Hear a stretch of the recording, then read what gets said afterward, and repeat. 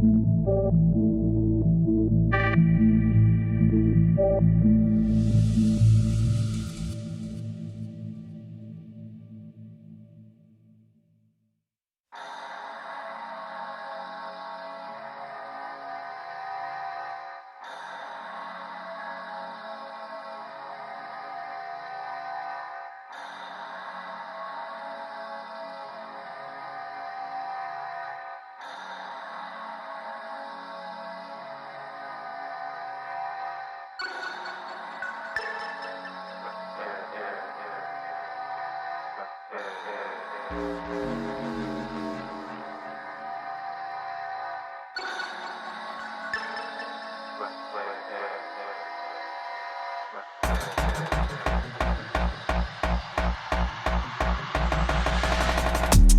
don't do no talking round here. We don't play no games round here. We ain't never slipping round here. This another level, this one over here is very rare. We don't do no talking round here. We don't play no games round here. We ain't never slipping round here. This another level, this one over here is very rare. Rhythm got me skanking, had me feeling like I'm Fred Astaire. Bread was kinda short, but I was smelling like a millionaire. Claimed their opposition, when we stepped in, they were running scared. Man, we're louding up the atmosphere. Too much chatty, too much catty. I just lit a fatty, and it came from Cali. I'm not really here. I was in the clouds, I don't ever take the stairs. We don't do no talking round here. We don't play no games round here. We ain't never slipping round here. This another level, this one over here is very rare. We don't do no talking round here. We don't play no games round here. We ain't never slipping round here. This another level, this one over here is very rare. This another level, this one over here is very rare.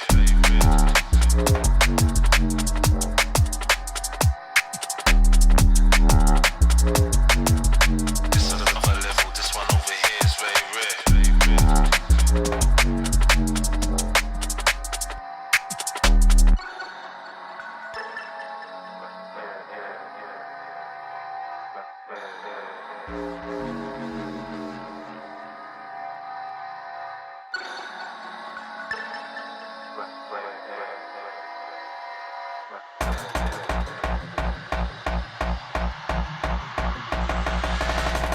I was in the corner sweating till the lights came. Man, don't ever sleep, step out on this night train. Right brain, man will blow your mind like a migraine. I was bossing up these spots, pulling something out my socks. Man was shuffling out of blocks, phone and vibrate.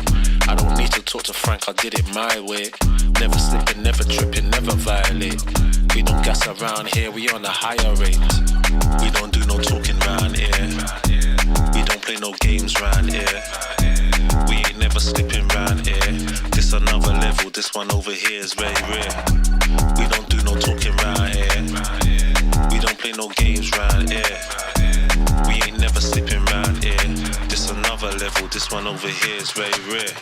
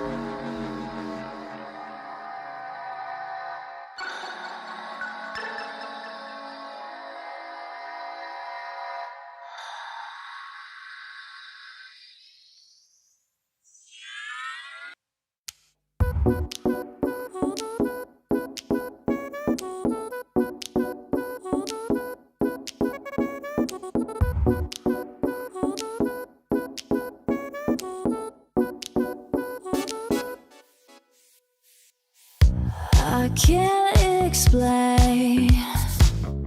I can't explain. mean it. I go insane when we get naked. Hold me down, never let me go. Take me in, I want you to show. Hold me down, never let me go. Take me in, I want you to show me love.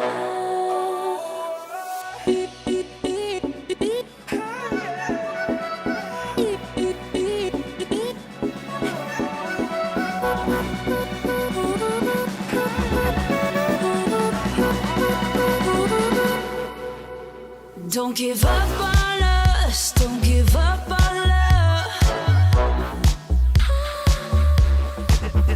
Don't give up on us, don't give up on love. Hold me down, never let me go. Take me in, I want you to show. Hold me down, never let me go. Take me in, I want you to show me love.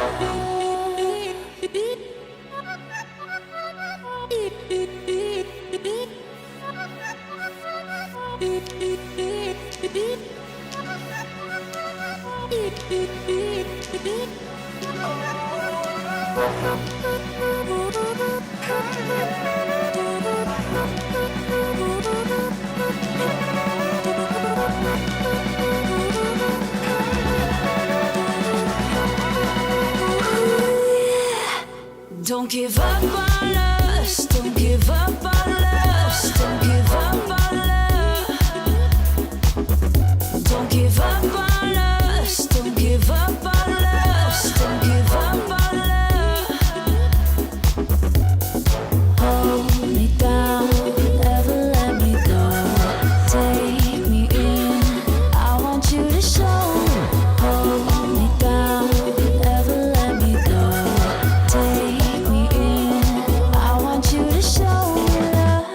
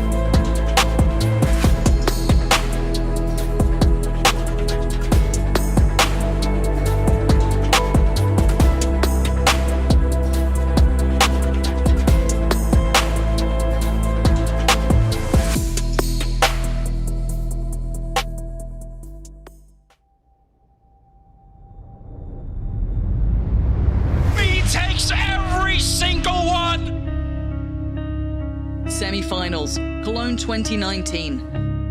Astralis desperate to break the Cathedral's curse. Despite being one of the most winning teams of all time, Cologne was just seemingly the one nut they couldn't crack. Vitality, the Orcs' first time in Cologne. But experience wasn't something they lacked. Don't forget, Apex and MBK had been in this scenario before, all the way back in 2015, ultimately faltering to Fnatic in the grand finals. Not in this lifetime. He is destroyed. Both teams with their reasons to fight tooth and nail to take that one step closer to the trophy. But this series was no sprint. Inferno truly a marathon of Counter-Strike, enough to make even the toughest break a sweat. And and it's just Apex falling back, and what can he do? Xyp9x has the most health. If Xyp9x goes down, this can be doable. They double peek him, both kills for Apex. Xyp9x has got to get off the bomb, and it's Apex allowing the reload. He wants it, but Xyp9x one more time, but the time on the bomb. Down to the last couple of seconds. Oh no! Oh, God. Apex bolt just enough time. Cyber will go down, playing still holding close. Oh my lord! Taking down NBK and Xyp with the follow-up. The timing on this, inside of the smoke, as it fades, they walk right through. There's the flashman, there's a late smoke. Xyp9x has the angle, the crossfire set up, and B is close. It is so close. They have a smoke, maybe that's going to be all they need actually. Cyber smoking off the pit, that's going to allow them to take another fight. And Apex, close range, the drop seat, and he's going to deliver on Dupree. Now down in the pit is Magisk, and a good position for Magisk, not waiting to be found. And now it's on Cywoom. 1 versus 2. Magisk gonna put up that smoke, but he's jumping on top. It goes for the kill, takes him down, device in the corner, and Cywoom again taking him down. One of the few teams we've seen able to just bully Astralis at their own game, taking over Banana from the offensive side. Fair play, 8-7. Astralis must have the second half. Cywoom has that kill. Xyp9x now probably going to make the decision to fall back, but he doesn't do it quick enough. And now where does Astralis go? They have to move towards the B bomb site. They know exactly what's coming. Vitality. Apex is blinded. He's taken down. They needed that so much. He just keeps going, doesn't he? Down to 12 health, shorty. There can't be much more left in him in this round. He's going to be going down to Clave and a good follow-up. They make it out of the round, but again, it just takes so much. Dupree, though, that's an opening, and it's all on RPK. They know what he is. They got 50 seconds, and they're going to try and see if they can fall back. This is a very smart play for Astralis. He's going to catch him. Oh, He's going to catch him. a triple, and suddenly it's in his favor. Xyp is right behind him. I don't know if RPK knows that.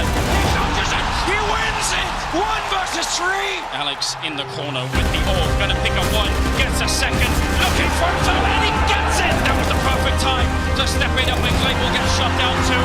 And we're gonna go to the 30th round. Here come the flashbacks, there's Alex, he sticks around, another triple kill, shutting down Astralis, and this is what we love about Counter-Strike. It's everything you could have wanted in the Lanxess Arena. Overtime on the second map. 29 seconds, and that is a huge push from Astralis. This Molotov should be absolutely deadly. It's going to be right on top of the bomb, and then Dupree to follow it up. Triple for Dupree in this round. He's ready and waiting for it. There's Cywoom up on the high ground, taking the kill, getting another one. He's back for more, but now surely no chance. Maggie's going to get the kill, but it is not enough. 2 out of 3 rounds going in favor of Vitality. Flashed, he's going to get that shot, and that has to feel a little bit going out middle of the air to take down Alex, and now they're pushing. Oh, you've got to be kidding me! He takes every single one from nothing to the AWP ace.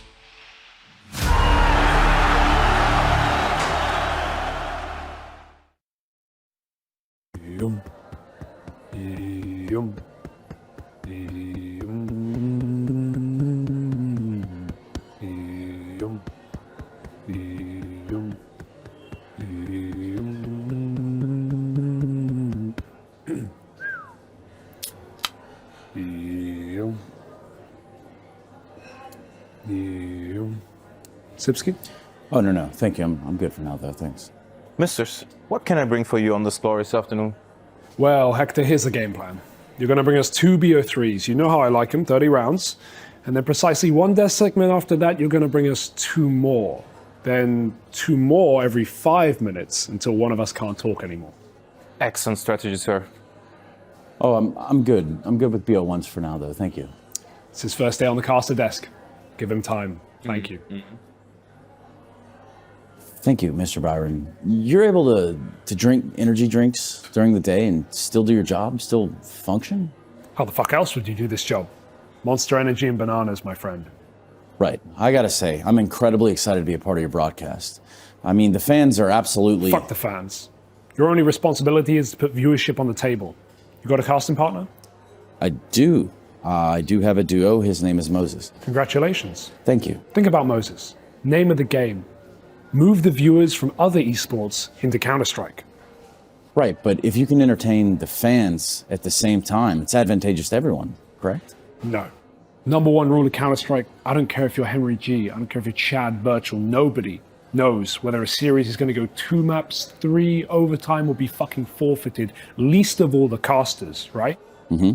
It's all a fugazi. You know what a fugazi is? Yeah, fugazi. It's fake. Fugazi, it's a woozy, it's a wazi, it's fairy dust. It doesn't exist. It never landed. It's not fucking real, right? Right. Stay with me. We don't create shit. Right. We don't build anything. So you got a fan who watched one IEM and now Pro League is live and all of a sudden he's all fucking happy and he wants to go outside and socialize. You don't let him do that, do you? Right. Because that would make it real. Okay. Now, what do? You get another brilliant season, a special season, another segment for him to watch during the break. And he will, every single time, because they're fucking fans. And you just keep doing this again and again and again. Meanwhile, he thinks he's watching CS, which he is on paper, but me and you, the casters, right, we're taking home cold hard cash via content creation, motherfucker. Right, that's incredible, sir. I can't wait to get started. Yeah, you should be. There's 2 keys to success in the caster business. First off, you got to stay relaxed. You play pugs? Do I play pugs? Yes, I do play pugs. I frag out. How many times a week?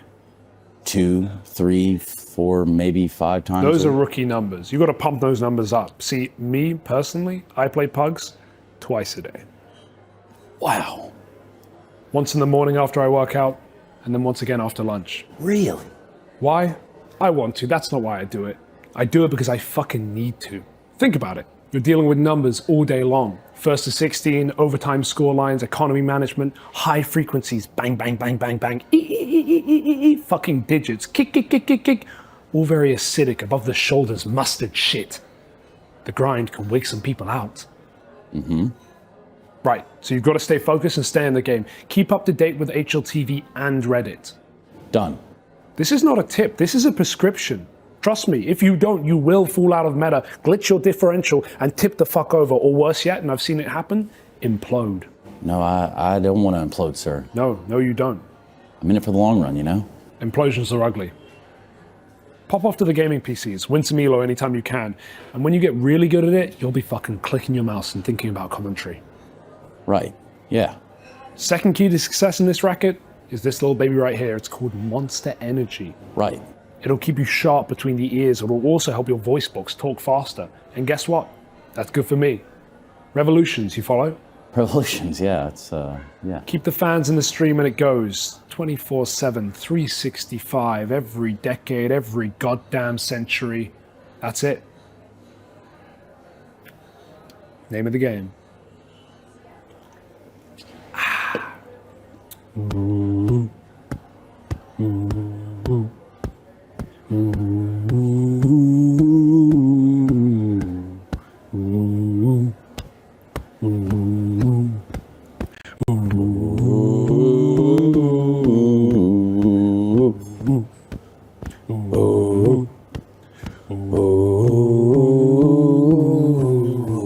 With a common denominator.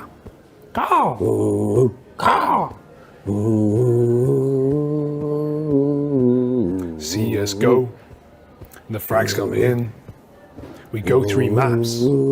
Triple elimination. It's a 5-week league, no matter where we go.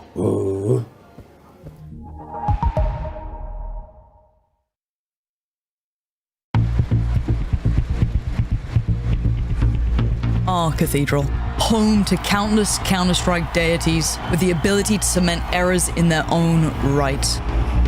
Roll back the years. 2016, truly the year of Brazil.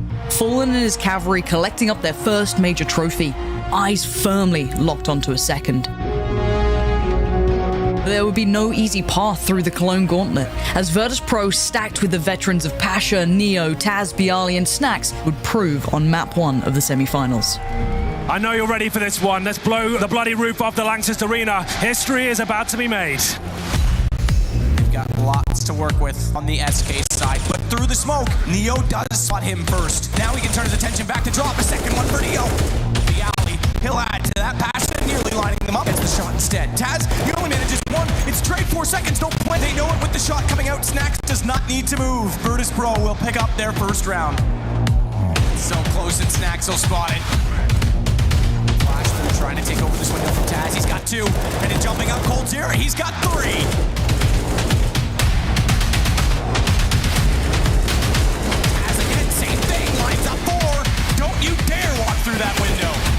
boost this guy's confidence.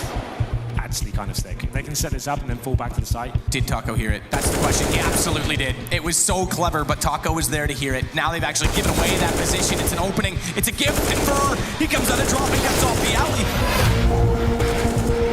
Taz has dropped in, but the shots from FNX are brilliant. One last chance as they drop out. It's Pasha that wants to try and foil this. Does find FNX, but Pasha drops as well to Fallen. Neo doing what he can now. AWP in hand, hits the first one, but Fur will take him down. Idea from Pasha, but Taz is going to pull back on Fur. Neo keeps himself alive. He's got a chance here to walk back out. He's trying desperately. He does find one, and as he does, Taz comes in to give him the support play. They've got the man advantage on the Virtus Pro side. Good shot from Snacks. Bomb down. 14 seconds. Cold Zero caught out, and Taz is going to get it. Clean round so far for VP. Snacks is doing some serious work and gets another as well. Why not? It's now 8 rounds. Virtus Pro CT side of Cobblestone. Taz again. Cold Zero, he picks up 2. Gives himself a chance to walk in. Bialy's gonna pull it back and shut it down though, and it's 9-6 for Virtus Pro. After losing the pistol as well, they were 3-0 down, Matt. What are the chances of that? That's insane.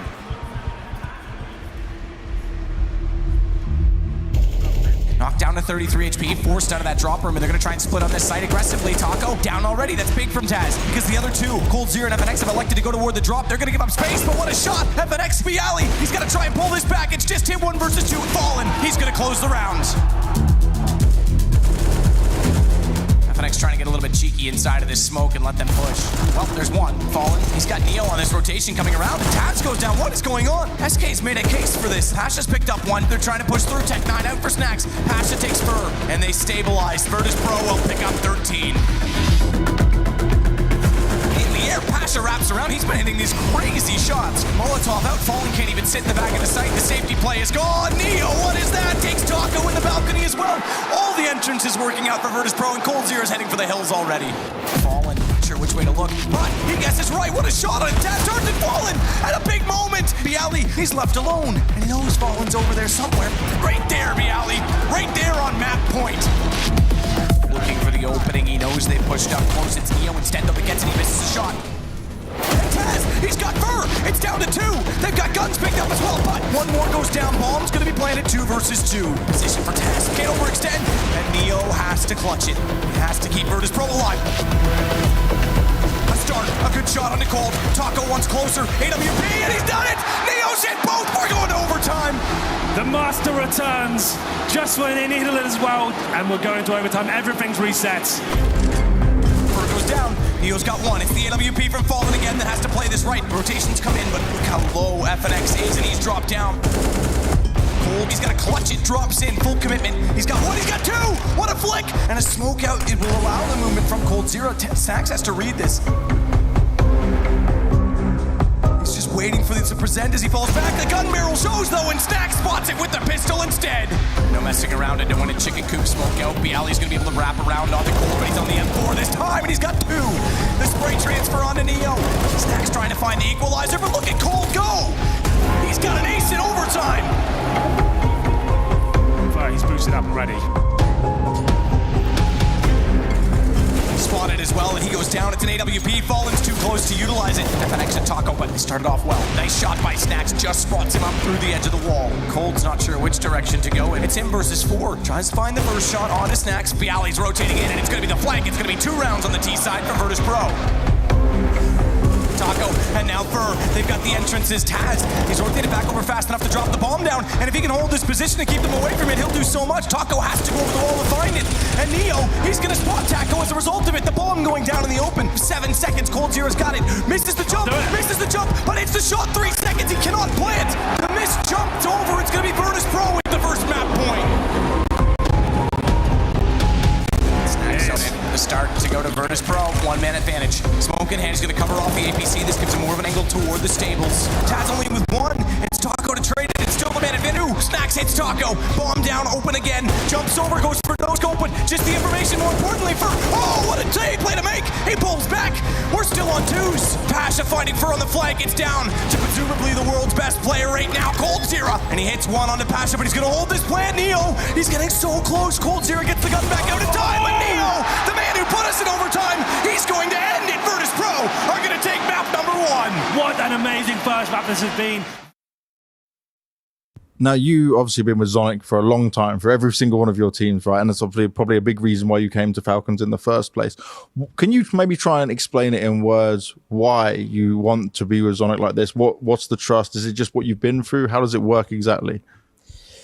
I mean, obviously, Sonic is a very good coach, probably the greatest of all time. And, you know, he has a lot of respect from a lot of players. And I think also when it comes to myself, I like to be comfortable. I like to be around people that I know what's going on. And obviously with Sonic and Lars, I know the system and I know how everything works and the schedule and the structure and all these small things that means a lot for me is something that I know I will have and something that they also value a lot. So we kind of have a lot of the same values, obviously, because we have been going through the same process with Lars, but also, you know, with the results and the good things and the bad things. And, you know, so yeah, being comfortable and being happy is probably one of my first priorities, because I know if I want to perform on a high level, I need to be happy. And obviously, when I decided to join Falcons, it was obviously also because I knew the persons I would be around would be something, you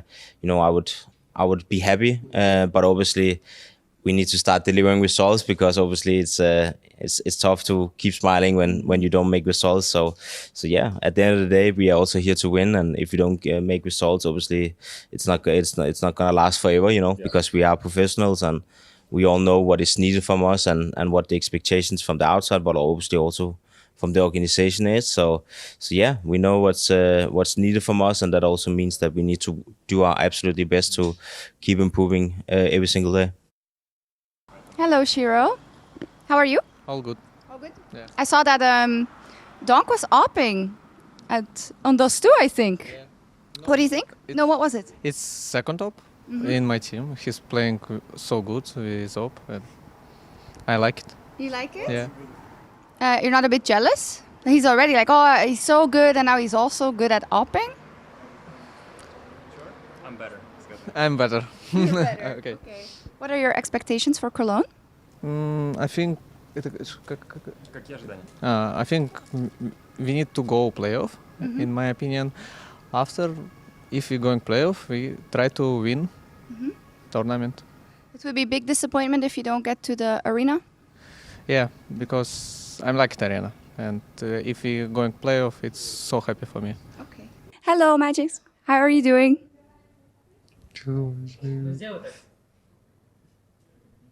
You don't want to talk to me? Hello. Hello. Are you excited to be in Cologne? No. No? Why not?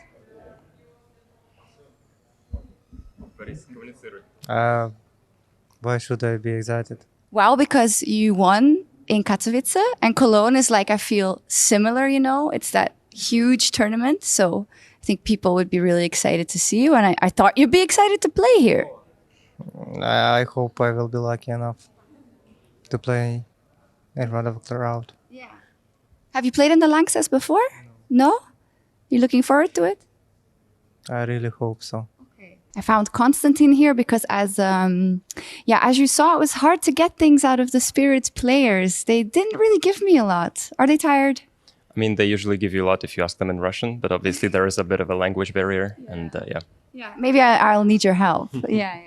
I'll see what I can do. Okay, thank you. How does it work for you guys? Because of course you had Blast and now you're in Cologne.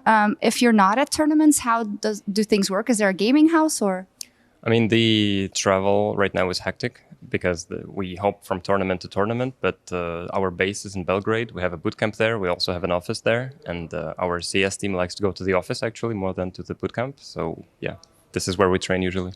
You're saying there was differences between like how the Dota team likes to do things and the CS players like to do things. Yeah, so Dota players like to be catered to. Like, you know, you wake up, you brush your teeth, you play Dota. And CS players are more into the office type of environment. You know, you wake up, you eat your breakfast, go to work, go to the office, then go back and... Oh, I see. Yeah. So a little bit more structure. Yeah, I'd say so. Okay. What are your expectations for the squad for Cologne? I mean, as you yourself said, this is Katowice type event. We have a good history there. So, I mean, we're expecting big things. Good luck. Thank you. ESL presents Intel Extreme Masters in partnership with Intel, Acer Predator, DHL,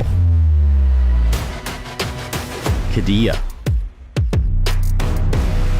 Monster Energy, the United States Air Force, 1xBet, White Market, Logitech G, and Noor.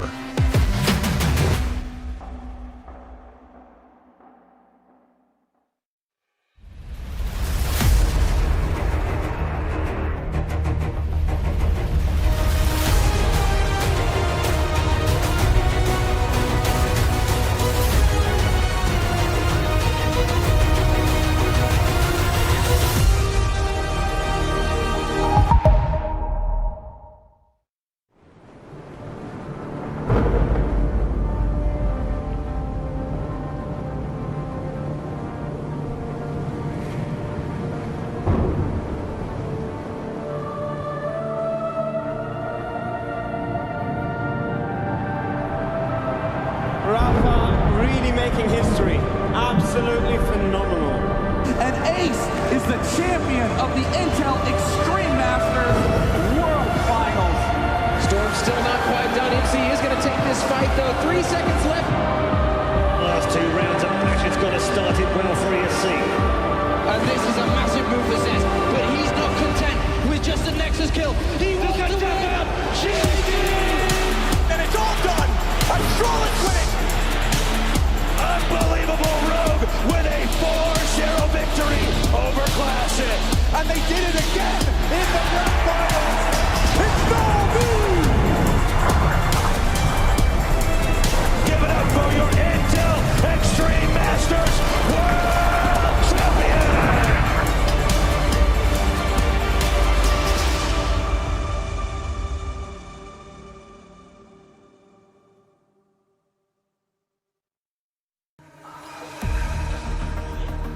Well, good morning. Good morning to you, Matthew. How are you doing? I had this crazy dream. Can I tell you about it? But yeah, go on. You need to really put your seatbelt on. Right. Okay, I'm strapped in. I had this dream that G2 and Spirit not only lost their game, which, whatever am I thinking, but also we're going to play against each other for elimination. Matthew, that did actually happen. I don't know how many apple juices you had last night, but no, that's that real? is correct. And they're going to be playing the elimination game, third game on the A stream today. But it's okay. We have some qualification games today as well. You know what? Relax. Get back in the zone. Na'Vi Astralis, second game of the day. One of those 2 teams guaranteed to be going to the Access. Okay, you're right. There are some positives. And, Na'Vi, great 2-0 against Pain.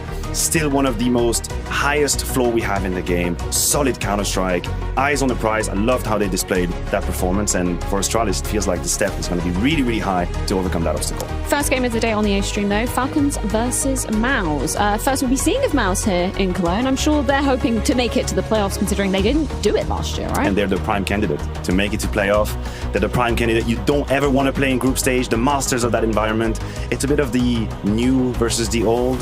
Huge age gap between these 2 teams. Shui versus Snappy, a lot of experience gap as well in there. But I think Mouse have it in the bag. I think they're unplayable at that stage in Counter-Strike. We've got a hell of a lot going down on the A stream, but I'm curious, Sam, what's going down on the B stream for you guys? Thank you so much, Freya. We do have a lot coming up on the B stream. I also love where they put me next to Babsky, so I feel like a tiny midget because he is so incredibly tall. That's completely off topic, though. Let's talk about the games we got going on. We have South American face-offs once again, 9Z up against Pain, and then the Usurpers coming in, facing off Saw versus Mongols in the upper bracket. Babsky, did you ever think you were going to see that here?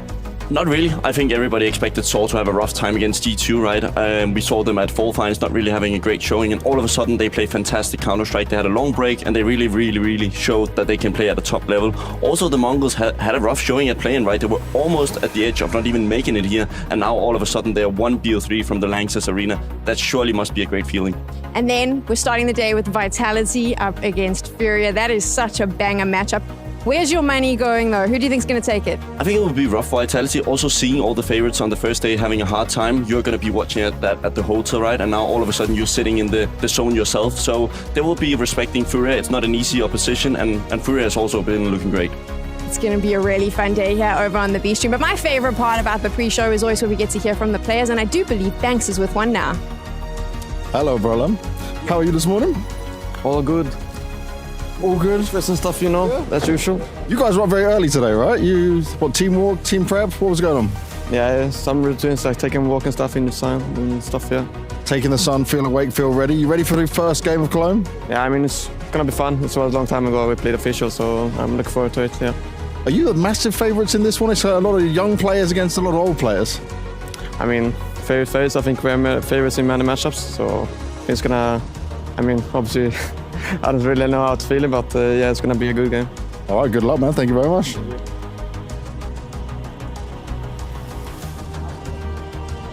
Age is just a number, James Banks. But either way, Mouse are ready to try and make their mark at the Intel Extreme Masters Cologne 2024. It's going to be their debut day today at Stage 2. But before we dive into any of that, Blair, I hope you've wiped that sleepy dust out of your eyes, because yesterday was chaotic and it was actually real. Can you believe?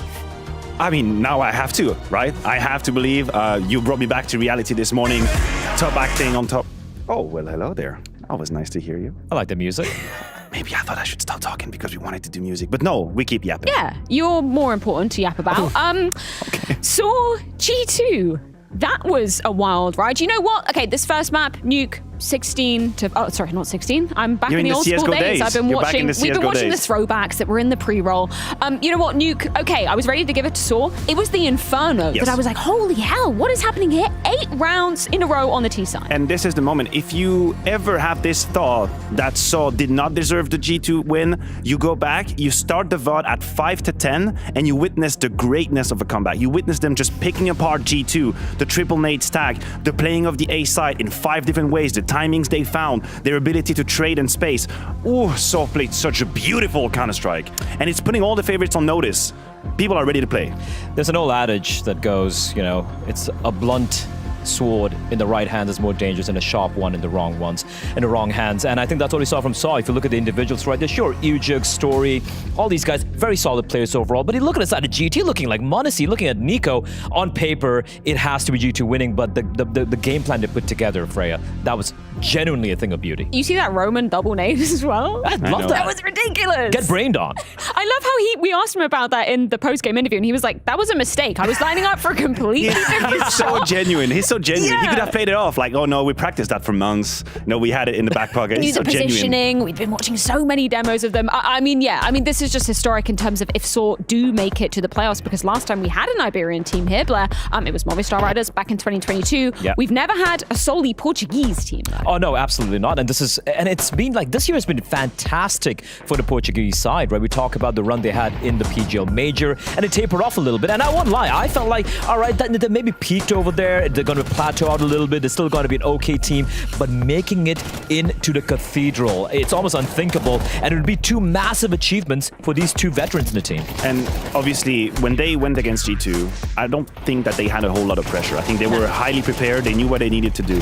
Now they're entering a very different mindset, which is the opponents that is separating us from Lanxess is a team that we have already beaten. And that comes with a price attached to it. I think it's going to be a whole lot of mental work and psychological preparation for Saw to address this game with the same attitude they did G2, because the mistake could be to think, that's it. Lanxess is right there, and that comes with pressure. I love how genuine Roman was as well when he was giving a lot of credit to Berry. Fair enough, he gave a lot of preparation. He literally said the words, I don't know why he chose to be on our team. There's so many other teams that should have picked him up. Why did he go with us?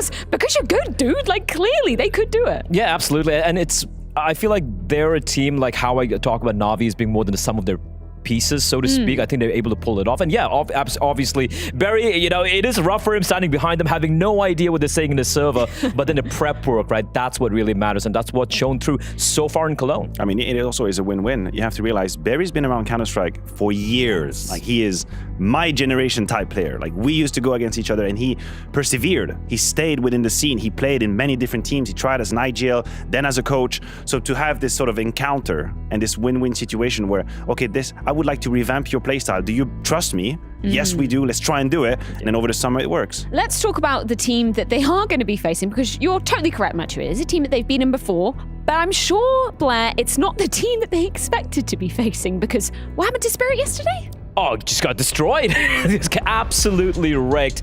And for me, like this win was, I feel like kind of like a graduation for Mongols, in all honesty, right? Because they've been a team everyone's talking about, oh, they're a top team right now, top 10 team right now. But I haven't really seen them being, consistently good against a top 10 team. They've been struggling against teams that should be, beating convincingly. I mean, they lost to 3D Max on LAN like weeks ago. And they got completely smacked over there. They opened things up against Saw, who played a great game of Counter-Strike, take nothing away, but you expect them to get that win. That was an upset right there. And you expect against Spirit, sure, they might get a map win over here, but they should get destroyed. But man, the way they turned it around, so impressive.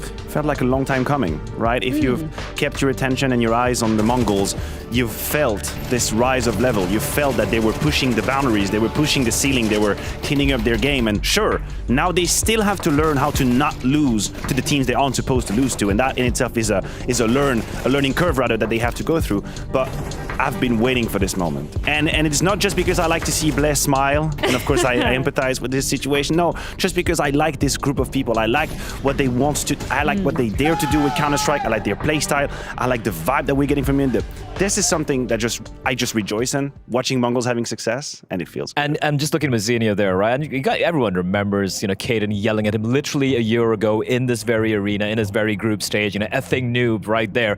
And I won't lie, he did struggle last year, right? 9-10 and Mazzino, these two kids were like 18, 16 years old that time. And look at how much better they are right now. A year later, he was the one top fracking yesterday alongside 910 while they're destroying Spirit. So they have grown by leaps and bounds. We do have to address the elephant in the room, though, because that does leave G2 versus Spirit, the champions of IEM Cologne last year, obviously with, a different face of Snacks and Malbs, going up against Spirit, which, Matthew, I'm going to throw you under the bus here.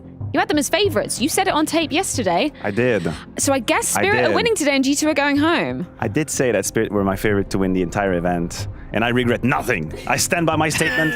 I do think that they will be heavy favorite versus G2, but that loss, the second map loss to Mongols, was so one-sided that it confused me, it unsettled me. So much so that this morning I took a walk, and I walked outside with my phone just watching this game so I could understand what the hell just went on. I probably looked like a lunatic just walking in the streets of Cologne. I mean, your name is Maniac after all. Looking at this game, just trying to figure out how did this happen? And now recency bias puts me in a very awkward position because this Spirit looked completely lost on map 2, but still they are going to be favorite. Please tell me they're favorite. A little bird came into my ear yesterday evening and said, Spirit, the moment the game got done with, immediately straight onto the PC watching what went wrong on Anubis. So what were you drinking last night if a little bird came and talked to you? I don't know, that's some apple juice. You might know about it. Oh my god, I've never had a little bird just talking to my ear. That sounds great. We've got a lot of great games coming up today, and you guys have been getting involved in the action at home and winning some skins in the process if you move on over to Face It Watch, because we've got Dawn of the Deagle today where you can be winning some nice Deagle skins alongside enjoying all the additional features of Face It Watch. We're going to be splitting on over to the A stream and B stream, so I'm going to ask you, Blair.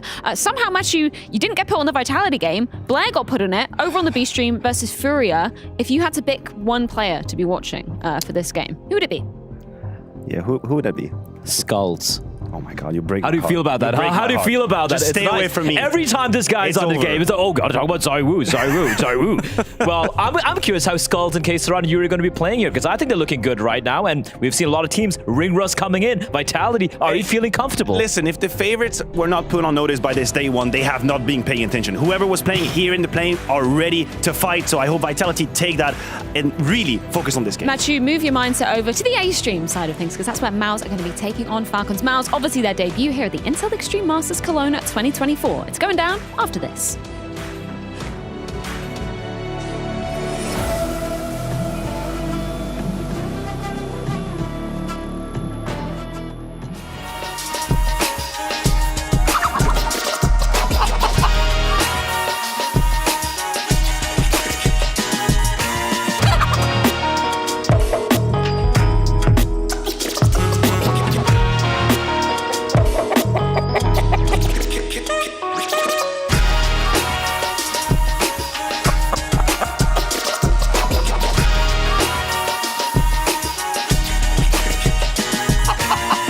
Think you've seen it all? With Face It Watch's Point of View Selector, you can experience the game from any pro's perspective. Use the multi-view feature and customize the stream with up to 4 angles. Control what points you see while earning rewards. drops are activated and lucky winners will receive Face It points. And if you ever miss a match, VODs are now available. Get instant access to demos with multiple POVs and commentary.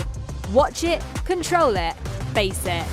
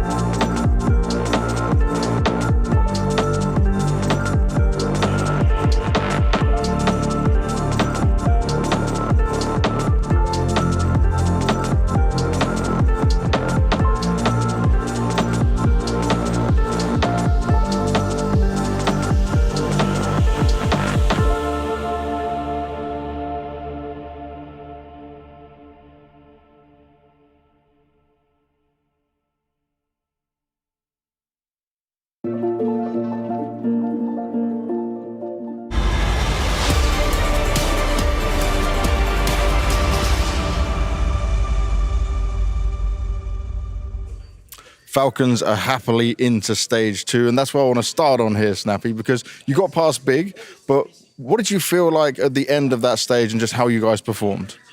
I mean, I think we played a good match against Big. I know that it obviously became close and it was 3 maps, but the first one was very convincing, and we should have won the second one, to be honest. With some key rounds on A that decided it. Rigon, they had a full Glock eco with 1 deagle and Rigon with 6 HP shooters, and we kind of destroyed our half, and then we also lost a 4-3 right after in the next. So I think it should have been a 2-0 match, but we ended up going third and we got it, so it's all good. And in terms of being all good, some players we saw back in good form as well. How important is that, and is there something that specifically changed around it? Was it just a mental change for him? I think he just needs to feel it himself. Like we all trust him, and obviously he is a winning factor. He's our main AWPer. So like any other top team, you need your AWPer to perform, or you're gonna have a hard time. And against Big, he put up a great performance, a really great one. So obviously I'm happy for him. Also going into the next stage, it's gonna help his confidence. What have you noticed, though, for the wins that Falcons are getting right now, kind of like the conditions you need to have to be met to live up to your potential? I mean, I think the winning conditions is the individual level. Also, myself included, I need to raise mine. But like the issue in the last 3 months since Dallas, going into Bedbom, into Jönköping, into Blast, into here, it has not been that we are not in winning situations. We are in situation to win the matches, but then we are losing some really stupid rounds at times. And I think a lot of that comes down to individual performance, as I said, myself included. So I think it's we have to get more and more comfortable with each other, and that should raise the individual level also. Okay, thank you very much, Snappy. All about the individual level here. Let's see if that's going to be enough today to take on Mouse. So in the animal kingdom, I don't think there's any question which creature would be coming out on top. But here at the Intel Extreme Masters Cologne, all eyes firmly set on Mouse to finally make it back inside the arena. Because for Shuey, the man just on the screen there, he's never seen the inside of the Lanxess, which is quite a different story when we're looking at some of the names on the side of Falcons. I'm joined by Janko Maniac to be breaking this one down. Janko, what were the emotions you felt when we saw Falcons actually progress into stage 2? Was it surprise? Was it finally relief that we get to see him do something? Suddenly, I felt nothing. No, just a normal day. I think for them, it's every win is sort of a relief at this point, right? Because it's been going way worse than they would have expected, right? For a lineup like this, the most surprising thing about Falcons is so many experienced and veteran players on that team. You have the core of Ents with Magis, Ken Dupree, major winning players, Zonic as the coach. How is their floor so low? Right? Like their floor should be way higher. The rounds that Snappy is talking about, how is a team like that losing them, right? I mean, that's the most surprising thing, and it's been hurting them a lot in recent times. Yeah, and you can hear it in the words that they use, the statements they make. After interview, qualifying to stage 2, they say, oh, well, now we don't have pressure anymore. We've made it. Now we can play relax. I mean, what the hell are you talking about? What are you talking about? You're Falcons. This is the lineup you have, and the bar is stage 2? This is it? This is where we high-five and we have a good time? Like, what did I miss? What did I miss from the inception of that team to the core of Ents and now here? You missed all their games in the last 3 months. Please, don't tell me it's normal. That cannot be normal. Okay, so what can you tell me about what we've seen of Falcons? I mean, basically since the core of this roster has come together, because it's not been all too much, right? No, it hasn't, right? I mean, as I said, it's been unconventional losses for them, losing to teams that on paper they shouldn't really be losing. And sure, at times it's been a little bit lacking in terms of individual firepower, right? Like not getting the Sampayas that you saw at the end of CSGO, like with some other players. It took him a while to get adjusted to it. But to be honest, you see too many 5v2 losses, 5v3s, you know, post plans that should be in the bag that they somehow find ways to lose. And that's been happening time and time again, which is so strange for this team. I agree with you, and although I know Snappy has some truth in what he's saying, you know, individual level will bail you out of bad situations, of course, and he will help you close moments with the right protocols. But the truth is, I think there's self-fulfilling prophecy too. When you start losing all of these rounds, losing all of these games, suddenly it gets in your back of your mind, and the communication maybe blocks or stops or intensifies too much, and you lose a 3v2, you lose a 4v2, you get into your own head.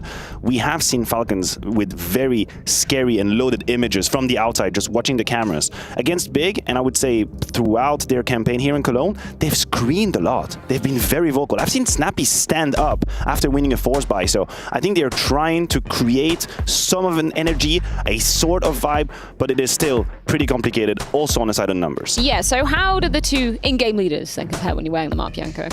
Yeah, I mean, what is it that we saw? 14-year difference, something like that, between the two. Shuey obviously representing the new age, the new generation of in-game leaders, right? And then Snappy still doing, I think, pretty well. He's the oldest player that we have, I think, right now in Tier 1, Tier 2. He's older than Kerrigan? Yeah, I think by here, yeah. So, in that bracket. You know, it's a complete difference there in that regard. And for Shuey, obviously, in this whole Mouse roster, it's been the coming out story, right? This season, getting the #1 spot in world rankings for a little while there, winning a couple of trophies, right? And it's still the only step that's left is exactly a tournament like Cologne in the biggest of stages and being able to lift one of those as well. Definitely. We're here in Cologne and it's about pushing the boundaries for Mouse.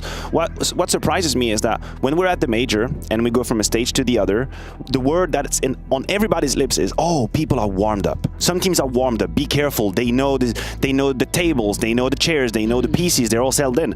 We're not talking about that here. And that's a thread that we have to follow through the SAW versus G2, the Mongols versus Spirit teams that have been playing in stage 1, warmed up. Do we think it plays a role here as well? Mouse is coming in, they haven't played since EWC. Falcons have played a bunch of maps, 8s already. That's something that we have to keep in mind. And up until Dallas, Mouse has not lost a game in groups this whole year. That was the only tournament they sort of bombed out. And we know they didn't practice before. It was long season.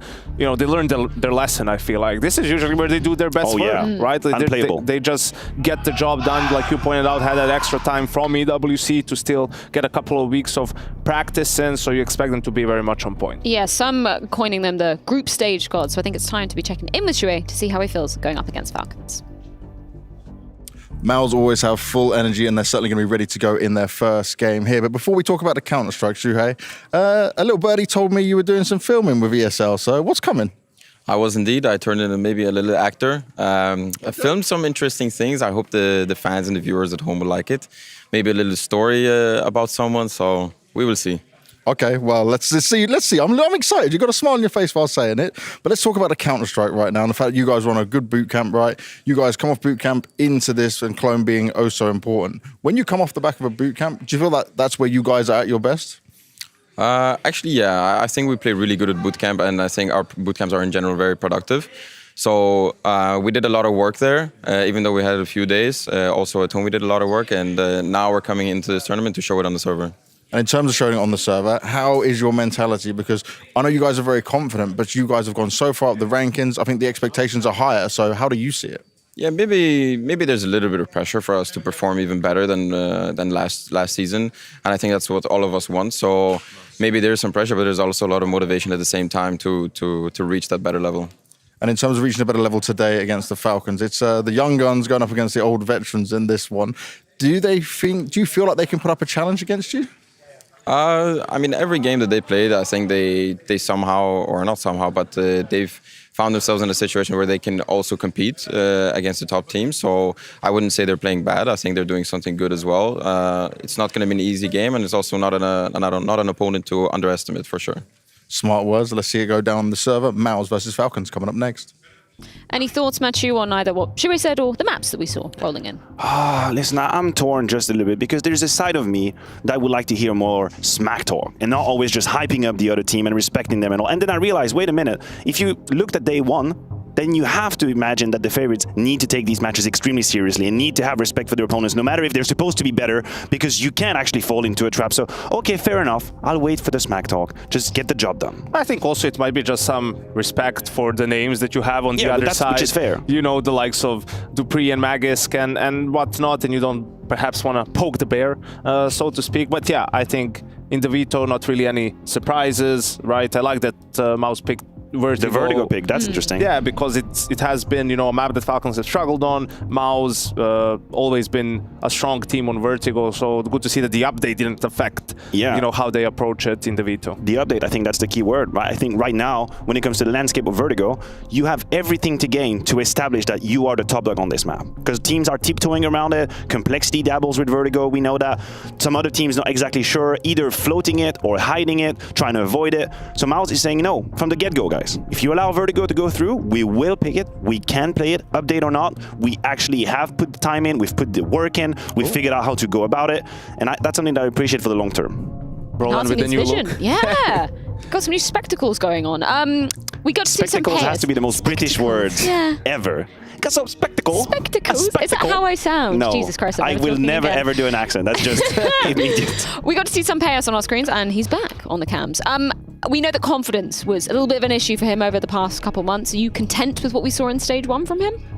Yes, I think that's the good way to describe it. I think it's also, he's maybe one of those guys who takes things a little bit too he's hard. very hard on himself. Right? He's very hard on himself. Which can be sometimes, bro, just play. We don't mind, you'll get there eventually, and then that maybe prolongs the process of playing better. But absolutely a focal point for that team alongside Magisk, who's, I think, risen a little bit above the others when it comes to just his individual performance. Yeah, just to bounce back on the Sampaio's point, I think they were emerging of different factors. On one hand, you have the transition from CSGO to CS2, and at this point in time, he was making a name for himself. He was getting into the short list of the best oppers in the world. Like, it ends up top 6 in the year, last year, when CSGO is the main game.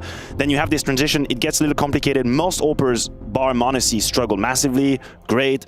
And then Falcons themselves have issues. So then you end up where you individually are not performing nearly near where you think you could, and your team is struggling. You start getting into your own head. Am I the reason I'm to become a superstar? I'm not doing this. So I hope that a lot of work has been put into Falcons for him to get away from that mindset and just appreciate the game again. Yeah, I just realized, if Falcons looking over at Mouse and, that meme, like, who are you? I am you, but younger. That's basically what you're getting in this matchup to some extent, right? I mean, the players individually and the teams are similar in some regard, right? But Mouse just has a bit more vigor on their side. Yeah, it's time for the veterans to be taking on the young guns. Mouse making their debut here at the Intel Extreme Masters Cologne 2024, and it's time for Harry and Hugo to bring you all the action. Yeah, that's right. It's Mouse versus the Falcons. It sounds like a fairy tale, but will that be the case for this Falcon squad as we get ready to embark on this opener for the IEM Cologne group stage? Yeah, David v Goliath, but maybe they're switched here, Harry, because I don't know if these Falcons are going to swoop in and grab this little rodent off the ground. Right now, Miles heavy favorites in this series, and Falcons just squeaking through the play-in by the skin of their teeth. We'll see if the upsets continue here on day 2 of IEM Cologne. We certainly had a spicy day yesterday. Will Miles come in cold? Can they kick off with a bang? Brolin in the hut. Fresh glasses on. And Julie's out. But Falcon just probe and prod. They don't commit. It's the second volley of util when they come in with the main split. Oh, oh, that's lovely. And quite the man to find as well. Some pious instrumental as to why the Falcons are even here. He went huge in that matchup, be big. And the tail end of the play-in. Brolin swinging on out for even more. These dual Berettas work wonders for Mouse. And so it's just Snappy and not for long. Yeah, that feels awkward for Snappy as well. The whole time they're just waiting for some success to happen on that top site. And Brolin, one by one, tears Falcons apart. There's nothing for Snappy to do in that clutch up. Nice look for Brolin. This was a addition to this team that immediately elevated Mouse's stock. They've made definitely some of the best roster moves in the past 6 months to a year. Yimpat and Brolin, solid additions to this academy or ex-academy core. They're big boys now. Just got to do it on the biggest of stages, and I think, Harry, with all these upsets already coming into Cologne, I think that opens up a world where Mouse feel like they have more of a shot on that stage. And that's what we want at the end of the day, Sorry, right? That's the point you're making. For them to repeat what they've done in these small studio environments, in these group stages, in these small crowds, to do that on the biggest of stages. Maybe Cologne is the place to do it. We'll have to see. We're very early days in this opening game, and Falcons just getting slaughtered on a force bite. Not going to send them anywhere but the full eco.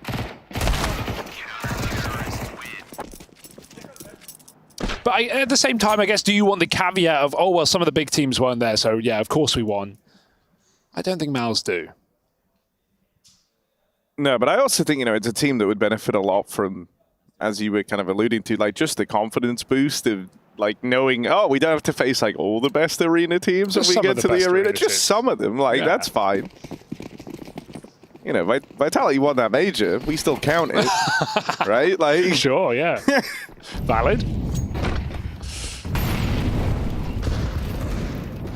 Oh, impact damage very early. I think Snappy headshot him through the wall on ramp. Also, I wanted to say, Hugo, the reason why I made that noise at first that sounded like I was disagreeing with you is I thought you were trying to big up the Falcons' upset potential because of the upsets we've seen. I'll believe it when I see it. Yeah. No, I'm glad that you're just as pessimistic there as I am. Yeah, sadly. Torshi's just having a ball right now. Going to tuck in, called for the flash. Brolin helps out, and it's nice and cleanly done here on these anti-ecos for Mals. Not dropping the ball in the opening 3 rounds. Hearing a lot of energy in the room as well. Yeah, they've been loud since the pistol. Maybe even the loudest team yet. We might need to get Dr. Banks out to check the sound levels. Get the loudometer. Oh, someone's matching it over there. Just breathe, boys. It's gonna be fine. We'll get a good T-side here, okay? 1 round at a time. Yeah. Some inspiring words from Snappy. Do you feel inspired? Yeah, I just took a big inhale as well. Oh, that's good. The reminder was there. 1 round at a time here. That's how you got to approach it right now. Magic's down early. Spammed through the door smoke. Got the wall outside, Molly on red. The util's good for Falcons. They're going to try and cross, but blocked by this Molotov insertion. Peeks over the top. He's got a freebie here. Yeah. No one was looking at it. Madden just offered up on a silver platter, and so now the rest of Falcons trying to look for this trade, but man, the exertion's already gone. Solid start to the first gun round. Insta secret drop. Now Brolin's down here too. Oh, dear. You're going into Brolin and exertion? I don't know about that one, Chief. This is a scary double hold to run into. Yeah. Wide for exertion on the off angle, and there's the support from Brolin. What a perfect trade of peaks as well. Exertion plays first because they've already spotted him in secret, and the second they have contact, Falcons go wide and Brolin re-swings. Exertion just feels so so able to play committed on an off angle, and he doesn't even die for it. So solid setup for Mouse. I mean, I have every expectation of running through this group straight into the playoffs. Of course, we could have said that for a few teams yesterday, but Mouse are merchants in the group stages. Yeah, and I don't mean this in like a way to knock them, but like provably this is where Mouse do their best work, right? Sure. Like they are very, very good at getting to those playoff games. And they have a pretty healthy side of the bracket as well. Complexity facing the winner of this matchup. I am excited about that prospect because Mouse have picked Vertigo as map 2 in this series, and something they've picked occasionally. They've played Cole on it twice. Both times picked against them. Both times Cole beat them. So as Yanko said, not surprised by or put off by the changes to the map. Mouse still want to make it a mainstay of this roster. And so that potential is exciting considering how good Complexity looked on Vertigo against VP. Falcons, this is their map pick right now. They're just waiting for the guns to come out. And Mouse just leaving no survivors, taking no prisoners in this game right now, Harry. Some very clean rounds so far from the Mouse squad. They've not lost more than one player a round.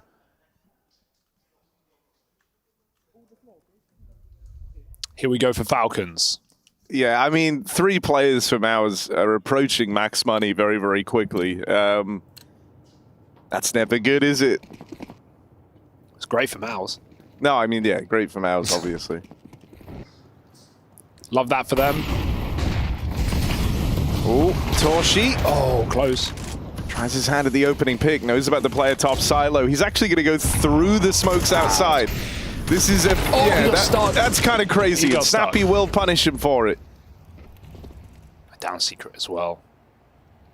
Exertion's heard this. The molly falls a bit shallow, so Sunpius also drops in. Down the vent. Brolin just snuck down the vent when they knew they were already secret. Madden's gotten past him, but there's no way you're ready for Brolin here. Oh, needs the headshot. Jump spot for 2, and he sees the bomb as well. Falcon's going to reroute. Madden's still very far in that B site. Brolin might be screwed here. Yeah. He's hoping the break in the glass is going to slow them down, but Madden missed the opportunity. That was a golden chance to remove a real threat from the round for Madden. Instead, all the kills are coming up in favor of Mouse. Brolin's able to overstay his welcome here in the control room. And so Madden's the one trying to regain control, but not for long. Quick turnaround for Mouse. 2 from the captain, 2 from Brolin on that fast drop down lower. Oh, Madden really had to hit that. He had Brolin completely caught by surprise, tunnel visioned on those secret players, but then Madden hears double ramp rotation for Mouse, and he can't focus on window any longer. The molly locks Brolin in. He still wins his fight through the fire. That's too clean for Mouse given the circumstance they're in. Losing their AWP 4 on 5. And somehow Brolin just finding that timing down the vent. Brolin right now is 10-1. Just 6 rounds of play. 10-0, mate. 10-0, sorry. Yeah, it's KDA. 10-0. So actually, even better than you thought. The numbers would speak to that. What's your KD? Oh, Infinity. Haven't died. Infinite KD. He's in vent! Stress already getting to the Falcons here. 6 rounds of play. T-side of their map pick. Never a fun place to be on the T-side of Nuke. Hey, let's keep it up, boys. We're playing amazing, okay? Nice, boys. He's got a point. Yeah, he does have a very good point. They are playing amazing. Oh, not again for Magis. That would have been... Oh, I was going to say disaster. There you go. Return to sender. Yeah. A taste of your own medicine. Going before the smoke bloom for Madden. Not ideal. Into the orb. Break as well. Torshi takes 2.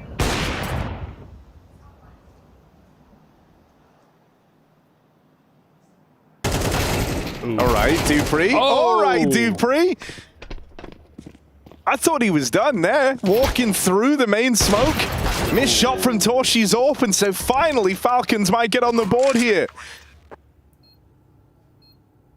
Now, Jimmy, not a guy you want to go toe-to-toe with if you can avoid it. Dupree, don't give this one away. He's done enough in the round.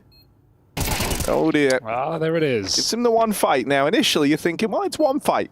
But this is Jimmy Pat that you're up against. Oh, I'm surprised to see him playing so safe. He's going to save his gun. They've got a lot of money.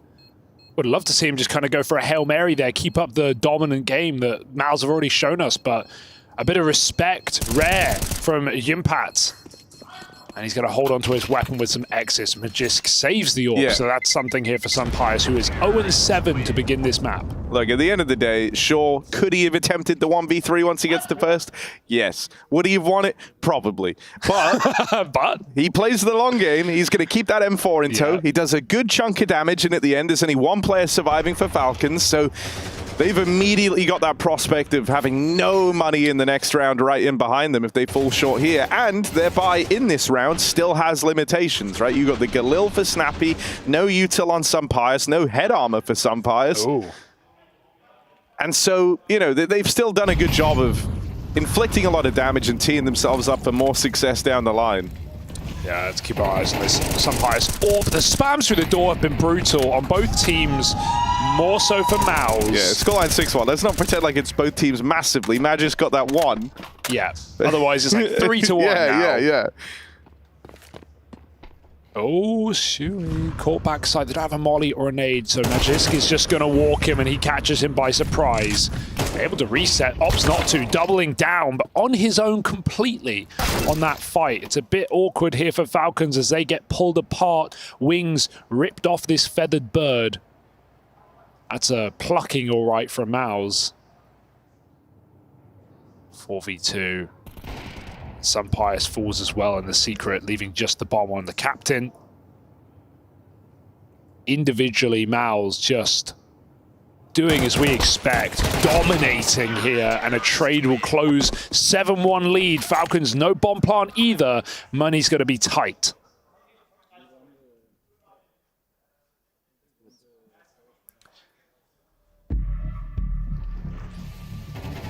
Shocked to see Magisk go back for more when he has, there's not even a teammate close who can assist him. He has the option to reset, take that 4v4, but still swings back out into A with a flash. Should be one heaven.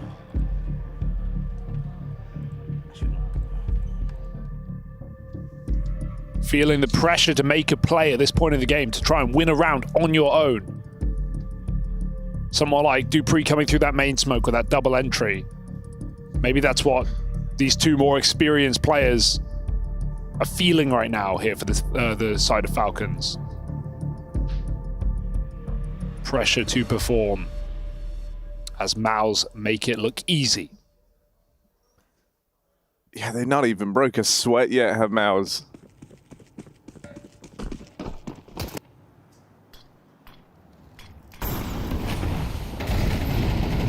Money's been put into this round from the Falcons. They take a timeout ahead of it.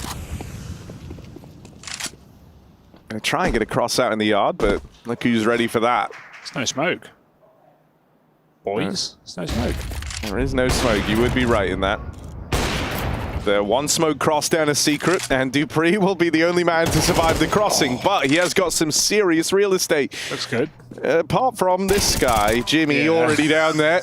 He will go running right into him. These lower rotates have not only been perfect, they've been so quick. Falcons feel that too. They're constantly running into kind of a very prepared Maus everywhere they go, right? That round there, they try to go outside with the one smoke cross. And They get naded as soon as they come out from red. The AWP was posted heaven.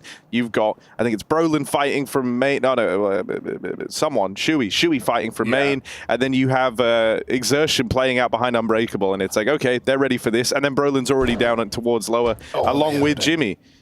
And by the way, Jimmy just gave him the bomb back, which is the last thing you're expecting here. Oh, yeah. Snappy's going to take like 15 seconds clearing a bunch of angles that don't exist, only to then rotate it down into the B site and probably die to the AWP at ramp. I mean, they can just flank down vent. I feel like the Mals are that confident right now. As soon as they hear a bit of noise on this B site, they're going to start. There we go. Jimmy doesn't even wait. That's after Snappy fakes the vent noise, but he's just clearing corners that don't exist. Like you said, 20 seconds. No one's here. Where is everyone? He'll find out the hard way. Solid stuff. I mean, that's just a 7-1 rotation right there. Feeling like you don't even need to play the bomb. I'm going to go hunting instead. And the confusion of that move leaves Falcons completely in the dark. Okay, no smoke on the cross. And Torshi's just been plucking them outside. Yeah, he has. So he's been having weird. Kind of a free run at it. I wonder if we see some fakery from Falcons, right? Knowing how quick these lower rotates are, right? Trying to throw some secret smokes and just get into that upper site. That has been like, if I was going to say a weakness, an exploitable gap, is Falcons have found Apex. That's the only thing they found in this game. The scoreline's quickly spiraling out of control. 8-1 to Mouse. Not like it's Falcons map pick though, so on... No, wait, it is Falcons map pick, so yeah, no, actually things can't get worse than this. Let's see though. Couple more rounds left for this T side. The danger is now is after another pause, you call a tag. That's all their pauses, by the way. Yeah, 3 gone in 10 rounds. You go for a fake into an upper hit. I don't think Mals are going to rotate. I think they're just going to use ramp late. They haven't even had to do that yet. Jim has not been pressured ramp in this T side. Not one round, Harry. He's 9-2 from rotating. So Falcons default. No AWP. Dupree spotting outside aggression. Torshi reinforcing the ramp, which allows Jimmy to play more aggressive. Falcons looking for one of these A picks we talked about. Here are the late smokes. Is this just the late smokes into the upper pop? And will Mouse wait? It doesn't look like it. Right, Torshi 9-2 on the board. Yeah. Not top fragging, but my God, has he been oppressive and impressive with that AWP. It's exactly what we expected. It's the smokes outside. Mouse don't over-rotate at this time, they actually finally. Keep 3 towards upper, only just sending a man down now. But as Torshi mops up Madden and sees no one else, you imagine Exertion's going to think about moving back. I think he's just going to re-clear it and Torshi can come back up. So it's the mid-round moves for Mouse are just perfect. They're going ramp. Torshi's already here, so Jimmy's got support. It's a 3v2 for the ramp control. Torshi lands a collateral. Mouse with another flawless round, and Torshi everywhere. They can't dodge this guy. Yeah, it's like they're playing with wolves right now. Mouse just know exactly where Falcons are going, who cancel that upper hit and just late play ramp. Alternate spin on it. It's like Falcons are playing with wolves, and they keep walking into the stacks. Go find all the enemy, right? So, okay, sure. This is just a beautiful game of CS from Mouse. There's no other way to put it. Like, definitely some disappointing rounds for Falcons. Sunpius doesn't have a kill yet. I can think of one other way of putting it. But it is a great game from Mouse. Oh, this is a shutdown at the top site here. Sunpius, first kill of the game, but also dead after 1. And Dupree made it down the vents. He's got the bomb. He's hoping they chase him. Dupree, the one man, whoever could get you believing. But they're already here. They're all around him. One quick kill off the Tech 9. Dupree, let's go! This is their guy. Falcons leave it all on Dupree, and he's trying to use all that experience against them now. This guy knows a thing or two. And these sort of clutch moments, 2 quick kills on the Tech 9 have left him in an all-right position here as he split the defense, but he's not ready for the impact down at lower. Just they had him boxed in. Impact takes all the space he can on B, committed position, and Torshi doesn't even molly vent because he wants the kill. So 10-1. Dupree, the only bright spark with a couple of nice double kills in this T side. Otherwise, empty for Falcons. Just getting destroyed. Ents died for this. This is the core of the last Cologne grand finalist, Harry.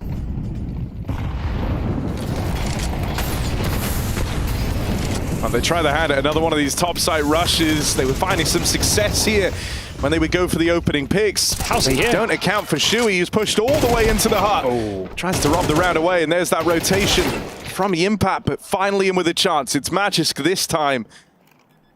3 kills on those openers. You mentioned earlier on how he's been keen at getting them in these A plays. Did they hear the scope? They should have done. He's waiting for the tap again. There it is. Break comes in for Torshi. Oh, he grabs the bomb as well.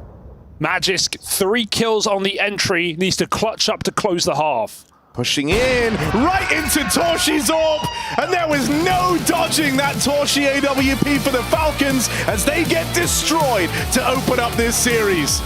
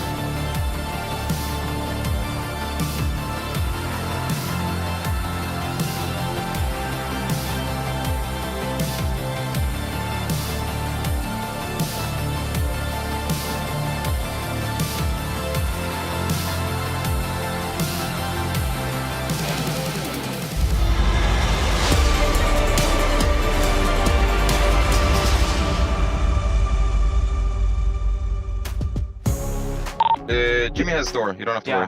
Okay. Shut up, man. Jimmy!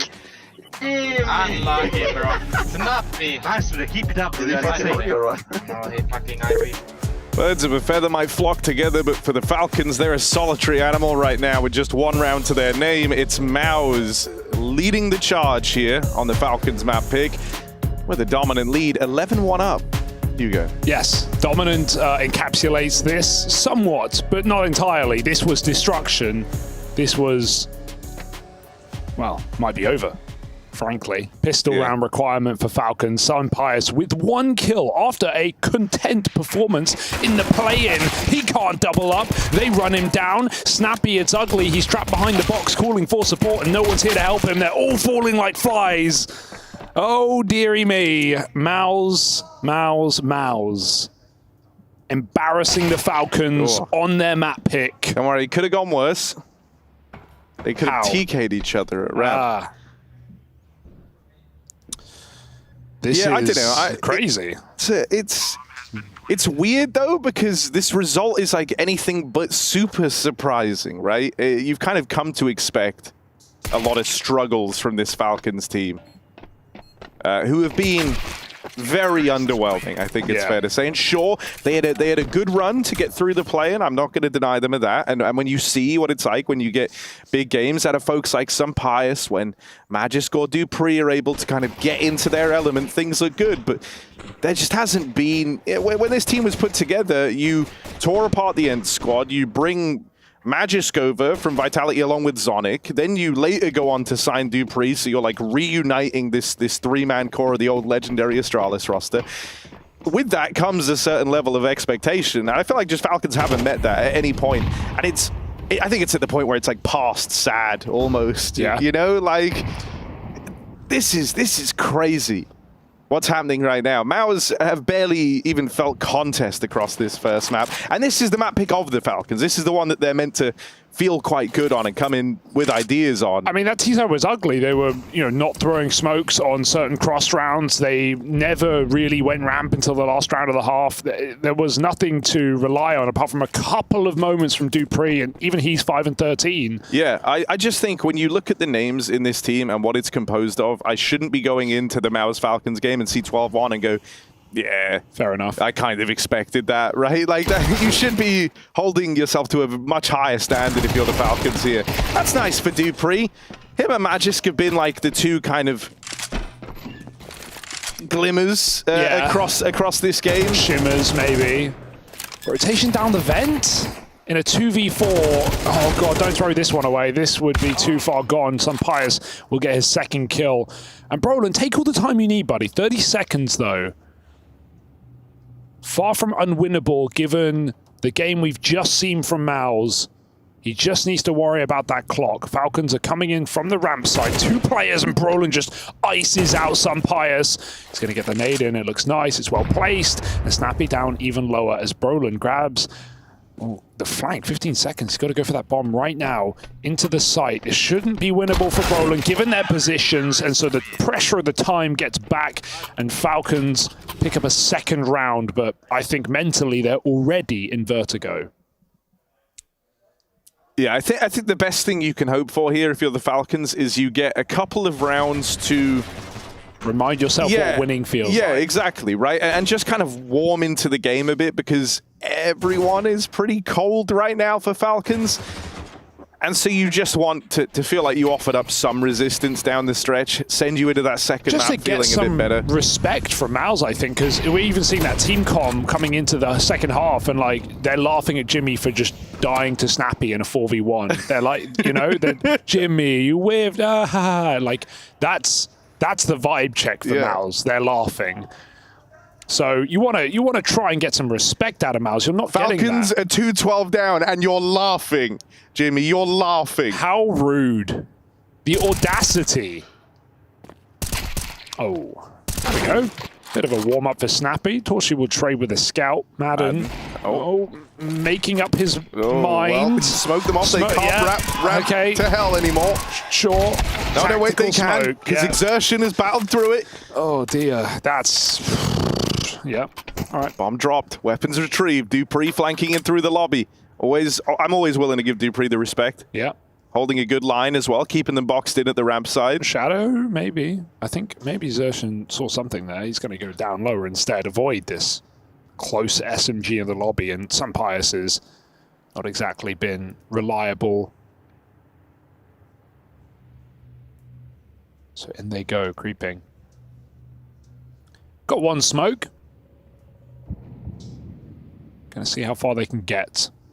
Clear some positions on the B side. Dupree, nice timing push. He's now going to be closer to stopping these players from getting set up in the post plant. 2v3, damage done. Zertian still plants, and ooh, Torshi kills him to make the clutch look smoother. Go on, Torshi. You shot your teammate in the head for no reason, so come up with the clutch instead. 1v4 almost for Torshi. But Magisk will stop him in his tracks, and they're still laughing it off. He's laughing midway through the 1v4.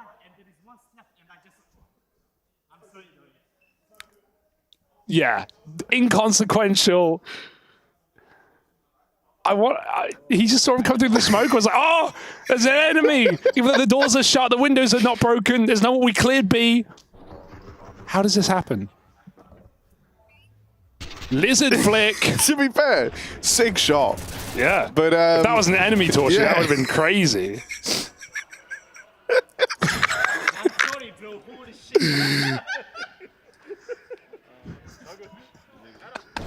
Oh, Torshi's doing better than Falcons at killing Mouse players. Watch out, some pious who's coming for your job.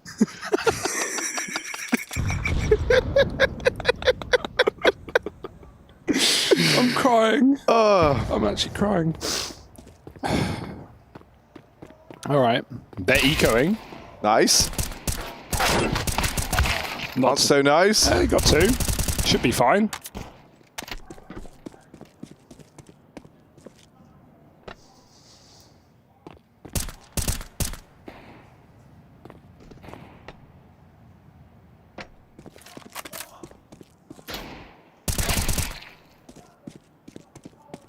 Oh, well, this is nice anyway. Just kind of, yeah, well, calm down. Let's just not say it's anything. Let's just see what happens, shall we? We're all in for the ride here. And if they keep fighting the Deagles will wait for the fight. They're playing Gladiator 1 by 1, you know. Torshi is 20-4. 21-4 if you excuse last round.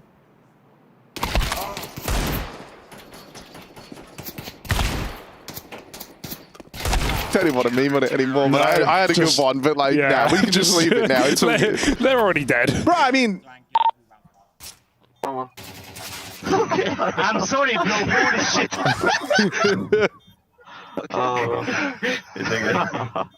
No, because he spammed you and I thought you died, and there is one step, and I just... I'm sorry, Dory. Holy shit.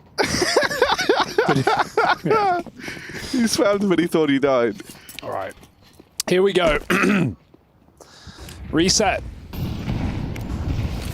12-4, and a ramp rush here for Falcons, making moves, trying to inspire some confidence, but Brolin top roof spams Magisk through the platform, I guess. They're in the lobby, they have full control with this smoke down. Meanwhile, Mouse have taken space outside, they've wrapped in through A. Madden is stuck, and he's getting spammed through the door. There was no smoke. It faded, so Zertian catches him by surprise. Through a smoke for Sampius, trying a 1v2 here, drops the bomb, and gets out, able to reset. His teammate a long way away, coming up from Secret, Dupree in main. That is a big double kill from Sampius, and there's Dupree getting involved. Brolin giving a little bit of room here, gonna allow drop down the vent. Oh, but Sampius is very quick because he was already trying to flank lobby, so going to be able to stop this bomb. The nade will be good. The nade will be good. Oh, but he's out wide. Oh, Brolin reposition, but Dupree just gets there in time. Phew. This Dupree Magis duo keeping Falcons head above water, and now Sampius finds himself a little double. The issue is the rest of the body is still in the water, Harry. Yeah, that's true. But you can breathe. True. Sink or swim, Falcons. 7 rounds in a row now needed to drag this to overtime. Mals are going to half buy. They've got nade stack. Where's that going? Maybe in main?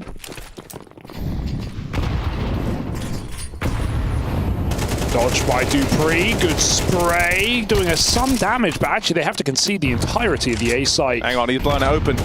Dupree and Magisk, everything they can. Now Madden even gets involved.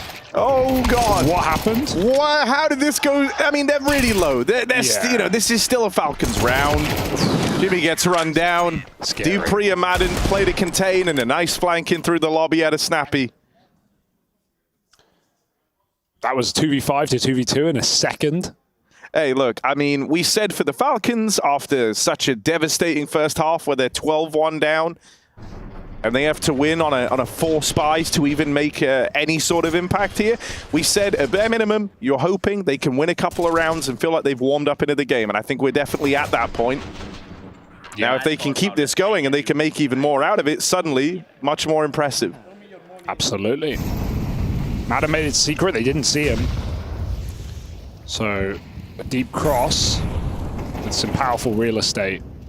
Dupree again, in the heart. These two ex-Astralis players trying to save Falcons. 5v3. Are Mal's calling off, or can they just find this entry on ramp? It's being reinforced right now by Sampaius. Reboost on A.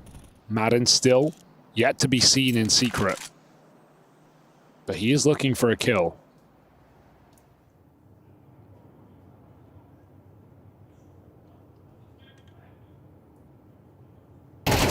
Nice shot from the captain. Bloody hell. Yeah. Oh, Madden's rotating as well. Torshi's so late outside, he heard him step. He's looking for this frag. That one's and he catches him 3v3 now from a 3v5 That's down. the bomb out in the yard as well, and it's just been given a free path to cross. The rest of the gang all dropped down the vents, and Falcons were full on the top site. Snappy's trying to drop down in time. Will get himself situated over at the ramp room. Does he want to run the risk of taking these fights? It's good damage exchanged either way. But Jimmy's closed the distance on a Snappy, and he goes swinging wide early. They hold now for Magisk, and that leaves it all on Sampaius, who had a really slow start here, and now they need him to 1v3. Torshi won't be in the mood to lend a helping hand this time. And so he's just going to barrel down on this angle, and Sampaius dead. No, does make it past that AWP. Jimmy and Chewy, crossfire set up, and they'll walk it over the line. It takes them a few extra rounds there, but Maus open up this series with domination over Falcons on their map pick.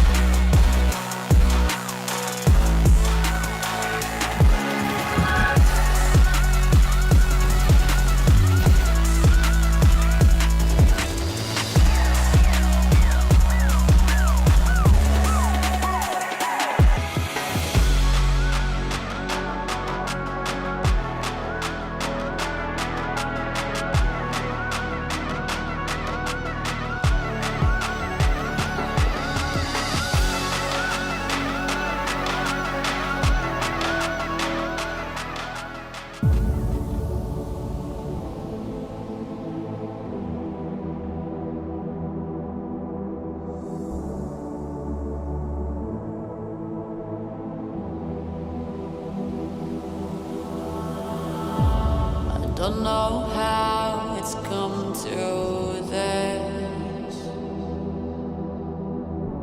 I don't know how I could resist. I took a vow to never sin, but I saw the darkness from within. And if the sun can't break through, just let the thunder shake you. I know there's a hunger for the truth. Another moment of clarity. I see the one who breaks me.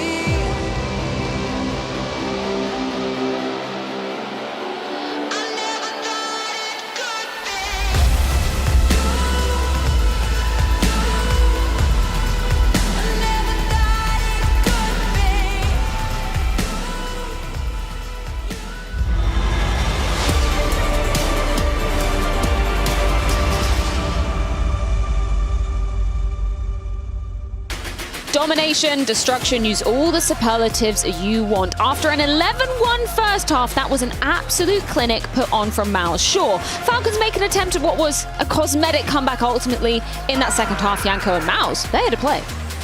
Yeah, absolutely. I mean, that they just demolished Falcons on their own map pick. There was never a doubt for even 1 second who was going to come out on top on this map. And yeah, just no signs of life really from Falcons at all. I know, but you felt it, right? We took some pleasure watching this demolition happen.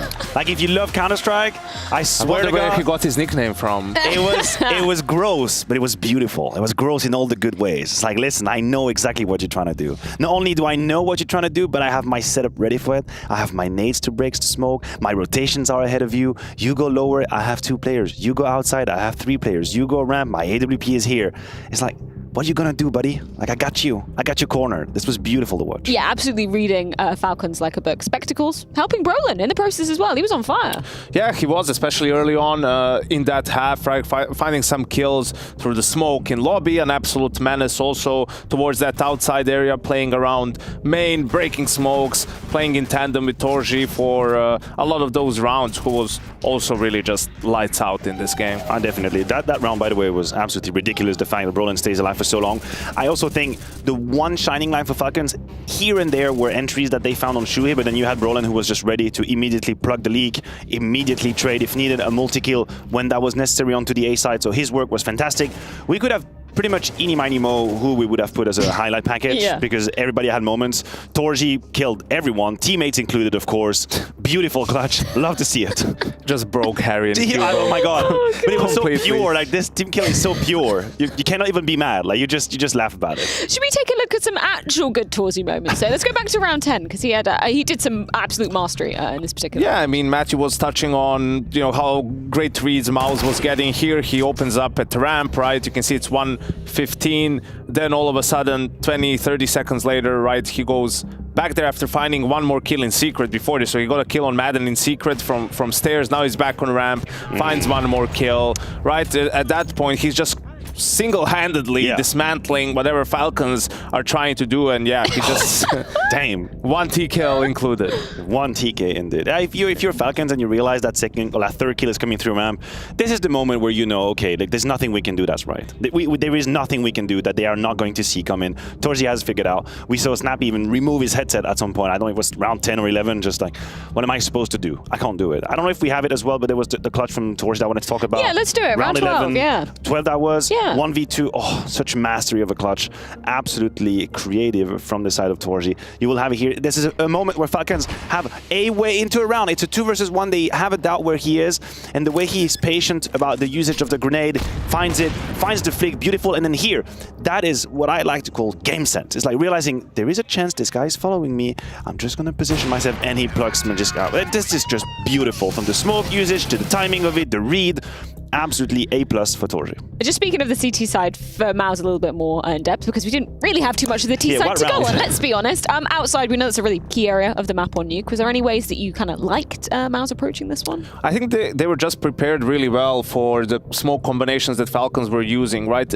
Nowadays, it's not just about, oh, I'm going to break a smoke and find a kill. It's the combination of utility, so you at least get information, right? But so if you nade the smoke, you don't see anyone, right? After 2 seconds, you throw an incendiary. If they don't extinguish it or you don't hear anything, then you're getting a good information that they're not coming through. If they want to go still secret, well, then their smokes will probably fade, and, you know, if Torji is heaven, he'll be able to find someone or something along those lines, and that was a big problem for Falcons. Anytime they tried to play default, which they tried a lot to kick off the half, Maus was just right there with the counters, whether it's setups, whether it's reactions, you know, every time they would be finding these kills on yard. Yeah, I don't even think Maus got surprised at any point. I think there were maybe 1 or 2 uncomfortable moments. The Brolin staying alive in lab is one of those, but the problem is Falcons couldn't strike. Like, whenever that happened, they let that go. You have a timing from Madden, you have a moment you can have that kill and you don't. So yeah, pretty much whitewash in terms of the game. And someone who we probably didn't see at all is Jimmy, outside of getting a couple of exits on that clutch and respecting and not going for it. I think this shows you how much faith Maus has in him as well. Of course. Because they were weak on ramp almost all half long. Outside of that one round where we showed Torji sneak up, right? but that's because they know even if their read is wrong and Falcons do go ramp, Jimmy will, you know, either get a couple of kills or just buy time, right? Like, and that's such a plus, such a bonus when you have a strong anchor where you can get away with that and focus the extra attention to other spots on the map. No, I'm not superstitious, gentlemen. I'm a little stitious. Did we jinx some payers? We were gassing him up before this segment. Ouch. No, we didn't. No, we have nothing to do with this. I was going to say moose. Mouse. Moose. That's how we say in French. We say moose. That sounds pretty nice. Hey, why are you doing that to him? Come on now. Just get this graphic off the screen. Of course, everybody looks bad in that game. Thank you. Oh my God. We're being vicious, aren't we? Well, luckily, you know, it's just now they're going to their own map pick. Yeah, exactly. Falcon. Right. Oh wait. Oh no. They're not. Oh, no, they're not. No, they're not. Oh no. No, it's gonna go to Vertigo. What do you say? What do you say in the huddle after that when you're talking together? It's like, okay, guys. Well, listen. I know our map pick didn't go so well.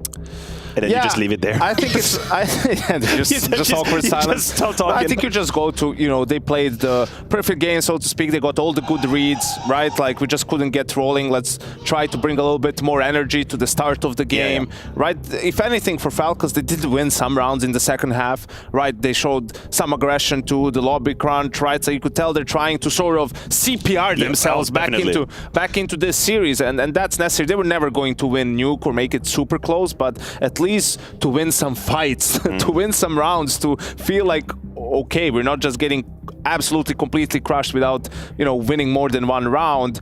If they can, they need some momentum. They need a couple of good rounds, right, to make this a game, but that's going to be tough considering how well Mouse is playing. Do you think there is any hope of Falcons pulling off the reverse sweep here, Matthew, or is it more likely that pigs are going to be flying over the studio? Oh my God, that's an interesting probability. No, I think it's not going to happen. I think it's exactly unlikely that Falcon is going to win this map number 2. I don't see that happening. B-Stream update very, very quickly, because I know this will put a smile on your face, Matthew. 13-3 for Vitality on the first map of Inferno. That was Furia's map pick. So I would just open up Cologne with an ace.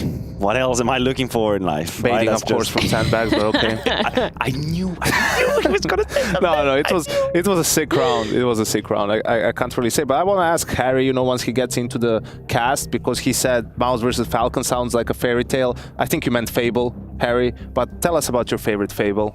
Oh yeah, we'd like to know. But are you sure this is not going to go like in a very, very dark direction? Harry, you've got he does. 3 minutes to think of your favorite Fable, because we are going to go to a break. Then we're going to come back. Then we're going to dive into Mouse's pick of Vertigo to see if they can take this 2-0. We'll see you after the break.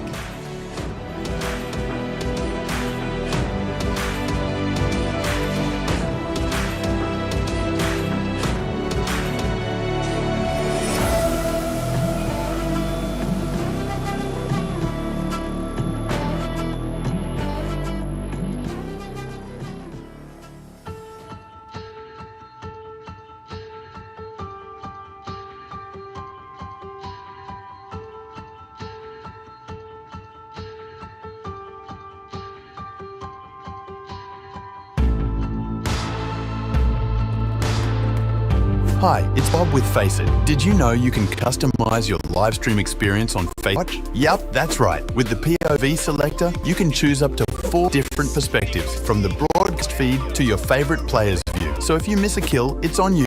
No more T-tours and chat. But wait, we've got a you watch, you win situation in here. Watch IEM Cologne while having the chance to get skins and Faceit points. Woo, look at this one. Change the channel and control how you watch.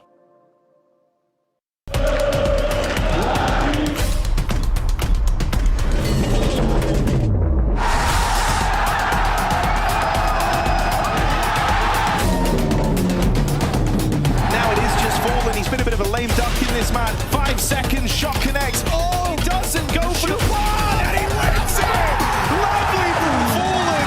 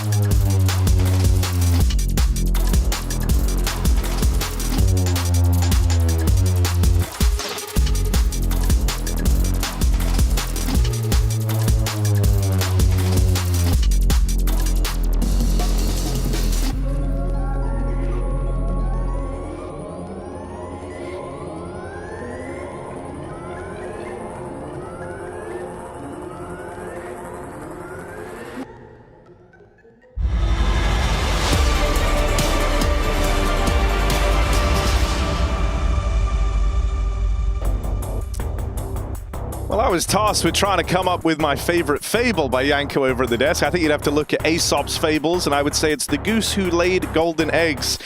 It's essentially a story about how greed can ultimately lead to loss in the end. Maybe that's something to bear in mind as we head into this second map, Vertigo. Mouse's pick in the series. We're going to see if they can keep up that strong performance they gave us to open things up on Nuke. Yes, indeed, Harry. Mouse, map pick, and one of the few teams that have actually gone for the Vertigo pick in recent times, joining that at the likes of Complexity, who they've lost to twice on this very map. Otherwise, pretty unblemished record. Falcons, it's not a frequent staple of their map pool here.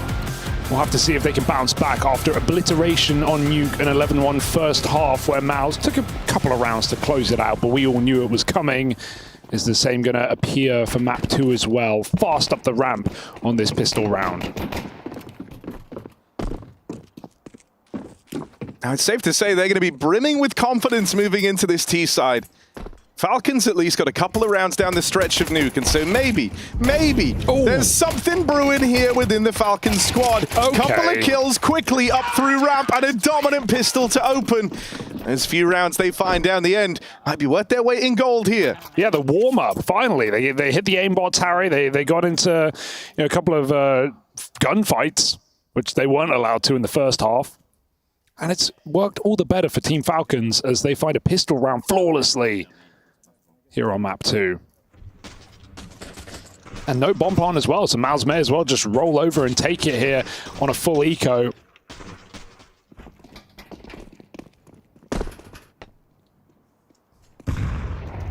I'd be shocked if Falcons were able to turn this around, just given not only the map we're on, but the result we just saw. Do not disturb Brolin. They're both in them. Jimmy does. He's put kisses. Is that what that says? Yeah. Yeah, that is what that says. Sorry. Reading, I only learned this last week, so still coming to terms with it. You're getting there. Oh. Snappy much the same. He was at least aware of this bottom ramp push and mopped up 4.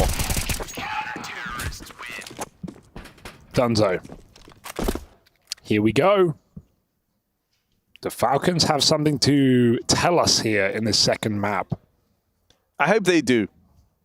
I really hope they do, because, man, I feel like for Falcons, pending any sort of like wild change, I think, this team needs to just remember who they are, man. They really do.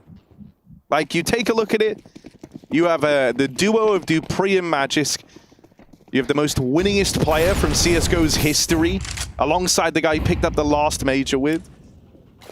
You have Snappy, who built an Ents team that became a title contender on shoestring budget, and he did that on his own back. You have Sampaio, kind of the Spanish Zywoo, the guy who, on his departure from the Spanish scene, like set Movistar back by a country mile because they lost their best player. Cologne Merchant. Yeah, and Cologne's like his favorite event by the numbers. And you have Madden, someone who is able to like step up and dominate games and create crazy amounts of space. But you never get any of that consistently. And it's like, man, this team has some phenomenal pieces. And it's a sort of situation that years ago Snappy would have like dreamed to be in. Yeah. And so I want to see more from this team. I want them to feel like that. You think they're in their head? Bloody hell. If I had the answer to that, I'd be very wealthy. I would go and provide all the answers to Falcons. I don't know if they're in their head or not. I don't know what the issue is there, but I assume so. Fair enough. Miles a man down, edging the smoke. I like this play from Sampaio. He is on the lip. Somehow, Zershin does 1G, but he got the kill with him. We see that every day. Molotov down on the bomb. Brolin gets out, however. Just taking a lick of damage. Torshi, he might win the round with his flank. They do check it, but bad timing and damage done through the yellow. Brolin putting Dupree down very low. Snappy catches him on a big flank, but Torshi's position on this CT wrap round might be the kicker. Quick frag, bomb smoked. Snappy with a kit, and he might just get on it here. Torshi spamming very close and gets him off the defuse. So nice flank from Torshi. Set up in a 2v4 there. before Mouse run into a Molotov.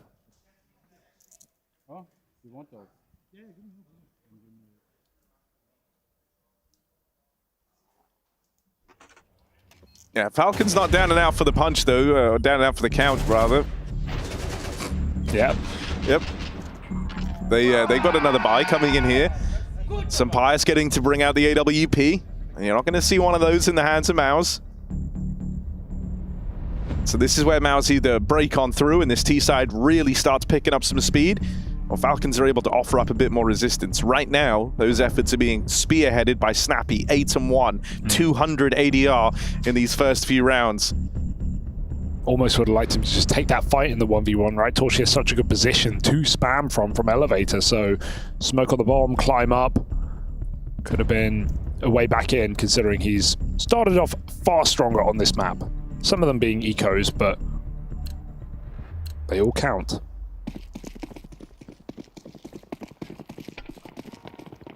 Warp on A.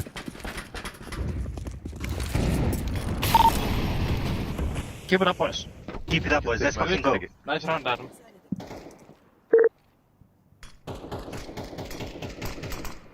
Nice deep smoke here for Falcons, locking Mouse out of the B entrance.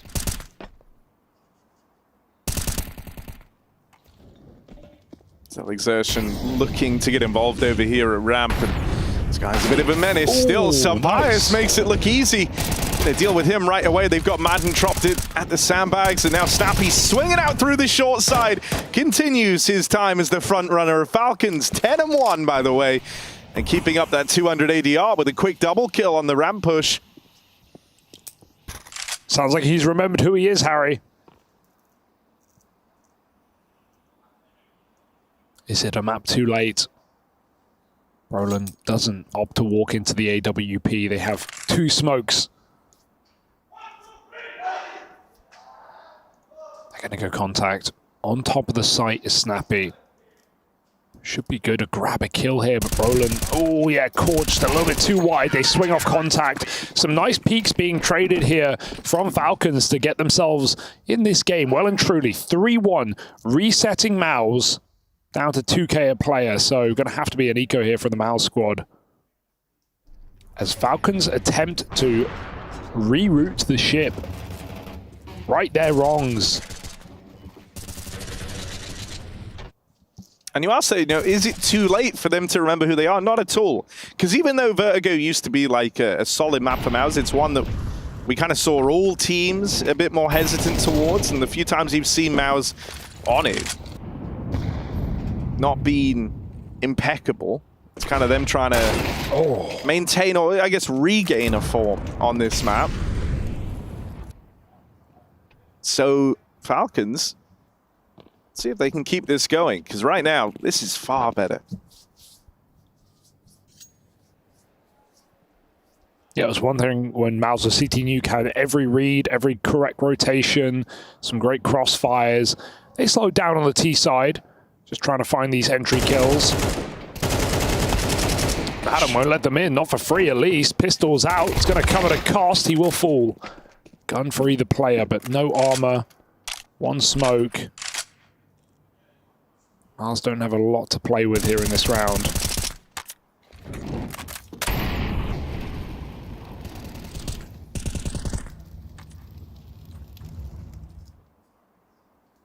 Yes, Snappy, yes. Excellent. Ooh, there it is. That one's free, and Exertion. Not the guy you want to face right now is Snappy. He's just peeking him, man, and it's working perfectly. Catching Mouse completely by surprise with some of these timing swings. Yeah, I mean, the thing that felt so brutal about Nuke was that Falcons are playing like they're the team that's like lucky to be here, as though they're like some wild card invited at the 11th hour, rocking up. Oh, I'm not sure we could compete here, guys. Like, now they're playing like a team with some agency, and Snappy's kind of the guy spearheading that movement. 13-1. That literally beats whoever was running away in that first half of Nuke. New strat, Snappy, go kill. Ooh, dodges that nade. And he does it again, Harry. He's out on an island. He's going to get two here. We all know it.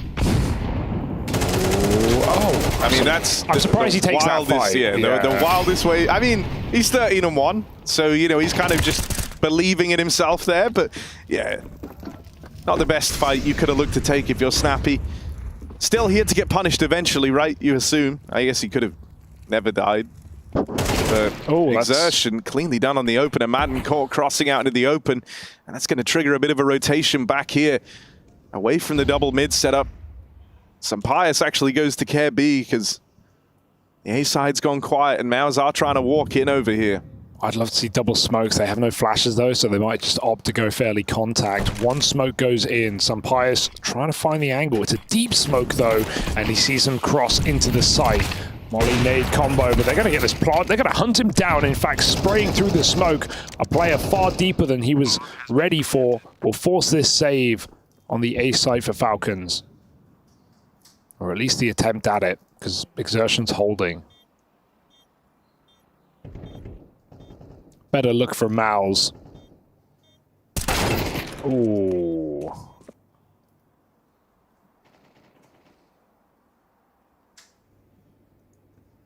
This grate is really hard to wallbang from both sides, even if Magis gets the spot. She hasn't yet. Oh, Xerxes saw him, and he crouches out to take all 5 kills of all 5 alive. That's a better look for Maus. Responding after their eco.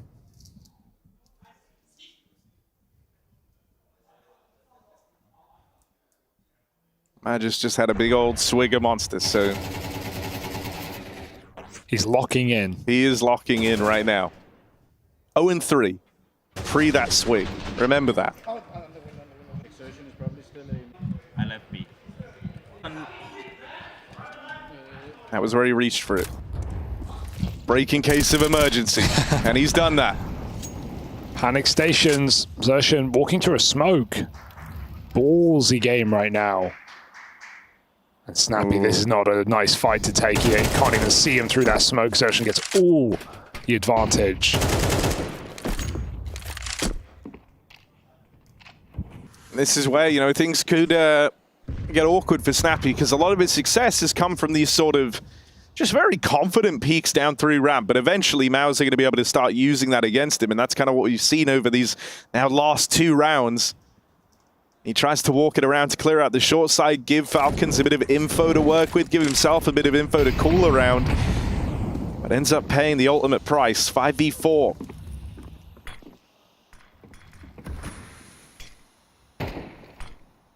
High flash, but it goes behind Madden. He's going to have to drop off, actually fully blind here as Maus comes swinging. Brutal headshot from the captain. They line up, but Madden can't get a clean kill, and we just get a slaughter on this A site. Maus win every engagement. dupreeh is left with nothing to do but save. Yeah, feeling kind of bad for dupreeh to open this one up, man. The guy's just been... on B? Yeah.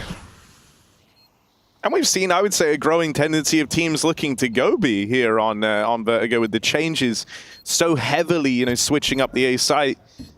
However, Maus haven't really looked for anything there outside of going later in the round after they've already taken contact at A, which often means dupreeh's kind of moving around the map, so he's not in position to defend the site. So yeah, right now dupreeh hasn't really seen anyone. We are approaching, you know, 8 rounds into the game, and he's seen 3 people. Rough. It's not even a person around. Thank you for the quick maths. Yep. I'll be here all week. Nice, just clean execute. Not too much behind it for Maus. Just 2 smokes. Well-placed flash to push Madden off his position, and then they just timed the short split with the ramp push well. Looking very comfortable despite the sheer number of new angles on this A site. Can feel very constricting. But Maus seemed to have handled it well. Ooh, Xerxes bails. dupreeh says, enough is enough. I'm coming A. You guys with the pistols, go die. In a video game, go get stuck in, and I will get the trades on this M4. That's the idea. They're even trying to boost dupreeh up. Gets there in time on the rifle. Nice. dupreeh finally gets to play around here. He's on the board early. Swinging on out into the pistols as Exertion. dupreeh goes looking for the trade. That's the M4 away, but Madden will retrieve it. They got to know there's two more here. Mals have seen so many players boost, flash, you name it, they've got it. And another entry kill leaves Madden armorless in a 1v2 now. Catches Jimmy and disappears back through the smoke. Brolin opts to plant. And Madden swings through another bit of util, but Brolin's ready for that as well. Good try for Falcons on a low money round with just one rifle. dupreeh did all he could, but Xerxen just spraying them on the re-aggress. Well read. Gets all the info. And Mouse is set up. Alright, he's happy with that. I want to see Sumpires take some agency on the CT side. Look for some kills, play some spawns. He's got an interesting spawn here. In this one round, not the round to play spawns. But yeah, would love to see him just go for a gap peek. If he has a B spawn, try and get something done there. Give Falcons a bit of levity. Give them a 5-on-4. God knows they need it. Yeah, especially as Mowers have really warmed up in anticipating the snappy fights. It's gonna you can't win ramp every round. Let's fucking go! Keep it calm, guys. Keep it calm. Keep it calm. We're playing so good. Keep it calm. I like that. Yeah. Not overdoing it, not getting ahead of themselves. This follow-up round, well, it's going to count as 2 for 1. Come on, point shots. It sounded ridiculous. You can't win ramp every round from the short push, is what I was going to say. Yeah. I guess statistically, you could win ramp every round. Here we go. Jimmy playing over towards dupreeh, his bomb site. He's got Magisk here as well.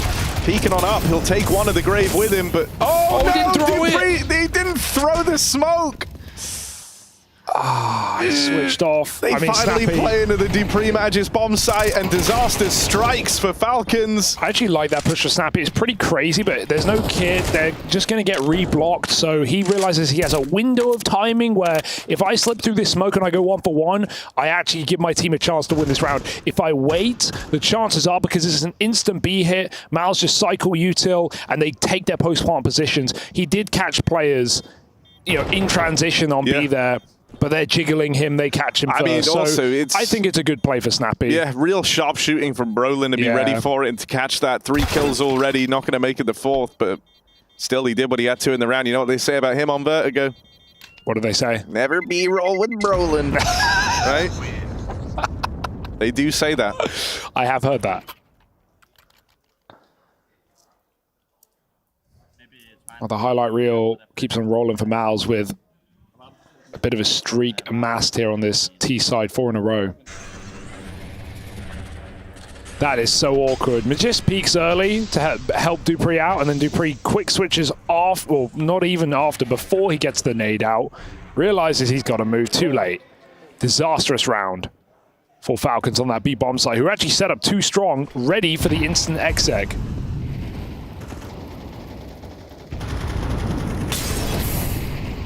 Some saved guns allow Falcons to buy back, though.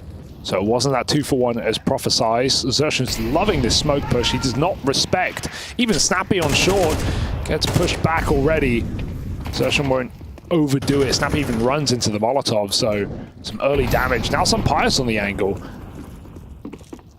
Orp in a good place. Yeah, but you know that elevator room's going to get smoked, and so with Torshi finding an opener, so easy. Smokes aren't down yet. Sampire still has open sight lines here. That smoke only just getting thrown out now. He eventually loses the angle, but he's at least reclaimed the 4-on-4. Still, Falcons are relatively out of position here as they've got to wait for the smokes to fade. They've got a double flank coming through, and they're saving. They don't want to go for this. Madden needs to get off the top of default, man. He just gets full blind both times he's up there, and this time he didn't even move. He just ate the flash and stayed in position. Mal's just swing him. The AWP flicks up. You'd feel like with so many new angles and positions to play on this A site, you don't need to be top default as the solo player. Couldn't be more exposed. Couldn't be more alone.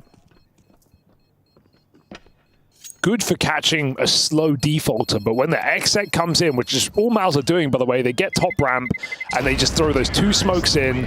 and flash over the crane. They're keeping it pretty basic, but that's the thing about Mouse. The individuals are so strong, it just looks more effective than other teams can make it. Every entry kill they need. Yeah, I mean, I also think the reason why we haven't seen some, like, crazy depth from the Mao's T side is they haven't really had to. They've smoked the elevator every time, and that's locked out most of the A-hold. And so it's like, okay, we're fighting one guy. We'll take that. You know, 5v1, I think the odds are in their favor there. Yeah, you can see the inexperience for Falcons on this map, and I think a lot of teams, it's why teams are leaning away from Vertigo, because CT side, teams are still uncertain on how exactly to play. You see far less ramp control as a CT side. Obviously, the T-spawns got better, 2 Vertigo updates ago before these new A-side positions, but there's not exactly really good tape out there to tell you how to play the A-side Vertigo. A lot of teams have different methods, different ideas, and Falcons are playing it very passive. I almost want to see Falcons just try and block Xertion at short with util and then play for the ramp fight as 3, right? Like, they're kind of giving open runway by falling as far back as the elevator. Sampaio's finally had a spawn there, and he tried his hand at it. And it's actually Dupree to get the opener over here to Jimmy on that B play, but there's Xertion playing up through the ramp, and there's Madden out on an island, all alone. Brolin's going to win the round right now. Yeah, very active mid flank, and not something that Falcons have had to worry about yet. It doesn't even look like they've been made aware that mid is this open. Right now, he's got his back turned to 2 players in the A site, but he's going to collect that kill from B for free. And so for Falcons now, they might feel like they have to battle forwards, especially as they hear players running over the bridge. Xertion lies in wait to put a stop to that. And so as Snappy takes this deeper angle, Xertion clears it. And now this is really awkward. Falcons don't know where this play is going to end up.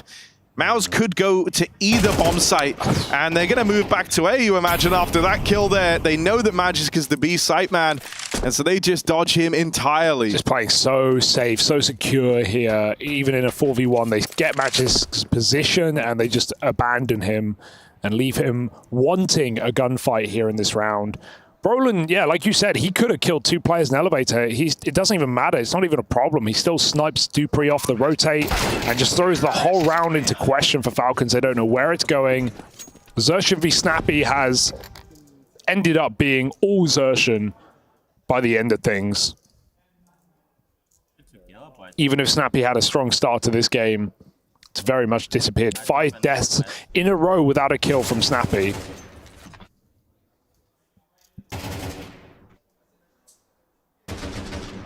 Xertion's just beasting at the moment. Yeah, it just, it's kind of like lost the composure on this CT side. When you're fighting ramp, like, you want to be doing it together. This is the best looking kind of ramp take they've thrown in. All 3 players actually looking for that early ramp fight. Yeah.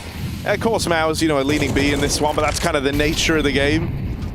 Still, you've at least taken room over at ramp, which is a big deal for Falcons. They now have 2 extra players to run around quickly and reinforce the B site. They're probably going to win this round. Pending anything wild happening from Maus, they played it well off the rip. And so look at what it's done to this CT side.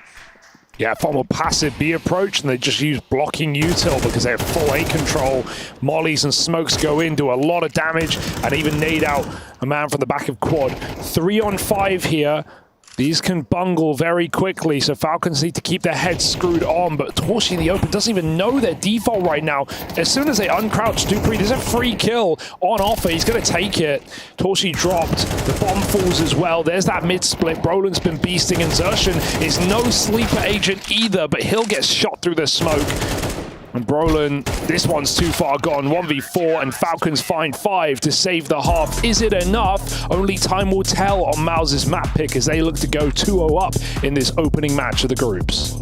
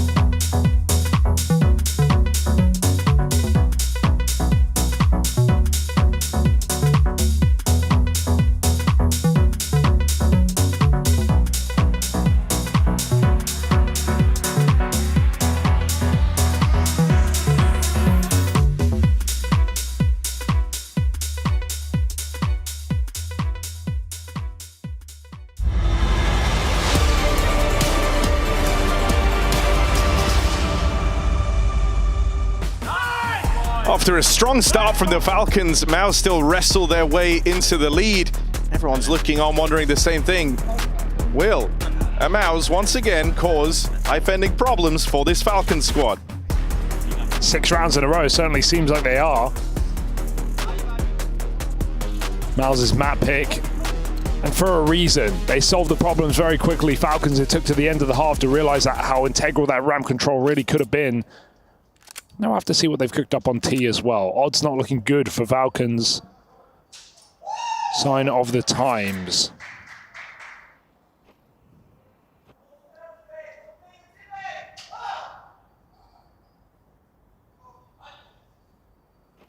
Boost up for Magis. Look at the stack on B, Harry. Yeah. What a read. It is a good read. You still have to hit those shots, those pesky shots, and as Brolin is swung out wide from the molly, he will fall, but there's the exertion. Dual Berettas getting involved with a bit of help from Jimmy P.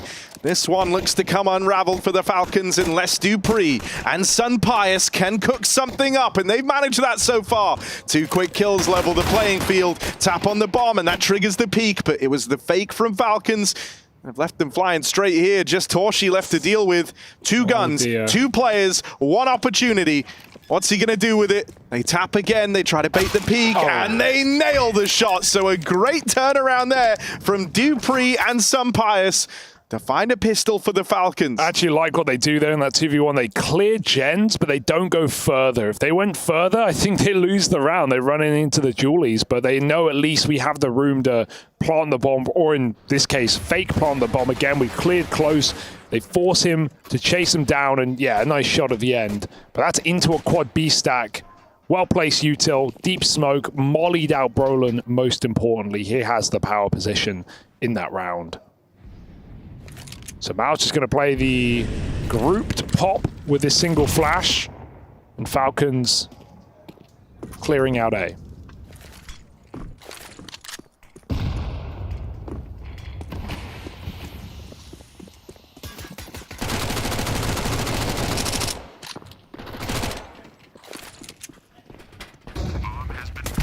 Oh, they flash in. Shui gets out with 1, and they don't know that Jimmy's here, but Jimmy is 2 and 10, by the way. We'll see if this matters. I didn't mention it first half because it didn't feel like it was consequential. But once we hit CT side, if he's going to be a weak player, it's something that Falcons could potentially exploit. 4 kills for Madden.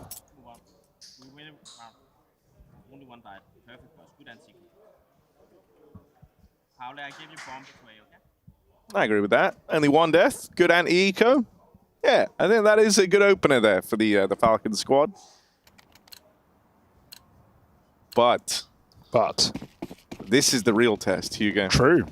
You know, they just sat the mock exam. This is the real deal now. Closed book. There's no resets here.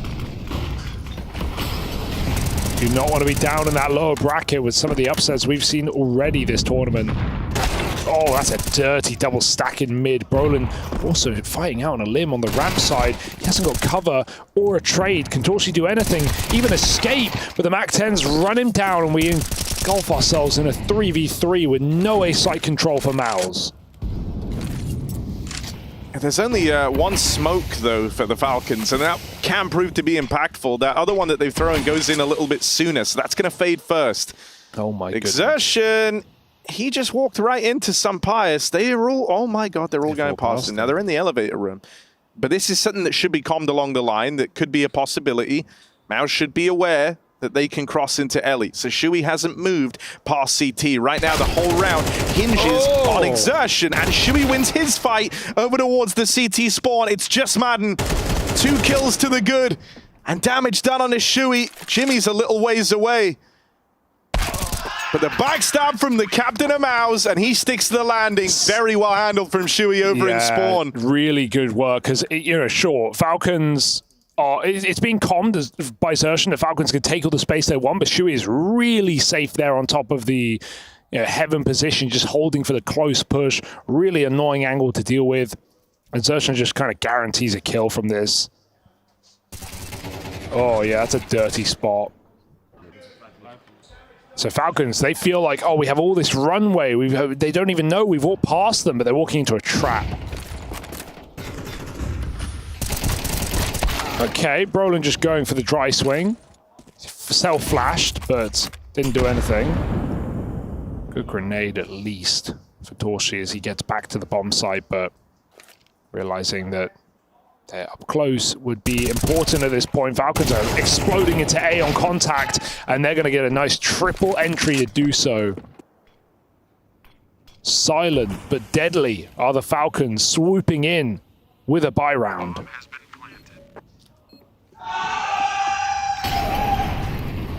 Jimmy didn't attempt that 1v3 on Nuke when he was having a field day and they were winning. He hung around for this one, but yeah, that smoke really does seal the deal.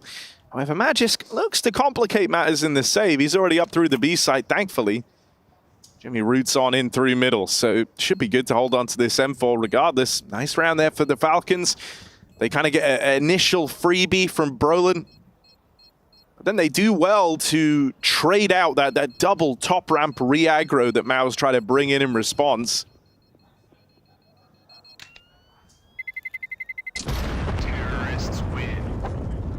Getting a lot more mileage out of Sampaio here. Same can be said for Madden.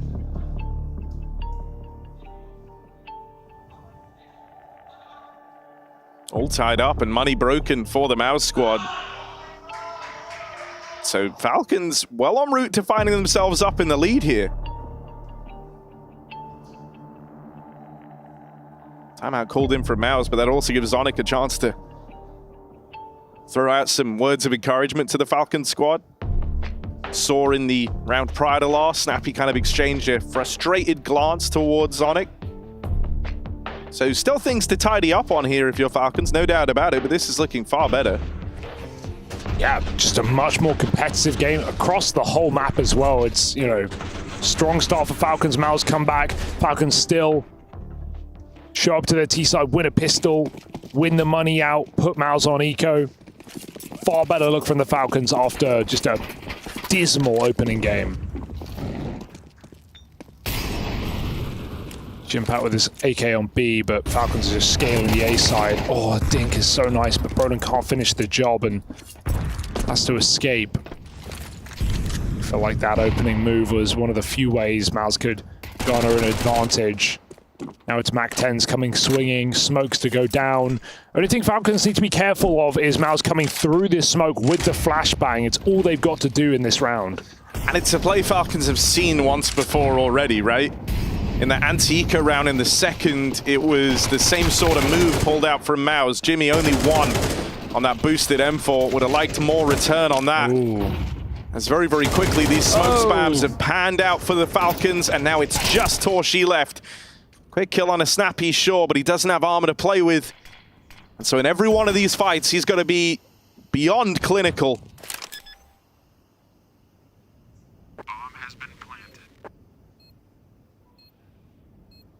They know exactly where he is. Falcons take even more space as well, so these clears are going to be extremely difficult. Madden's low, and Torshi's hit the timing on short. This will be one kill. They really think he's like just full saving, and that this is fine. Oh my god, now he snuck past Madden. Yeah, but they go back to check it. They're not falling for that. I was going to say, if he had a kit, that could have been weird, but good check for Magisk. Maybe even appeared on the map from Madden's POV. Either way, it's an anti-eco that Falcons land. 9-8. Is there a world they make this ancient? Only time will tell. But we're going to need a huge round out of a little mouse.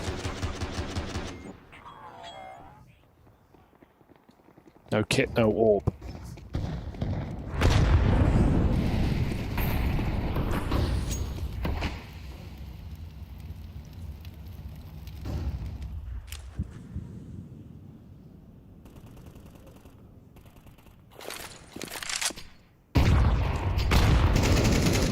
Util combo to try give them these peeks over towards ramp, but no one finds anything yet. Not the end of the world for Falcons here. They have a little opening move there. Good idea. Neither side gets the kill from it, and so for now, Mao still have to keep resources over here towards ramp. And because of how they're playing this kind of bait and switch setup between the sandbags, these rotates are still going to be slower over towards the B site, and right now that's where Falcons are looking to end up. Oh. Still Jimmy, keen opener through the smoke. Snappy on the receiving end of that, and they're not ready for exertion here. Not yet anyhow. They might check it as that smoke's down, and with Jimmy overran. Exertion will go unchecked. Gets out with a double, but an instant trade back from Magis, because he's now got to clutch up 1v2. He was having a really rough first half. But can he deliver double digits to Falcons in the clutch? Low on ammo, 2 shots as he swings out in a Brolin. And Samaus keep that pressure on. I can't believe Xerxes gets 2 kills. He just pre-sprayed Madden, knowing he was white box after letting him cross, and Madden walks into it just a millisecond before Xerxes gets spammed out by Magisk. That's unbelievable. Without that kill, that's a Falcons favored round. And Magis just too low to get anything done. Yeah, it hurts for Madden. 9 apiece. Money bottoming out for the loser of this round. This is the most important round of the game right now. This should be 11-9.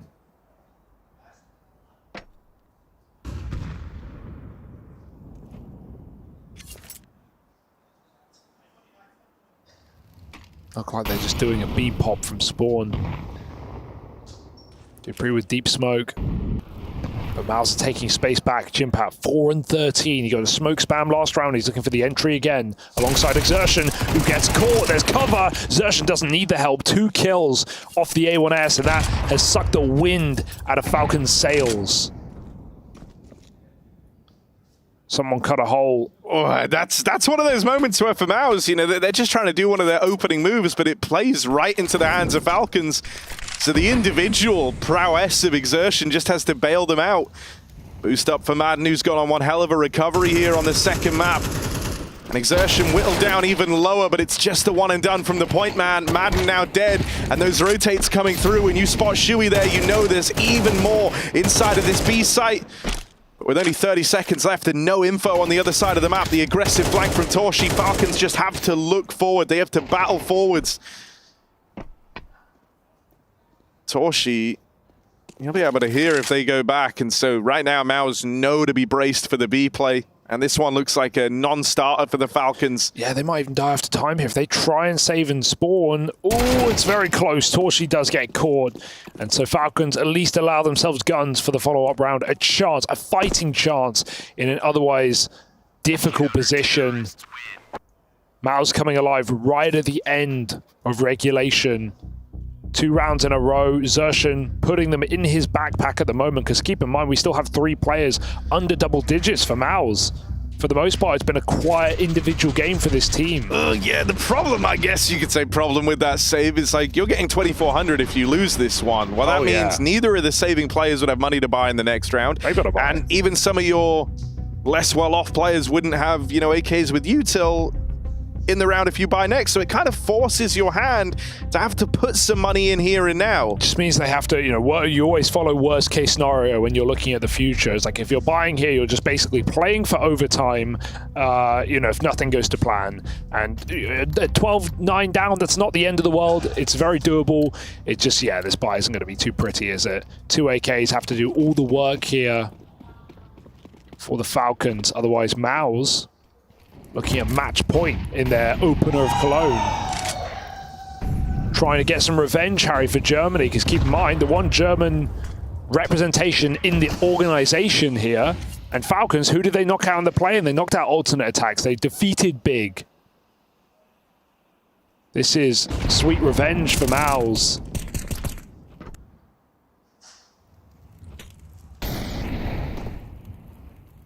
Doing it for their countrymen.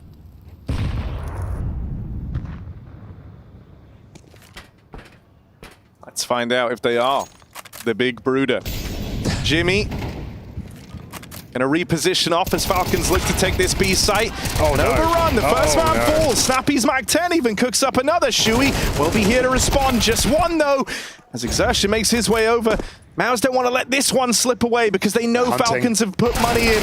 Nice they know hunt. that this could be the turning point, but instead the force by landing is stuck, and that AK on Sampaius goes huge. Yeah, nice work for Falcons. Just never overdo it, never start pulling nades. That wasn't an execute by any means. That was a brawl on the B site, and Maus played very passive for once, so Falcons just take all the space, completely contact, 5-on-5, and they're swinging default. And they just keep going. There's been a lot of moments here where I think you definitely could have doubted some of the interplay, some of the reads as well over the game, but that was a great one from Snappy and from the rest of the Falcons squad. With how Jimmy's found himself over here towards B, the hardest rounds you had to go up against is when Exertion's starting there and they're in that aggressive stance. But if you're Snappy, you're kind of calling their bluff. They can't do that forever. Exertion is having a great game. You don't want to have him just locked in, defending the B site. And so they anticipate the change, and Jimmy doesn't want to hang around and try to go for those aggro fights. Falcons just got so much info. They just saw Maus pop B with a flash, so they know that Maus have cleared this position. And look at what Maus have done. They've rotated out of the B site. Meanwhile, 4 strong in middle, going for this B split, but just playing late. And they've got everyone on the wrong side of the map. It's easy pickings for Falcons, out-positioned in this round. And Brolin should just be looking to save, because there is no way coming back into this 2v4 this time. That's, yeah, Falcons just get given a free B-bomb site and they'll take it. Happy. And over the last few rounds, you know, they now get to kind of reap the benefits of the high-risk, high-reward game plan of force buying in that last, right? They have well and truly broken the money of Maus. Yeah. And so suddenly, you know, we were talking about overtimes and playing for OT. That is now the situation that Maus almost find themselves in. Falcons should be teed up to reach map point here. It's the best scenario they ever could have asked for.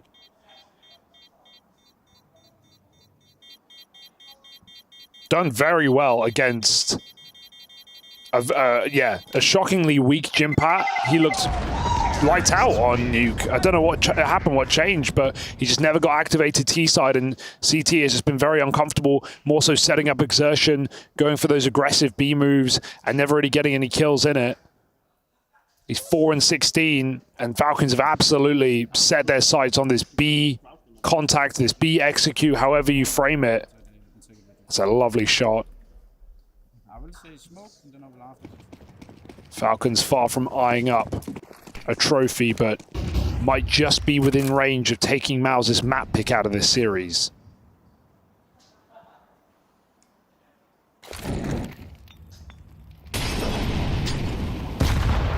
Ouch.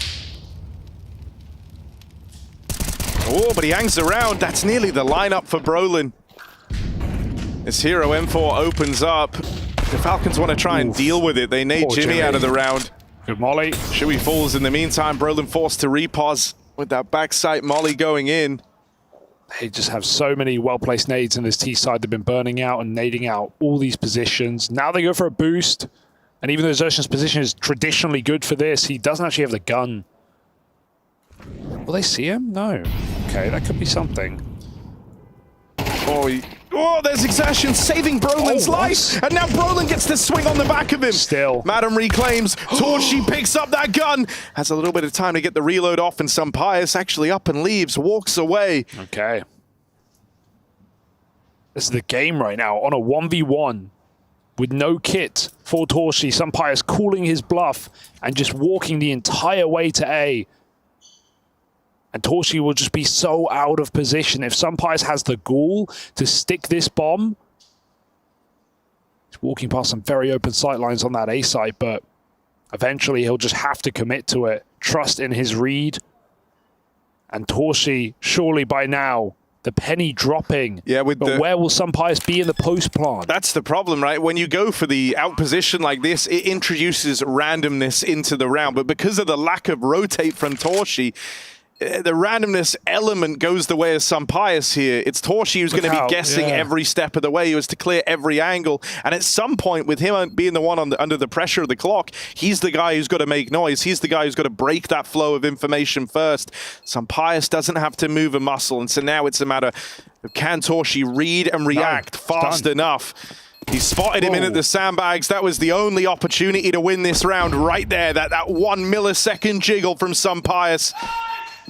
And so a close round short, a golden opportunity for Mouse to have broken back in, but Pius able to outdo him in the clutch, calls his bluff, and rotates away, and that wins it for Falcons. I mean, it was a horrific opening map for Pius, so what a recovery, not just on this map, finding important 3K on the, force buy round with 1 or 2 AKs, now pulling up a 1v2 clutch at the end, a 1v1 clutch at the end of regulation.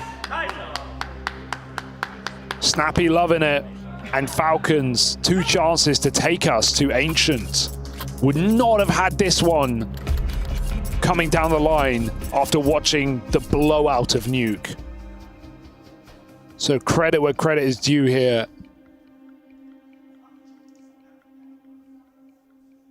They've just got to finish what they started, and Mouse have had some very weak buys on this CT side, so this is a nice one for a change. Trust me. Keep calling, keep having good ideas, we're gonna win it. Yeah, let's finish these rounds off, guys. I like that. Finish these rounds off because they're getting into these clutch rounds, these close 2v2s, but Falcons keep closing them. Here we go. Through the molly, Pius missed shot. Oh, they've got him trapped in. Shui actually charges him down. He was not expecting that. You anticipate some level of respect there after they learn about the AWP on short. And so here's the good opener they were just talking about. But as was said, let's close these rounds down. Getting to all right positions hasn't necessarily been the hardest part for Mouse. 5-on-3 is about as good as it gets, and they even re-aggro, trying to take more space with the waterfall smoke in. Doing this all together as well, so this is just a nice... Oh, careful, the smoke's fading. Now Brolin's left alone. He's still going to get all the info he needs. Another 1-for-1. Not a worry here. That's a good position for Torshi, but Falcons have so many grenades. Going to start burning out spots. Headshot angle. Torshi misses. Shui, another 1v1 given away. He'll take it though. And Mao's re-aggression on the backstab will do it to 11. A 1-round game here to force overtime or to take us to Ancient. And an extremely top-heavy scoreboard for Mouse, relying so much on exertion, so much on Brolin.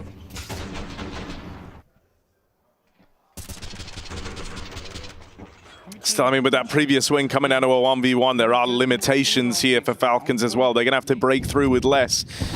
Now, we saw them even get to this position with a force buy that really only featured 2 hero AKs and a bunch of upgraded pistols. That was what put them on this winning track, but now they've got to do it again. And so once more, B might be the call. Magisk and Snappy going to regroup over here, and slowly but surely that attention being paid over towards ramp starts to dissipate. They leave Pius there alone. What a dangerous position for Exertion to start the round in on a buy at this point in the game. It's done him very well in the past, but this is a high-risk play for your top performer. I also worry, not only are you the top fragger, you've played here like 3 times now, right? And they've been burned by it every single time. You'd like to think that eventually Falcons just go for the dedicated check. Yeah, and they've been using a lot of really nice place util on this B-bomb site in some of these previous rounds, so we'll see if Falcons grenades once again save the day. Exertion gets out. I'd say for the betterment of Mouse, and Molly is ready. Mouse is starting to warm up to this idea of it being the B play. They just took a peek down ramp, and so now you start to see Shui's kind of pulling back from the A site, likely going to take up middle. Torshi now moves over to help out at this B bomb site. Oh. Push coming on in up through the ramp. Still smokes available for Falcons to try and remove these angles. That last Molotov comes out now, and it forces the reposition. There's the backstab in over middle out of Dupree, and the Falcons looking to steal Vertigo away. The full distance needed, and unless Shui can clutch up, this is Falcons longing us out to a third. The promised lands of Ancient lying in wait, and Shui over the connector. Another kill goes his way. Magisk and Snappy, they've got to be able to combine and put a stop to this. They don't want the 1v4 ace clutch from the captain of Mouse. That would really turn the tide. Playing for overtime, playing for everything right now is Shui. And it looked like he had the read. He saw Magis there, goes and fights Ram, but it's a strong trade from Magis, cutting down the captain. 1 kill short of the ace clutch to take us to a third.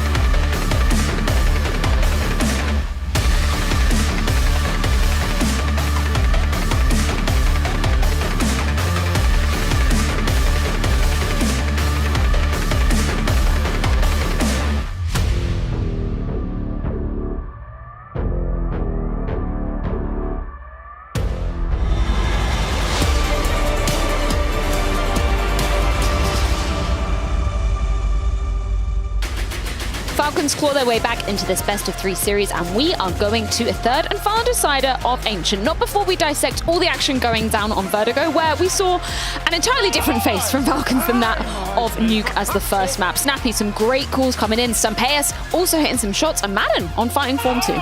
Yeah, they all stepped up. We talked about how for Falcons to have any chance on Vertigo, they're not going to need to get some momentum. They're going to need to get rolling, and I think that was what bailed them out. Good starts in both halves, winning pistols, getting the reset early on. They started both halves identically the same, 4-1, 4-1. So getting, the majority of the work done in the beginning after the pistol rounds. And it felt like Snappy was out for vengeance. Like, that's what it was about, like taking duels that didn't look 50-50 at all. He was very committed. He was very engaged, involved in some of these fights. I think he had a ton of frustration for map 1. And he just said, screw this, I'm gonna get the fight to you. I might not be in the best of shape right now, but it doesn't matter. And it worked wonder for Falcons. Really, the main instrument, the main reason why they had this very good start at the beginning of this map. It was a very close map, though. Let's give it to that. Maz were fighting back at every turn. Should we jump into our Kadir playbook to dive into round number 3? Okay. Yeah, I think early on, me and Matthew were talking about it, how this was an example of perhaps the changes on A side playing out, right? First gun round, obviously super important. You'll see the early trades on B for the side of Falcons. They're now in a 4v3 situation. And what I really liked about this round is that it showcased how Mouse could find like just little gaps to regain advantage in the round. You see his Urshan decided to 1G himself, but that's after he found Stampeyus, and a lot of space being created. You highlighting Torji here, he's making the move in the clutch.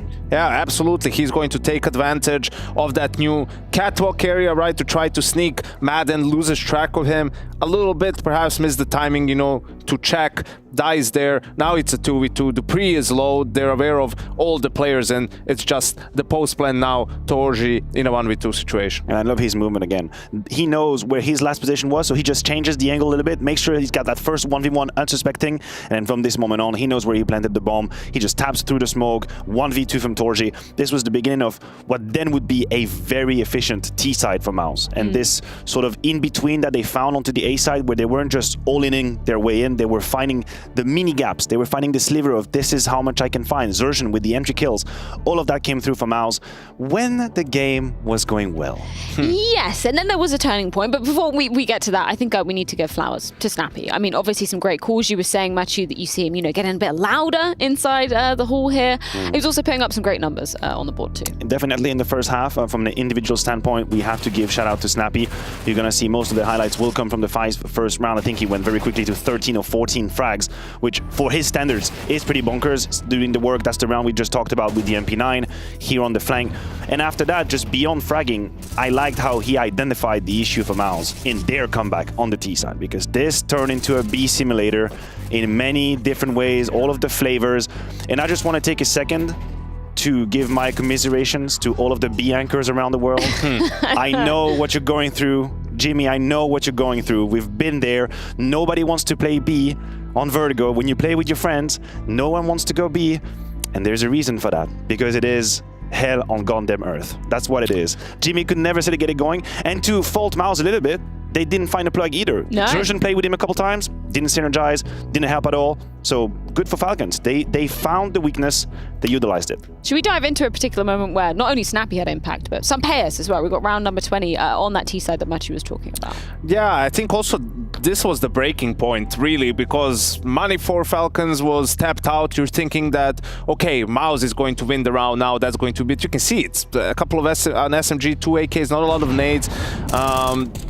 Mouse finds some information. I think this is where Jimmy P has been struggling, right? But you will see he's going to throw a smoke. He used an incendiary, right? He sort of feels this coming. He uses the smoke to block them, but then that's at the time when Falcons is executing. I think this is where he gets a little bit flustered, like, I can't really hold the smoke. They're coming. We're both behind generator, but there's no plan. There's no really team play. Just this awkward situation that they find themselves into, and they lose out on the fights. And this was the round where Mouse could have really won Vertigo. Instead, it gives Falcons a new boost of life. And what is really tragic, because I agree with you, is that this discomfort between Zerjan and Yimi, where you want to be and where you want to take that fight, happened in round 24. It's exactly the same. Zerjan is committed to the B side. He's pushed away from the wood position. He goes back to Jimmy, and then they kind of step on each other's toes. They have to respect the utility coming in from Falcons, but they don't really cross it with flashes, so they just gradually fall back, and you have Falcons who just spray through smokes. They know what angles are at risk. So this was very, very vulnerable on the side of B, and they couldn't really find any solution ever, actually. Ancient, third and final deciding map. How do both teams kind of stack up on this one, Yanko? Yeah, I think it's fine, you know, with Falcons. It hasn't been great on a lot of the maps, right? Ancient a little bit down there for them. For Mouse, it's been good for a while. It's a good map. I think it's a good map. I think just in general, it's been good, even though some of the results lately, perhaps obviously the one in Dallas to G2 losing out, right? That was the decider in that series to get them eliminated. But yeah, I think they'll be fine. And for Mouse, it's more about just bouncing back and maybe securing some of the pistols. Yeah, I agree with you. A good start would definitely help on the side of Mouse. I think they're equipped to deal with whatever just happened. You go outside, you talk through the beginning of the game, you know you've had bad or poor starts of halves, you know that in the game you actually were there. You make sure that Jimmy isn't getting into his own head. You just take a minute to talk it out. You go to Ancient in a different mindset. I also think, and this is not a diss, but I suspect we are not going to see a Snappy taking off and having that heavy of an impact early on, because he's going to play that cave position. I'm imagining Mouse will try and abuse that. I have to see. If they do start on the inverse side, so because obviously they're going to be knifing for Do you know sides. something we don't? No, I don't. They haven't All actually right. started the knife round yet. I'm just playing devil's advocate, Matthew. It's okay. If we are going to be seeing, Falcons starting on the T side of things, where do you think, I mean, are there any holes in terms of the Mouse defense? Where do you think they might have some luck trying? Well, I don't think it's about hole. I think just the meta now on Ancient, it's a lot about finding the correct time to go for those A hits, right? Trying to get a read, because the CTs, you know, for them to fight mid and lane and all of that, they need to invest a lot of resources. So when they decide to do that, if then you hit your timing to go away and sort of avoid all that, that opens up the map for you later on, right? All of a sudden they have to go for maybe some A main setups. They need to leave a player there. They need to do something, and that's where you can play with a little bit more freedom on We've the had map. some mental results, Matthew. Are you sticking or flipping to Falcons? I'm like a Pavlov dog. I know that when the music comes in, I should stop yapping. And you give me an answer. I'm going to take that as a no. Mouse is still going to win. Let's go to a break and see how HM goes down.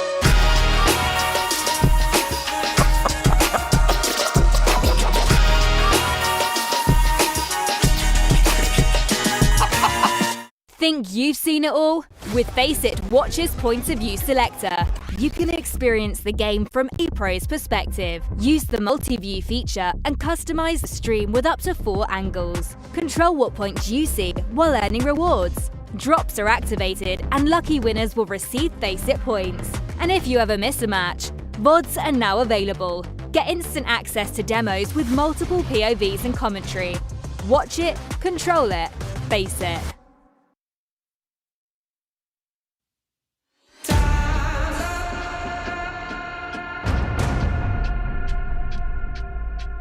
Your time's up.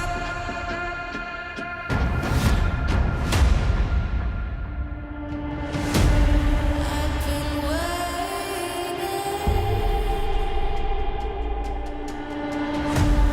for this to begin. Your time's up.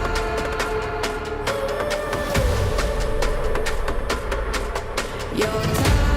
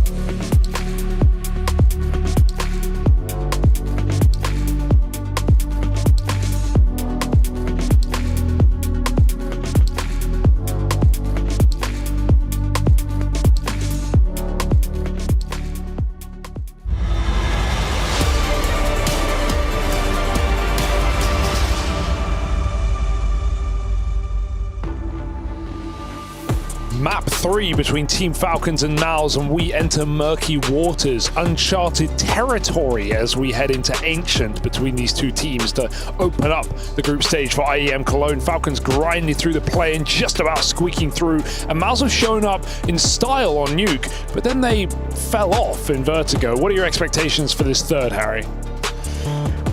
I mean, I wish I had more positives to say for Falcons here. It's just when you look at the history on this map, it paints a pretty clear picture as to who's coming in as the favorites, right? For Mouse, in 2024, they've lost this map 4 times to 3 different teams. Those teams, I hear you ask? Well, that's easy. It's Spirit, G2, and FaZe. Pretty legit teams to lose a map to if you're getting, right? And most of those games are very close. When you look at Falcons, since the edition of Dupree, they've won this map once, and that was over VP, and even prior to that, they'd only won it 3 times total in 2024. With the most legit win being over Na'Vi back at Katowice, was actually a good event for the Falcons. Different team, different time, and certainly a different event for the Falcons, but we're at the group stage now, and we've already seen enough upsets in the last 24 hours. Anything's possible. I just hope that we see more out of the individuals of Mouse. Jimpak got very unlucky, I want to say, in some of those rounds on Vertigo B side. A lot of smoke spams, playing quad, and eating Molotovs, all CT side. Well, it's time to brush yourself off and pick yourself back up here for this third and final map. Oh, nice start over here in middle. The quad mid push. Dupree flew under the radar there for a second, but he was very much involved. And so as Mouse try to re-clear this, they kind of play right into the hands of Falcons, and they knew what they were going into there. Mouse, I feel like still trying to be cheeky, but I think you have to acknowledge that this is a very different Falcons to the ones who opened up the series. The pretend Falcons in their place. Yeah. Yeah. You had like a doppelganger to Pius in the server. Wasn't the real guy. He only showed up for the second map. Bit of a taxidermy bird on Nuke. But another flawless pistol. Falcons have come alive in these pistol rounds. Very, very good. And Magisk was a huge part of it. And he was, to an extent, one of the quieter players on the map that they won back on Vertigo. Him and Dupree's bomb site never got much love in that first half. And it was more of a story about Madden and Pius on these recovery arcs. So great to see Magisk hit the ground running here. You certainly have the experience on Falcons. That's one thing you're not lacking. True, the ability to reset after getting stomped is something that all of these players should have. And Mouse are, in a weird way, now the ones under pressure, but they also have the playbook, and they certainly have the players. Pius trying to save for that AWP on pistols, but he'll get overrun. They fake the bomb. They're going to go for a different part instead, and it will be allowed. So money made for Mouse. That's a win in and of itself. Oh, I like that. Snappy didn't even look ready for that, but Lizard flick. So here we go, 2-0 for Falcons, and Mouse coming in with the first buy. Yeah, so, we talked history of the map and how Mouse kind of have a massive leg up there, but just in the context of the series, as you say, I think Mouse are the ones feeling the pressure. They let Vertigo through. They pick into it as like their map, even though it's one that you can't look at and say that they're invincible on by a long margin. I think if anything, maybe that's even concerning that day one of the group run, you've kind of raised the alarms about your Vertigo to other teams. But then on top of that, you went from dominating this series to losing the second map in a really close fashion, and you are undoubtedly the heavy favorites in this matchup. Yeah. And so that brings a certain pressure to it. For Falcons, meanwhile, it's a team that you had expectations for, but you've kind of lost them over time. And so they're trying to go on that little redemption run here in the Mouse matchup. Quick turnaround there for Shui, but unable to get the second. That's a 3-on-3 for now. For a bonus round attempt here, Falcons are in a really good spot. Yeah, they're grabbing an AK on Dupree, and he's able to reset as well back to B. So fake smoke on A, but is that going to make Falcons panic? Magisk takes eyes off of middle only for a moment. And it's very quiet. They don't seem to believe it. They've still got Dupree deep in the cave position. That should allow for contact B, but Mal's waiting for the mid component first. An area completely clear. With the bomb on B, it just feels like Mal's got to go meet it, right? So back up heaven.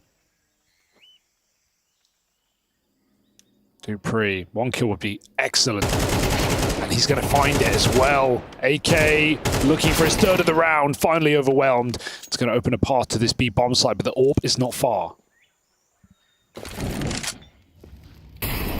Molly's good to displace that AWP and facilitate the bomb plant. He can't watch that angle up through the ramp. Satoshi will be afforded a plant here. Maus have a tiny bit of time to get set up as well, even trying to wrap around and take Long away. No kit. I have a flash to set Exertion up, so I hope he doesn't peek that dry. I hope he never gets the inkling to go for the info, because Sampaius is holding it. Instead, he gets the spot at Cave, but falls at the hand of Magisk.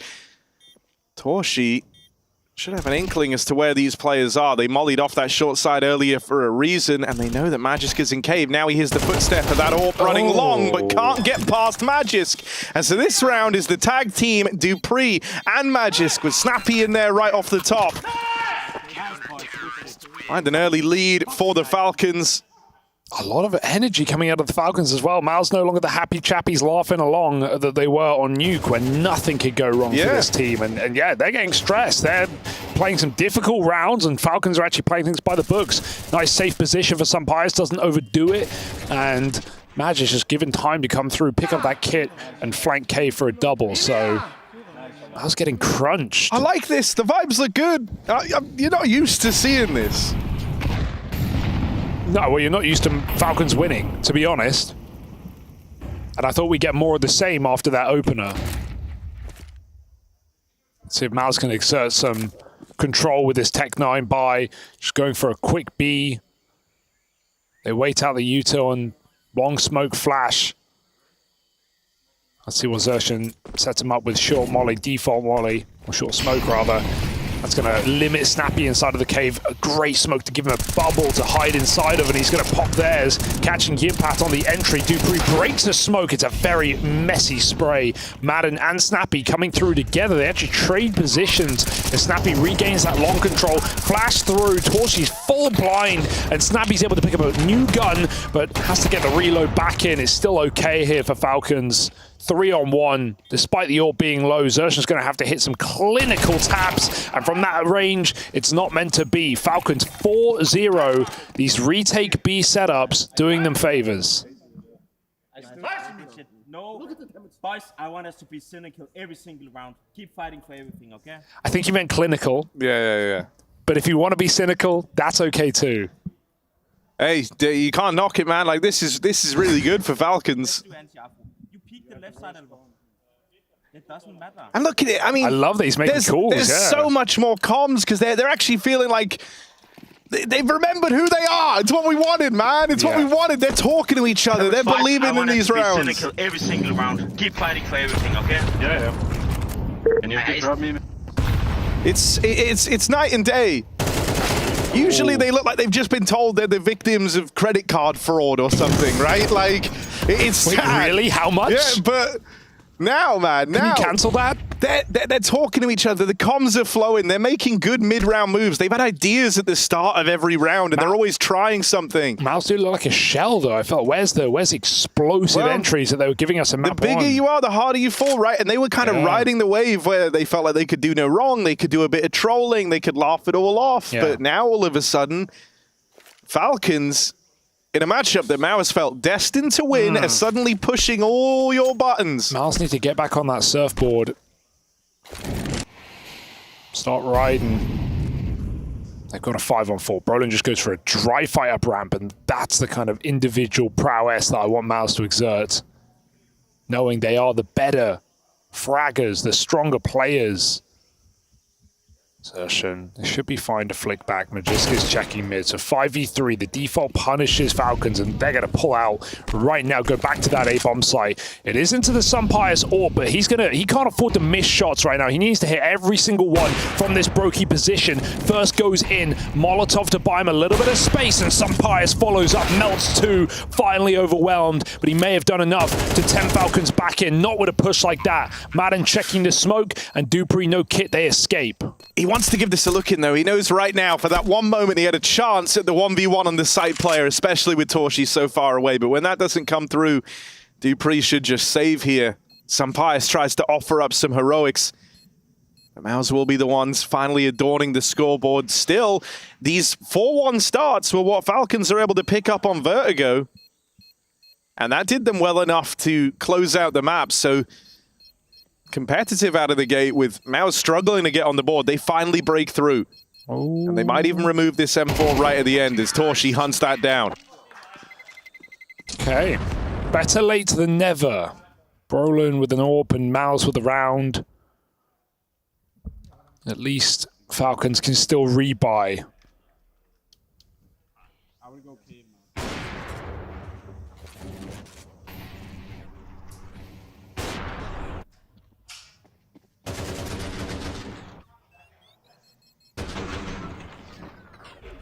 They're coming donut, a lot of them. I'm closer. Falcons take middle, but Mal's burn their util and look to pop it late. Coming from heaven as well. Ooh. Climb up, stalled out, but that smoke is very helpful from Snappy. You can get aggressive with it. Look at the damage done by Falcons to begin this round. And Mal's want to pop mid, but they just can't. They don't have the manpower to do so. Just Exertion smoked back off an elbow. So the plan for Mal's foiled by the aggressive lane setup of Falcons. And they have just so much of the map.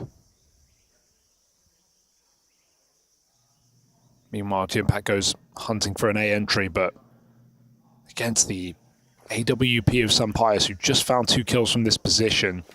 Oh, that's awkward timing. We got to tell Magis to watch out because they are coming from elbow right now. This orb dry looking for the entry as the Danes line them up.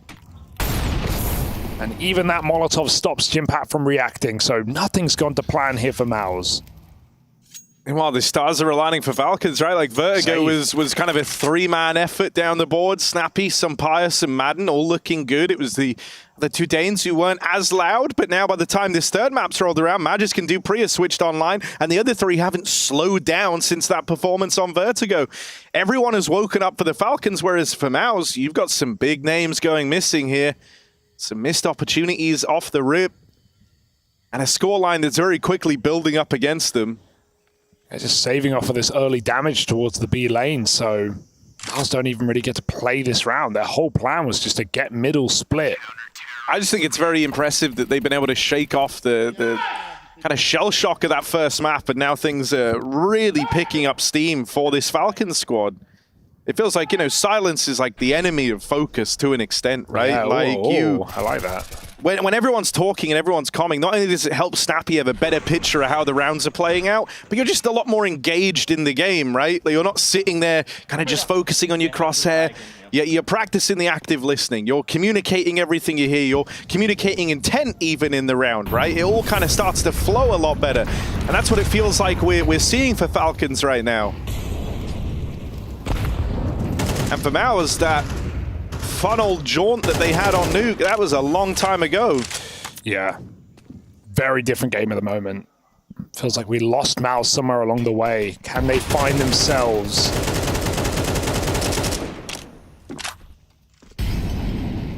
Brolin just trying to find that B entry again.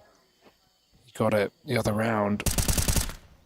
Meanwhile, Maus lay up the util to commit to this execute with a default molly. It's all Madden on long. Couldn't pick his position. Needed to make up his mind there. As he sees the molly coming, he tries to change his angle, and they're going to just get that swing on him. Brolin looks for even more. Nade goes high. And with the long plant, there's no spam to connect for Snappy. That one will. That will tempt Falcons back in. 4v4, Zertion left out of the picture on this late lurk. Everyone else is trapped on this CT side smoke. Snappy, not aware of the heaven wrap, and Exertion milks that for as long as he can, right as the other three get out through CT. 2 quick kills come through though, the AWP and Magisk with that trade, but so much time has ticked off the bomb. They can't give this a look in. That's a nice try. I think Snappy probably calls it off when he dies there. He goes back to check the ramp flank, see if he can just grab a kill, because he's so blocked in cave. And Xertion's mid luck actually comes up for Mouse, gives them exactly what they need. Some nice entry work on B. Madden, that's just very awkward. Like, he was stuck second long. He could have moved at any point, but he only decides to move after he sees the util come in. Too late. I think even this represents a bit of a change, right? During the timeouts in the past, whatever Mouse called them, Zonic was so keen to be vocal, right? Like to try and change what was happening, to try and be involved. He's not said a word here. He had a big old swig of his drink. Because he thinks the way that everything's going right now is fine. There's no changes he wants to see. They've had mid for free. They've won that fight. Snappy's been an effective presence in cave. Sumpai's been tested once on A. He held his own. Nice, boys. Good call, Camille. Good job. Fucking sick. Nice, guys. Good round. Nice fucking lurk, Tori. See if they go back to this B control. Torshi's doing mid flashes with Xertion, so they're going to try and beat this mid fight to the punch. Good shot for Jimpat, but Sumpai's AWP responds. For now, Mao's own middle. Magisk doesn't like what he sees and attempts to get aggressive on that B side. Oh my god, Snappy just going wild. That's a crazy swing to make, and Madden goes too far. 3v2. It's a couple of times now for Madden. And right now, this guy's going to where the picks are. It's finding Dory. Exertion out towards Donut, going to try open up a route in through the back lines. Great position. Almost feels too good to be true. I feel like he's destined to catch Sumpai's moving back into CT here. Even goes as far as B. Xertion probably won't go further than this position. It's already powerful enough. Oh my god, he is sending. They're going to be very paranoid at Donut, yeah. At a certain point, isn't he just back where he started? Kind of, but he's cleared a lot of the map. He's cleared a lot of the map. They're very scared of Donut. Once they've cleared it, they know they kind of have everything. That will even open up their awareness for the A main flank, which is a factor. Mr. Berman's going around on his wild ride again. Somebody stop it. I don't know if this is happening, though. Unless Snappy's going to try Ninja Diffuse. It shouldn't happen. You're right. I would have liked the attempt, but money, money, money. They've got to play the save. The push through the smoke, I mean, it's off the back of Snappy getting a kill, so they're expecting Mao's players to be looking cave in heaven. But the ramp pushes have been pretty common for Falcons in this game already, so Mao's are keeping a keen eye on it. Would have felt better in a more disadvantaged round rather than a 3v2 up.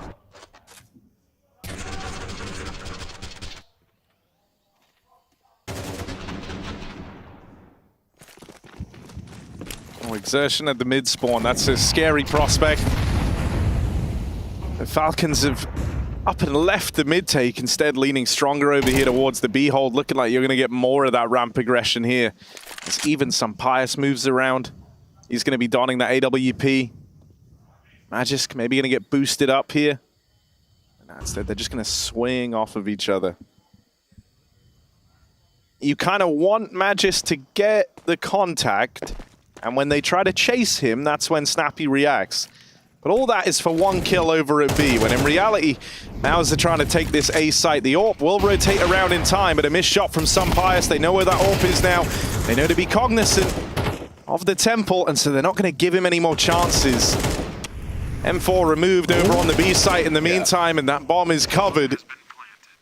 So slowly but surely, Mouse are getting back into the swing of things here. Now 3 straight And a flawless round up against those two saved weapons. The executes out of spawn have been the best rounds for Miles, right? Really decisive hits. We've done one into B, where Madam was long and Snappy was cave, and then they've just done that A pop right there, and Sunpire's fully blinded. Just decides to rotate out after one shot because Falcons get completely locked out of that site.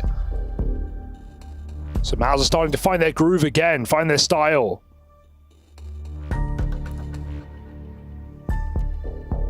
Rather than these slow defaulty rounds where Falcons are regaining information and making good stacks.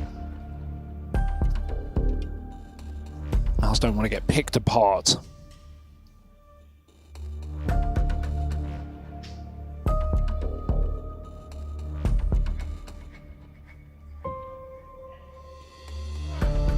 I would love a kit here. There's money for it, but a little oversight for Falcons might not matter. But it always could. I mean, it probably will. Most of the rounds they've won have been retakes. Yeah. Oh, Magis wanted to send mid, so that's why he won't buy it. It's not the end of the world. Brolin takes one with him on B. Madden, he's been getting those trades. He's often been getting put down very low. Shui's made a couple of footsteps here, so Dupree's heard these. He's going to try and get ahead of the util. Doesn't want to get burnt out playing default. Instead, looks to fight for this main control early. Nice. Dupree out on an island right now. Softens up both players. They are very low, our Exertion and Shui. But Exertion's still sending it. Oh, he didn't. Oh, Shadow. Hadn't seen the Shadow. Oh. He's aware. Late lurking through mid out of Torshi. Right now, Shui is fighting alone as Torshi just pulls up in towards Donut. Torshi just has to bait and play the bomb, really. They don't have a kit, Harry. Running into the site, they've got to play with pace, and in doing so, right into that crossfire. Right in to the hold of Shui and Torshi. Staying on the site is so cheeky as well, right? No knowledge for Falcons. A player runs past default and he just shoots the guy throwing nades in the face. Low HP, you have to make a unexpected play. You have to be in an unorthodox position so that you don't get pre-aimed and just body shot. So nicely done by Shui. And Mouse have landed back on their feet. 5-5. Let's go! Let's fucking go!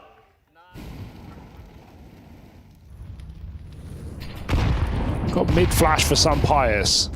Expecting Mouse to take some control here. It might not be wrong. 3 CTs ready to explode on that flash. Only up against the SMGs, this is Mao's and their chance to feel like they stop treading water and actually break into an all-out sprint here. And I mean, with Cyclone in the lifeguard fit, that's what they'll need. Exertion. Ooh. Flashed off of middle, but he's got support from Jimmy P as they mop up the mid play. It's a nice lock-in here for Maus. It's just some Pious left to get past. Armor the Deagle out on the long side, swings on out, but can't quite convert that kill to Torshi, and so the round never gets going. Huge streak for Maus. 6 out of 7 in a row. Oh, sorry, 5 out of 6 in a row. I think Animals is working really well. Get it. Magisk has been very vocal in making calls on the CT side. You can tell. I mean, we've heard, right? He really does influence a lot of the conversation here. Always throwing out suggestions, giving his mind on what's working, what isn't. 3 smokes instantly. Mid cave and down B ramp. Even a lurk smoke in B from Mouse. Torshi on the break. What a pick. Found their answer in middle. It's left Magis on an island, but he's thriving. The 180 back, 2 entries for Magisk. Puts Falcons in pole position in the final round of the half, a 4v3.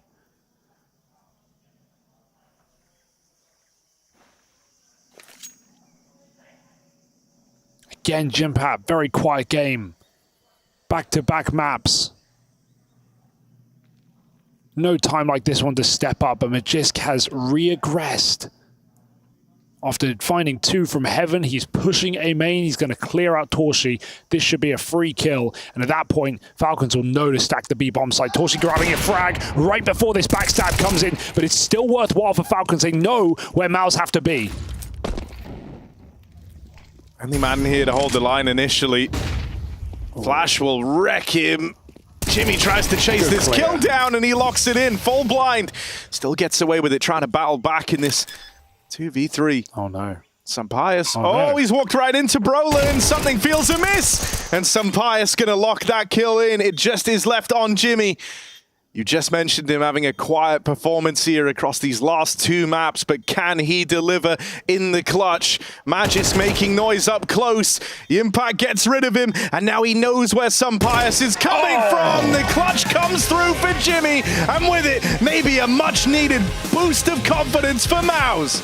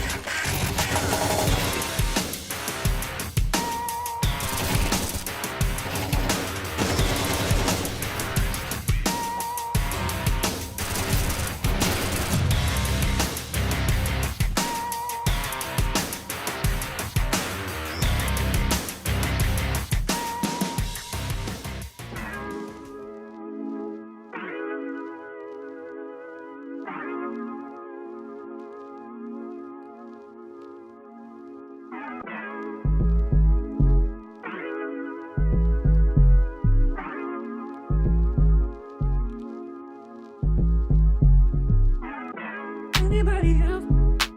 Anybody else but you? Anybody else but you? Anybody else but you? Anybody else but you? Anybody else but you? Anybody else? Anybody else but you? Anybody else but you? Anybody else but you?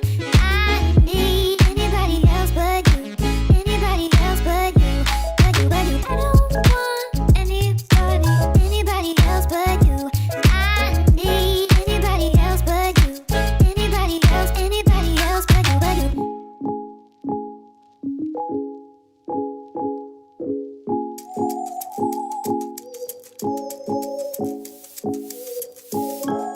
Anybody else but you. Anybody else but you. I need anybody else but you. Anybody else but you. Anybody else but you. Anybody else but you. I need anybody else but you. Anybody else but you. But you, but you. I don't want anybody else but you. I need anybody else but you. Anybody else but you, but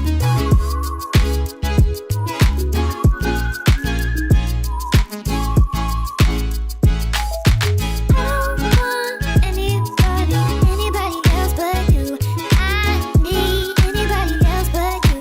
Anybody else but you. But you, but you.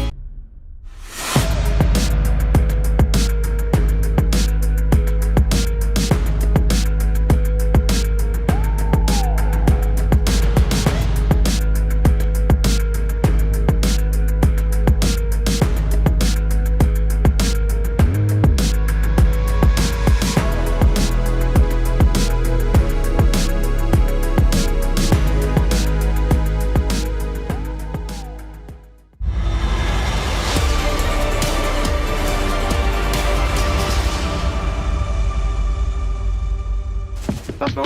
50.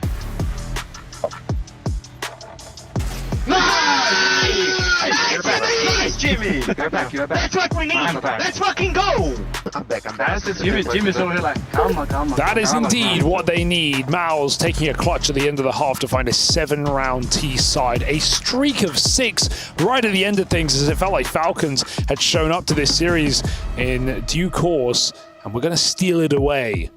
Not today. Mouse look to respond quickly as Falcons swap over to the T side of Ancient. Similar to Vertigo, a map they won, is not one with a great track record. Can that change this afternoon? I do love from those comms, you can tell that the rest of Mouse are aware that Jimmy's been having a rough go at it. So they're really trying to hype him up in that clutch. They want to bring him back into the fold. Fast out through A for Falcons, though, in this pistol, and right into Torshi they go. One quick kill picked up. Oh, and now a bit of smoke spam from Exertion. Oh, God, Dupree, please be all right. Flashed into the spawn. He might be more than all right as he's battling back. Dupree taking heads off. One more man to find, and Dupree makes it look easy. That's a thing of beauty. Teed up by the flashbang. Dupree leaves a mark. Snappy might just get backstabbed here. There's still a world and a way where Mouse can win this round. The bomb timer in their favor. Dupree trying to buy time from CT, has a bit of util, needs to keep his gun out as they enter the site. A quick tap. Dupree's flash has set Sunpius up to clear that bomb. And Torshi's so low. How could he really cover this defuse? It's already half stuck. Does he believe it? Sunpius gets out. Jimpat ducks below, but it's too late for Torshi to win this round. And Falcons find a pistol off the back of Dupree and Sunpius. That flash into CT was a thing of beauty. And Dupree could not have capitalized better.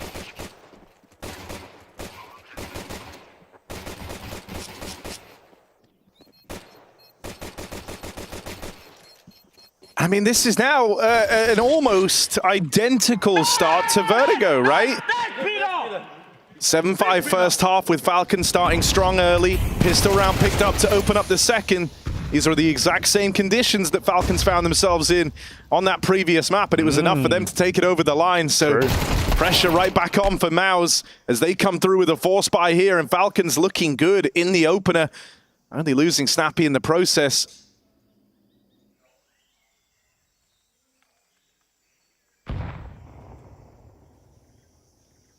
And Falcons just go cold. Wait to see if Mouse get curious and aggressive.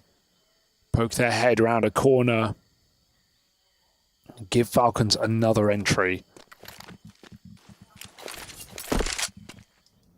Doesn't seem like that will be the case. That smoke blocks Torshi's scout. Plays on the edge. Meanwhile, Falcons are walking towards the B site anyway, so just need to push Torshi off, so I'll get the wrong idea as to where this round is going, and Madden's faking this perfectly, clearing out multiple positions on the B-bomb site, can even hunt down Brolin as well, making it look like a fake, making it look like he's not even here. Oh, but he is chasing down Torshi. Optimistic escape. And now only Jimpat a long way away, and they've even taken the donut. This is Falcons converting on their pistol win.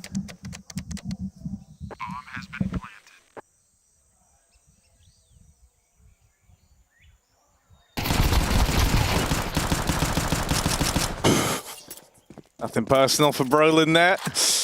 All mates.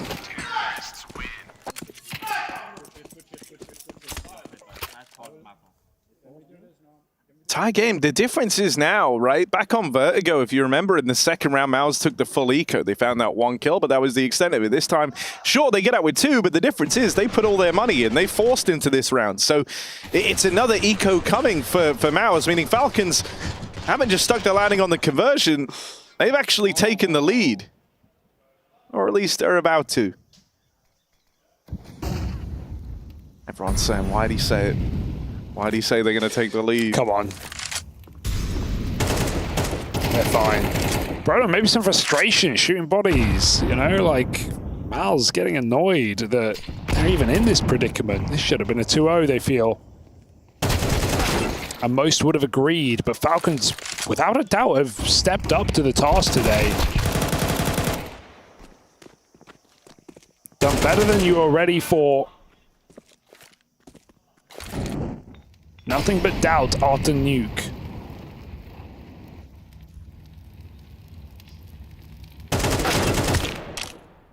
But even if the firepower is there for Mouse, the mentality, the experience, the things that we talk about when we look at these legendary players on Falcons has shown up. They have completely reset and they have taken the lead here in this third map.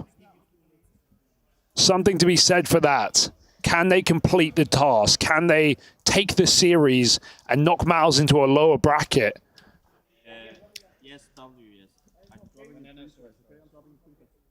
Man, I mean, what a wild start to Cologne this is going to prove to be, if that ends up being the case.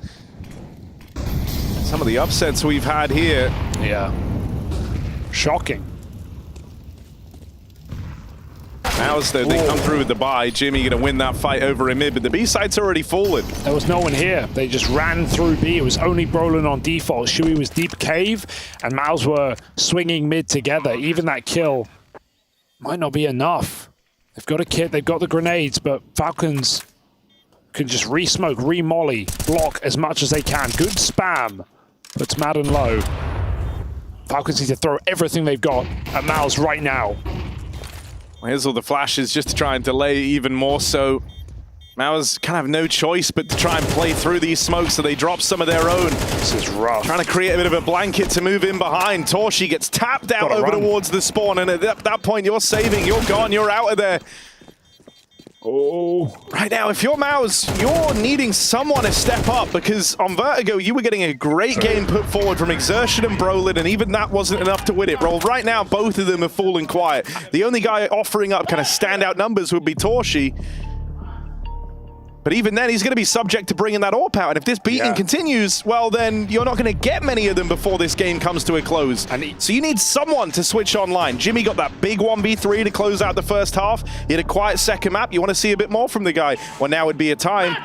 You want to see Exertion getting involved. Him and Brolin having some really big moments on Vertigo, but now silent in the third. Gotta give a lot of credit to Snappy's calling in these two T sides back to back, because I even right there, sending Dupree out mid, and then Snappy just goes for, honestly, a disrespect play, runs up ramp dry, entries Brolin. We saw Brolin on the cam looking pissed, because you've just lost a round from the in-game leader running at you. Falcons get a crucial instant entry, and they just play their util perfectly. Worth noting, even on the exit, 2 players survived from each team. The bomb killed a player each. Madden grabbed the AWP of Torshi and CT. He's given that to Sumpires, so they're even better off. Falcons have got the bank. This is quite a predicament for Mouse. Quite a hole to dig themselves out of. Everything in this map right now is screaming that Falcons are the favorites, that they should be closing on this scoreline. And so, like you're talking about, these individuals needing to show us the moments that made Mouse money, the moment that made these guys one of the best teams in the world.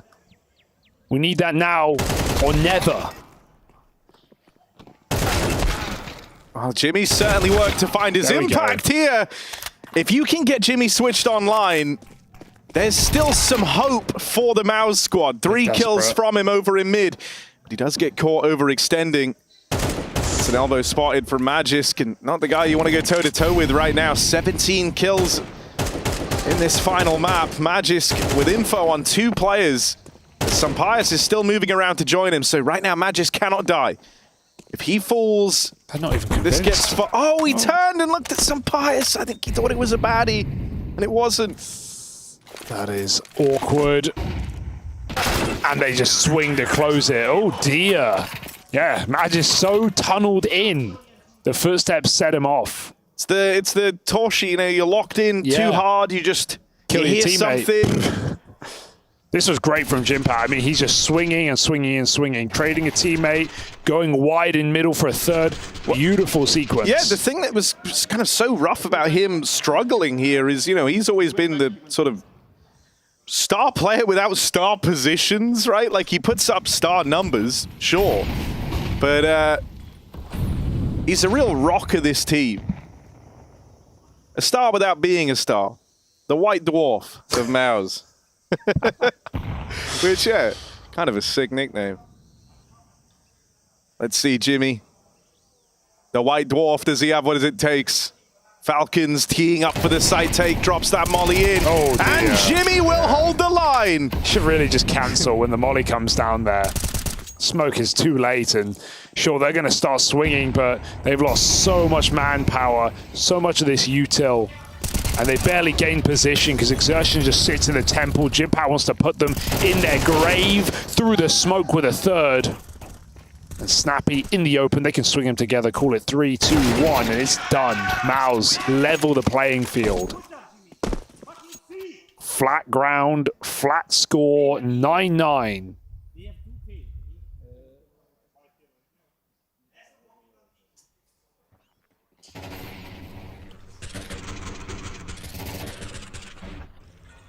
Surprised to see Falcons commit through the molly. Can't fire. Fire. Fucking see. All right. Right as we were saying, Falcons are in full control of this game. Everything turns upside down. Madden buys a hero AK in this eco. He's dinked already. Still want to try put it to use, and that he will with an entry kill. Snappy follows up inside of the cave, and Torshi is pushed to the back lines. This is suddenly out of nowhere. Falcons with a B bomb site. Can they make that bomb cross? They throw it along. Xerxon trying to spray. Oh, very close to the kill, but he's scared of a re-aggress in the cave. Instead, it's Xerxon forcing fights. 3v2. Toshi hasn't moved a muscle. He's waiting for a swing out from long. And so right now, it's just a push out through cave. Jimmy spots that last man. They know where Magisk is, but he's armed with an AK. Topping the charts right now. Toshi had to get that trade, and he does. Skin of his teeth moment, but that's the lead taken for Mouse. As far as a lost round, that's kind of best case scenario for Falcons. Come into it with 1 AK and a bunch of pistols. They get 4 kills and a plant. They're still going to be able to buy and compete for this game before it's too far gone. But what it could have been. A tightrope walk at 10-9. 1 foot wrong. And it's all over.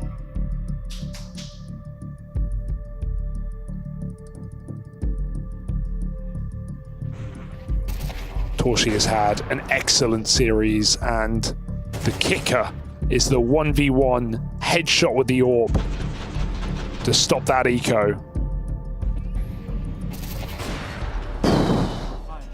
Beautiful shot. No. Nice. Roller coaster game right now. Every twist and turn imaginable. Oh! And those are the sort of, Mao's BS moments that were lacking in the game so far. Exertion with some smoke spam.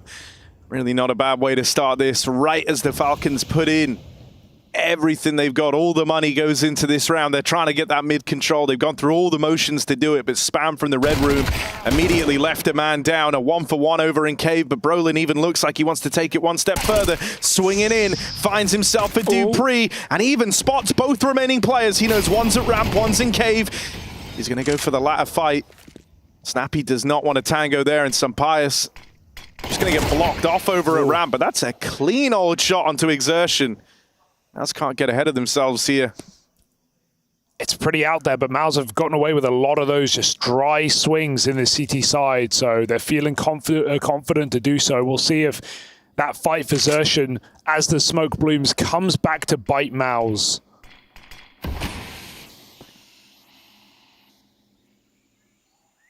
As they infest this B-bomb site, Falcons creep around the edge of the smoke. Boost is nice. If Mouse are re-aggressing here, this could go very wrong. Not ready for that angle, are you? But one more player in the same position. Brolin in the smoke. And Snappy's gone, leaving Sampaius to finish what he started. 20 seconds. And the crossfire established, trying to bait the orb shot out. It's a good read from Sampaius, but Torshi doesn't bite until the right time. 11-9. No plant. Falcons bottomed out.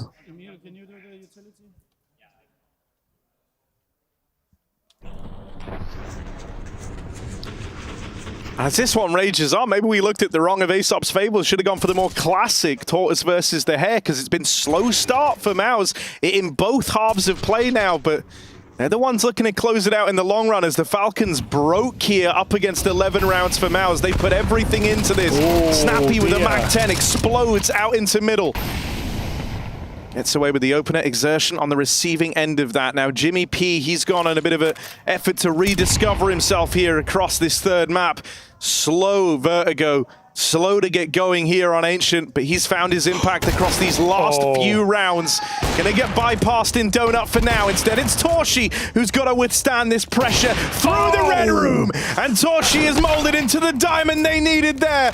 On for the ace right now. One more to find. And it just sails past Magisk, but now Shui is here, the captain, alongside and ready to trade. Torshi has thrown down the gauntlet, denying that pressure through the red room, offering up 4 kills to lock in match and series point for Maus. Oh my god, Torshi the Titan right now on this series. He has come up with so many clutch moments, literally, and 4 kills to shut down the 3v5 on the eco for Falcons.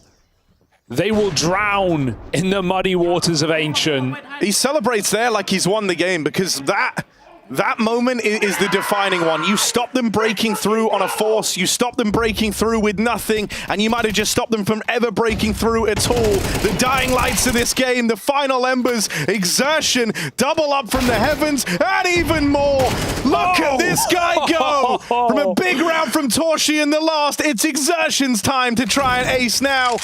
As the individuals from Maus who once fell silent roar to life down the stretch in this series.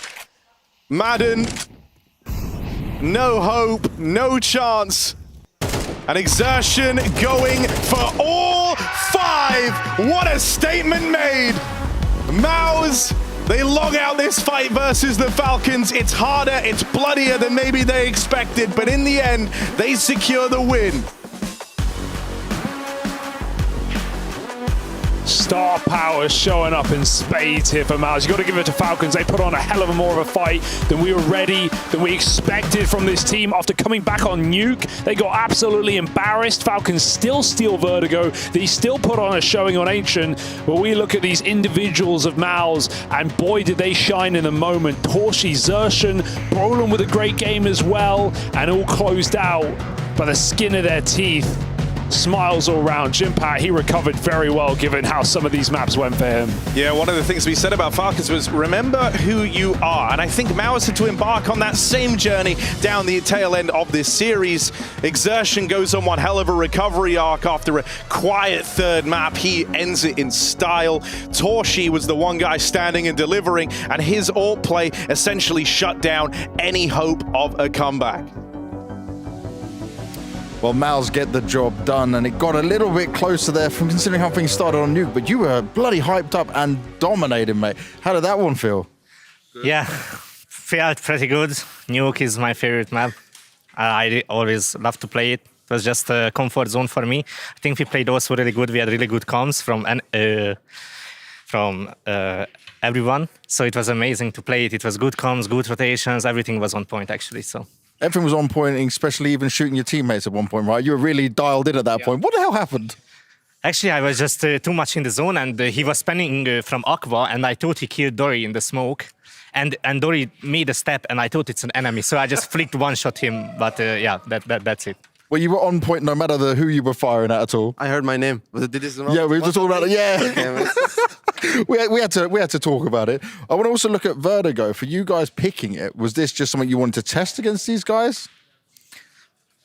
No, I don't want to say too much about it, to be honest. You not a fan? No, I'm a fan of Vertigo, but we will see it maybe more in the upcoming matches. Okay, I like it. I like what we're planning here. But this is a good start for you guys. You feel like it was enough of you to be confident of what you've done at boot camp and what you've had so far? Yeah, I think we had a great preparation and I think we are ready to take the next step here. So, yeah, I'm just excited and I really hope we can make it to the arena tomorrow and then play again. For me, it's the second time to play in the stage. Yeah, I'm just looking forward and it's just step by step, you know. Step by step, that's what it's all about. Freya, we'll go back to you. Yeah, Mao's clipping the wings of Falcons are now just one win away from making it inside the arena at the Intel Extreme Masters Cologne 2024. That will come down to a game versus Complexity, which will be going down tomorrow, but not before we dissect every moment of this Ancient, because man, what a way for Mao's to be ending this one out, Yanko. The way we saw them, you know, just regaining some energy, really powering up into the dying stages of that CT side. It was the Mao's that we know and love at the tail end. Yeah, definitely, and it was a mouse that has grown over the last, 6 months or so. That has enabled them to really come back in the end on H. They were down 9-7, ending up winning 6 rounds in a row on CT side, a couple of close clutches, tough rounds, individuals stepping up, guys like Torji and Exertion, and I think they've shown us why they're considered one of the best teams in the world. Absolutely. I think a couple of individuals coming back to life made the difference. Even Jimpat, to an extent, second map non-existent, but he clutches the 1v2 last round of the first half, and it put him on a better track, because it was part of the goal, part of the plan for Falcons was to abuse the A side. They tried to find Jimpat a couple times. He had a triple kill, he had a double kill from Donut as well, so he kind of shut the door on them. He forced them away from that position, and this is where Torji really used that opportunity. He had the anti-window rush, the 4K with the AWP, few moments on the B side as well where he had the right positioning, so good for Mouse to get the blood going and needed in a series like that. Do you think Falcons got ahead of themselves at kind of the tail end of that second half? Because obviously they win the pistol, they convert, then 3 rounds off the back of it. Do you feel like they were looking at the finish line a little bit too quickly?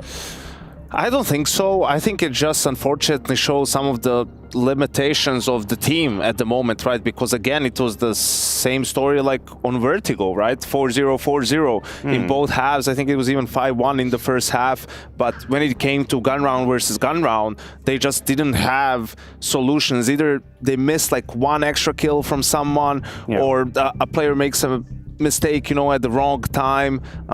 Props to Mouse as well, their guys stepping up. So yeah, they just couldn't get anything going on their T side outside of the early start. There's one aspect of their gameplay that doesn't sit right with me.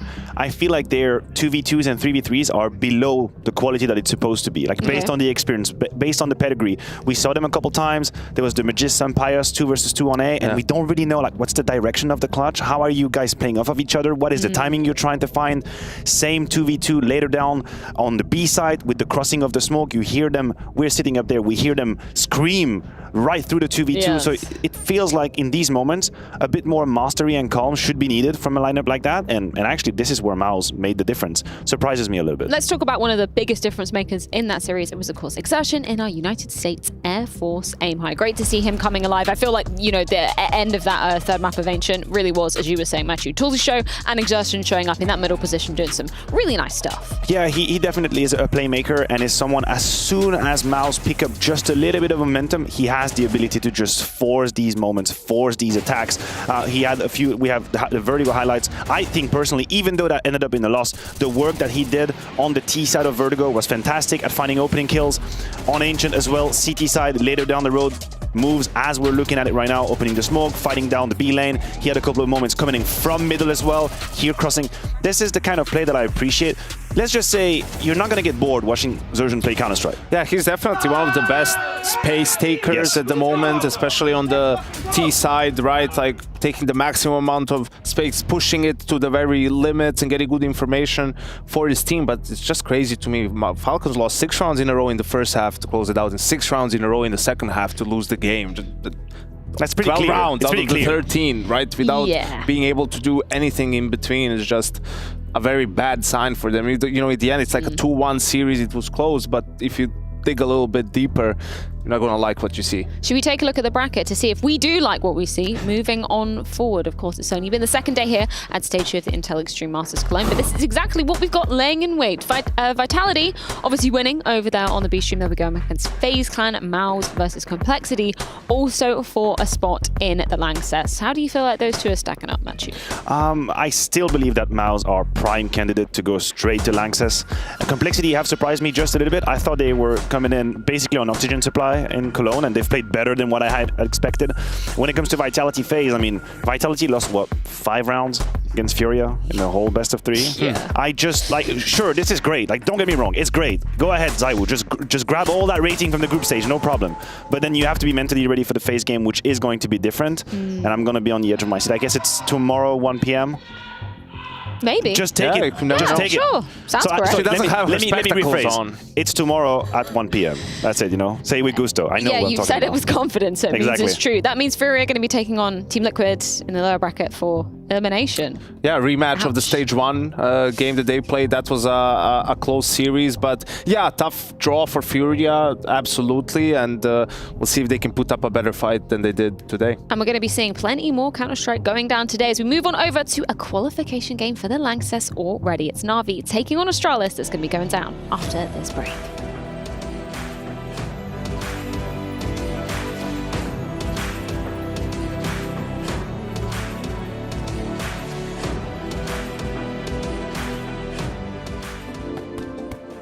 Hi, it's Bob with Faceit. Did you know you can customize your live stream experience on Faceit Watch? Yup, that's right. With the POV selector, you can choose up to 4 different perspectives, from the broadcast feed to your favorite player's view. So if you miss a kill, it's on you. No more T-Tours in chat. But wait, there's more. We've got a You Watch, You Win situation in here. Watch IEM Cologne while having the chance to get skins and Faceit points. Woo, look at this one. Change the channel and control how you watch.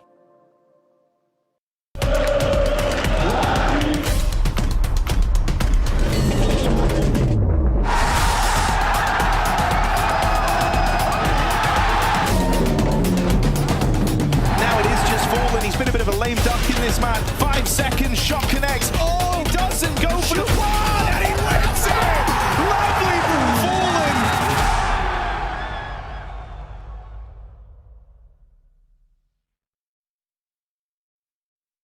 How is it for you coming to Cologne and maybe thinking ahead to what could be? Like, is it already in your minds, being the fact that you guys are the #1 team in the world, of like, we have a chance of taking this trophy?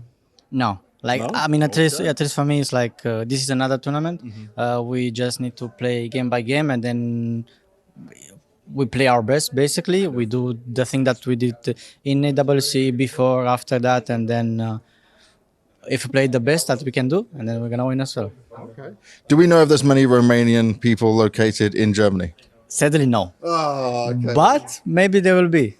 I'm always trying to look, because you brought them to London. There was a lot of them, right? So we're trying to see how many Romanian cheering groups we can get in each area. But you get a lot of support from back home, right? Is it nice? It's very nice. I mean, I bet that there's going to be not a lot of Romanians, but you will see some flags in the crowd for sure. So I hope we will not disappoint them. We're going to make it to the stage, and then maybe, who knows, maybe we're going to win.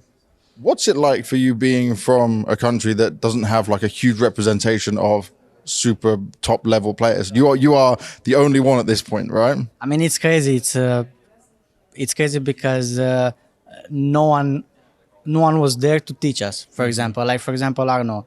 I can go. Maybe every country has like a player that went to coach, to analyst or stuff, and then they can teach at least some things. But we had no one to teach us. We had to go from the beginning, and then as you can see, it's for now probably it's only me and some for Tier 2 like Modo, Regali at some point it was, Sound and so on. But it was hard because even though you are trying hard, then someone else come to some details that they know better than you, and then they fuck you, basically. I like the honesty. Then you think, how the fuck we are losing, and then you're losing over and over, and it's kind of hard. Is there more talent within the Romanian scene than maybe we know? Is there some players you've seen or some names you know of that were like, okay, they could actually be good? I mean, there are a lot of Romanians who went international, like after me, which is very good in my opinion. Yeah. Like, for example, Modo from OG, I think he's playing very good. I'm playing Faceit every time with him. Nice. And I think he's doing good. He's an upcoming talent, let's say. Other than that, I think we have also Sound, who is playing for 9. Yes, long time we've seen Sound though, right? Yes, yeah. And also Xelo, who's been in the scene for longer than me, even if he was playing from whenever he was 16, I think. He was very good. I think he got unlucky with some lineups. And after that, he went back to Nexus, and then it's a bit of a mess. But I think if he's gonna like keep the work, I think he's gonna go again into Tier 2, maybe Tier 1, who knows. ESL presents Intel Extreme Masters in partnership with Intel, Acer Predator, DHL, Qiddiya, Monster Energy, the United States Air Force, 1xBet, White Market, Logitech G, and Noor.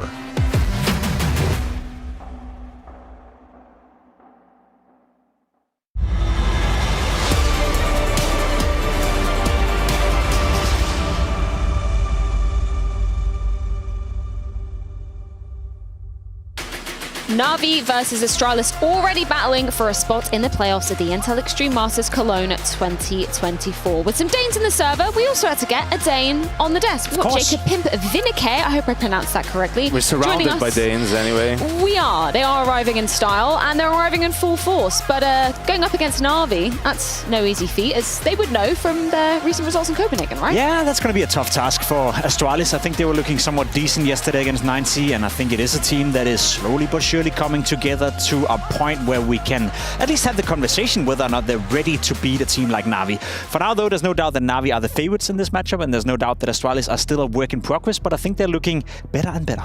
Yeah, absolutely. The two South American slayers, right, took care of business yesterday against 9Z and against Pain. But yeah, we also heard Raga talk about, the end of last season, including the spring final where they met Na'Vi. They were running out of gas because they played pretty much everything to move up in the ranking, so they could get just the straight invite for events like IEM Cologne, and it worked out. But from that point on, it gave them some time to refresh their playbook and work on some things. And this game we're seeing on screen right here, I know it's a 2-0 for Na'Vi, and Dust 2 wasn't necessarily that close, but 13-11, 13-9, it wasn't an abysmal performance coming out of Astralis. They were still able to push Na'Vi a little bit, and let's not forget that Na'Vi went to the final and furthermore won the Esports World Cup as well. So we are looking at a Na'Vi right now that are the best team in the world, at least on paper, at least as per according to the rankings, and Astralis already, quite early on were able to push them. I feel like Ime is taking Brat Girl Summer very literally. He's had a glow up over the player break, and the stats don't lie, do they, Jacob?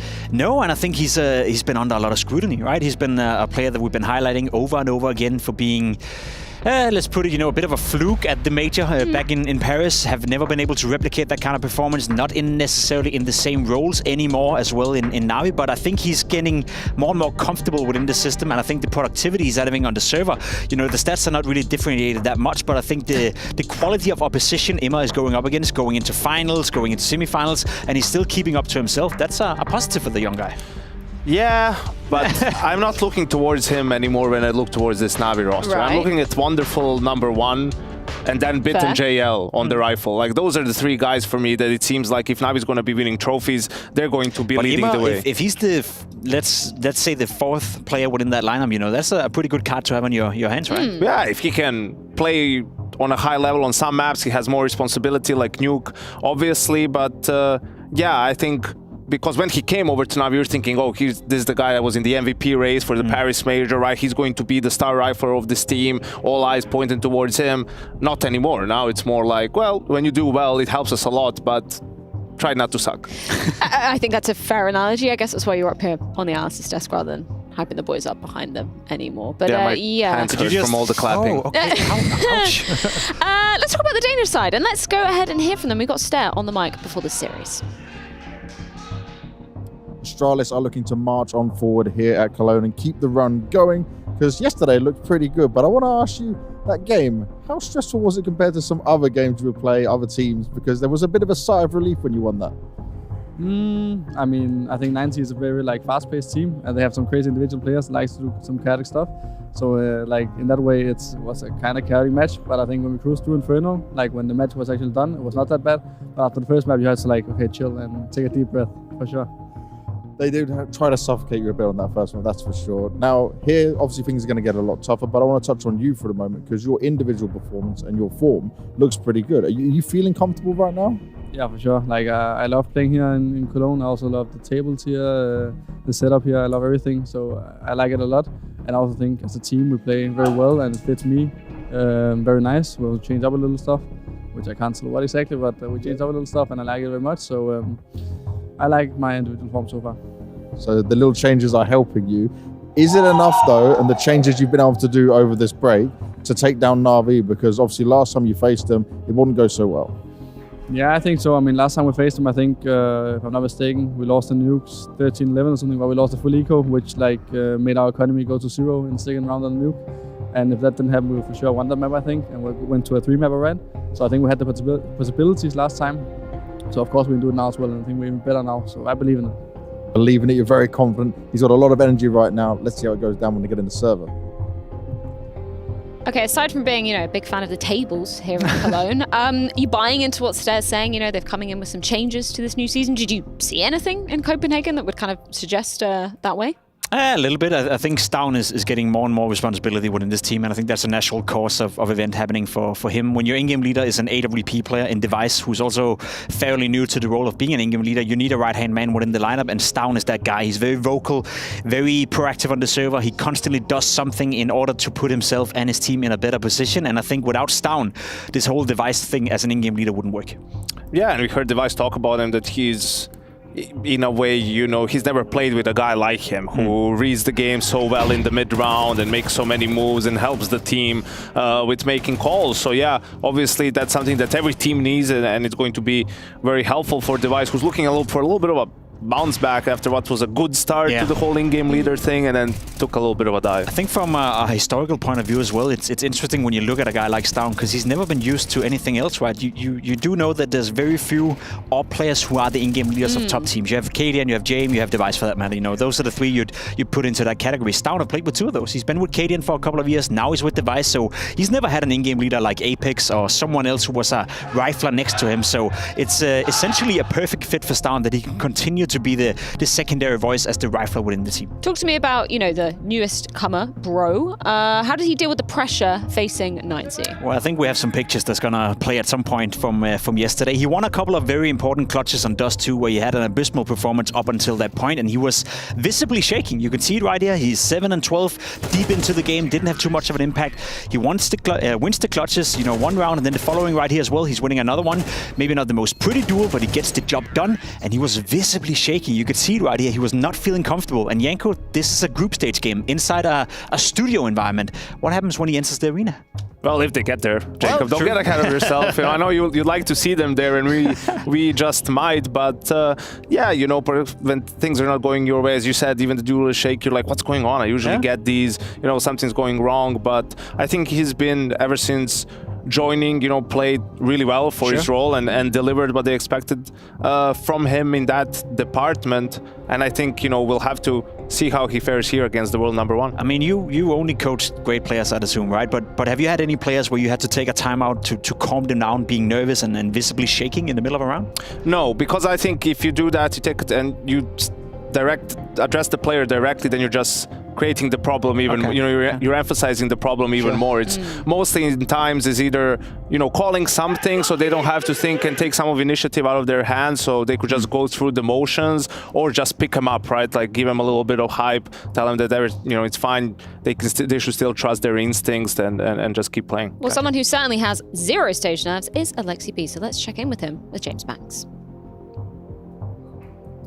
Na'Vi are looking to go on through to the playoffs with no problems at all. And Alexi, I want to say yesterday was a clean win for you guys, but was it up to the standard and what you expected?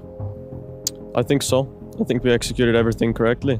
I mean, obviously winning like a small buy, like a half buy on the Anubis T side, I just think it instantly flipped the switch. And after that, I think we were completely dominating the whole series. Now, there were some big upsets that took place yesterday, right? What do you think of that? I mean, that's interesting, and it also adds value to this game we're going to play next, because the loser is going to play against G2 or Spirit.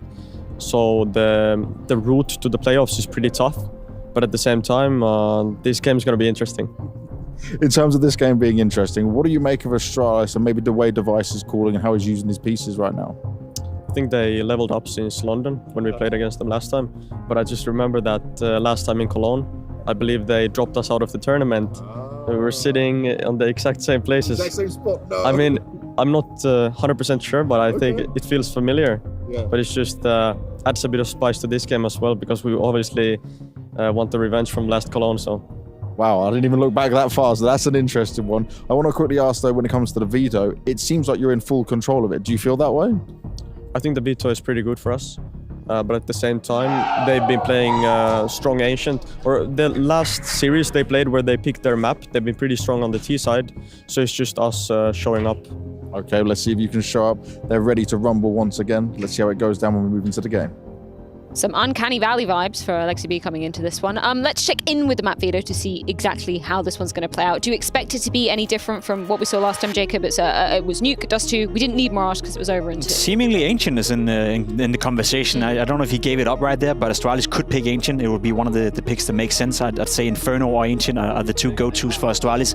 No Anubis, no Vertigo, no big surprise. Neither of the two teams are playing those maps at the moment. So Astralis picking Ancient, Na'Vi, Dust 2, Mirage. I think they can go a lot of different ways. I think Mirage, you know, they're the world's best team on the map, just dominant. Really, T-sides have been incredible. I think they're at a stage now whenever it's open, they will pick it as long as it's available for them. And then Decider, Astralis themselves gets rid of Nuke. I thought maybe it could go to Nuke, so... Dust 2, yeah. I think that'll be an even playing ground for... Interesting to see them veto Nuke over Dust 2.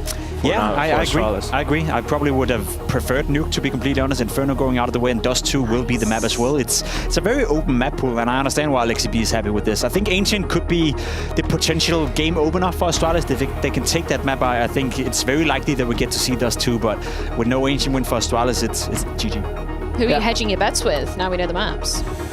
Oof, I think I'll still go with Na'Vi. Their T-side is the best in the world, and that's going to be the name of the game. Can Astralis come up with a good enough game plan and execute it to counter Na'Vi's default? Na'Vi is so good at playing default, punishing their opponents, all of that stuff, and yeah, we'll have to see what happens. I believe in Na'Vi as well, but I think we have to see all 3 maps before that will conclude. And that's exactly what we want to be seeing going down, particularly because this is a qualification game for the arena here at the Intel Extreme Masters Cologne 2024. Ancient, Mirage, Dust 2 if we do so need it, and we've got Harry and Hugo on the mics. Yeah, wow, what a matchup here. Na'Vi getting ready to take on Astralis. And as highlighted there, the winner of this progressing into the playoffs, the loser dropping down to face the winner of G2 and Spirit. Yeah, terrifying prospect, terrifying, team to play either way you slice it. So Alexi B putting some pressure on themselves to win this game, to just avoid the difficult routes, get a quick ticket to the Lanxess here in Cologne, and continue that domination arc that Na'Vi have been on. They have certainly taken some names recently and some trophies to boot. Let's see if they can drop Astralis here, or if the Danes are up for the task after a quick bish bash bosh yesterday. Both these teams taking down South American rosters to get themselves into this winner bracket match.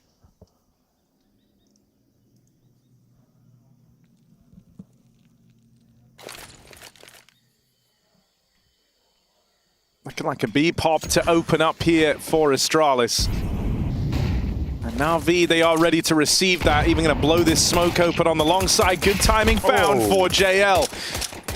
Striking while the iron's hot here. Astralis don't even get up the ramp before they've lost 2. Big backstab on the cards for Bit as well, as he's gone all the way through T-spawn. And Device right now is waiting with nades out. Not ready for this. My God. Not needed either. JL, monstrous pistol round to open up. Yeah, just playing retake setup on B. Perfect setup. Have the nade for the smoke down, and just catching 2 players crossing into the site before the bomb's even planted is more than you bargained for JL. He'll close with 3 pistol kills, and Na'Vi taking a pistol round. Reassuring look. If you're just going off of the numbers, maybe you're going to be a little bit worried. Oh, Na'Vi on Ancient. Recent results, they've not looked too good. But then keep in mind the teams that they've been playing, falling to Spirit twice over, falling to G2 in an overtime affair. Historically, Na'Vi have had no problem on this map.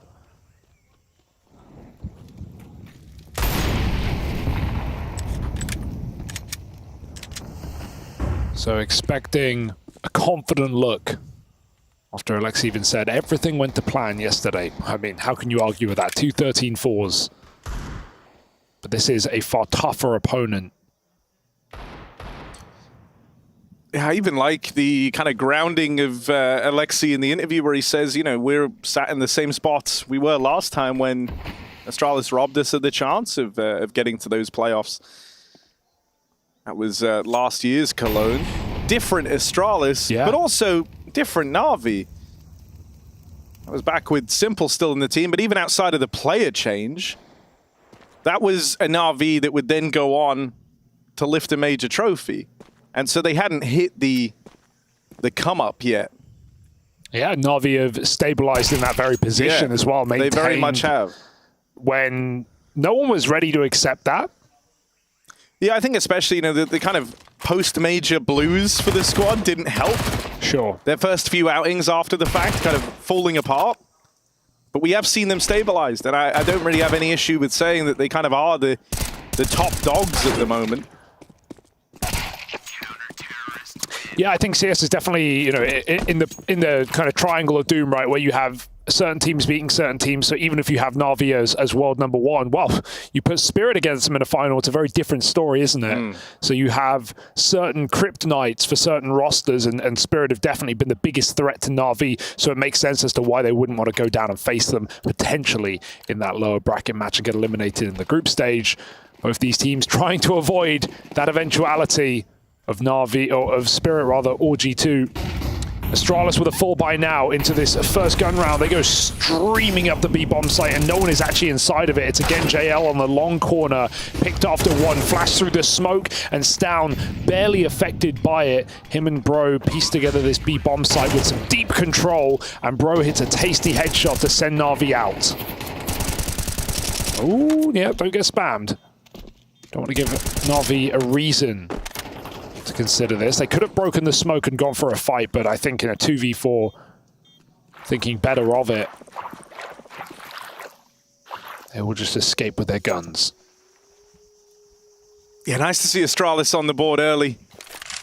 Come out with the weapons, quick little B-pop, and they get past JL, the man who caused them so many problems in the pistol. With those upsets from day one, this is, you know, you're essentially getting back-to-back playoff matches in the lower stage of the, like the elimination stage of Group A. G2 Spirit to open, and then the winner of that going on to face the loser of this. Those are the sort of games you would expect to see in playoffs, not for elimination, not for the remaining one spot that's there to get picked up. And so there's a lot of gravitas around this. It's sometimes the case where, you know, you feel like, oh, well, we still have a chance to get through, but the loser of this one is taking the hardest possible path to try and run into those playoffs, and that was something that Alexi really tried to echo in the interviews. So both teams going to be giving 200% today. So that's why it's nice to see Astralis offering up resistance straight away. This round, they go and take this mid control. Decisive util for Stare, just blocking anyone from getting aggressive in middle, and Na'Vi never wanted to anyway. They were only spotting red. Oh my god, this flank comes out of nowhere. Bit just running A main, shoots him in the back of the head, and equalizes in a 3-on-3. That will still give Astralis some room, and they react very quickly with a nice call to scale B ramp yet again. Clearly this is already a bit of a gap in the Na'Vi defense, as Astralis have had little resistance getting into this B bomb site. Flash on the ramp is perfect, and Alexi feasts, setting Na'Vi up for a quick retake up ramp. It's Device and Stown, two of the big brains for Astralis left up in this clutch. Stown's responsible for the short side. Device has got to watch ramp. He's got to deal with both, and they walk right into him. Stown wins his fight.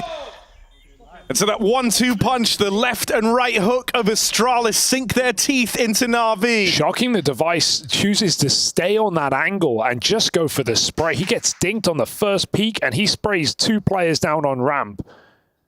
My oh my. Wouldn't do that online, but Device here, more than experienced, more than capable, and up for the task here in this 2v3 to close down the post plant. You wouldn't want 2 other players in that position. That's going to bring some heat for Astralis here as they put Na'Vi on pistols. Floating around the back hallways of the map.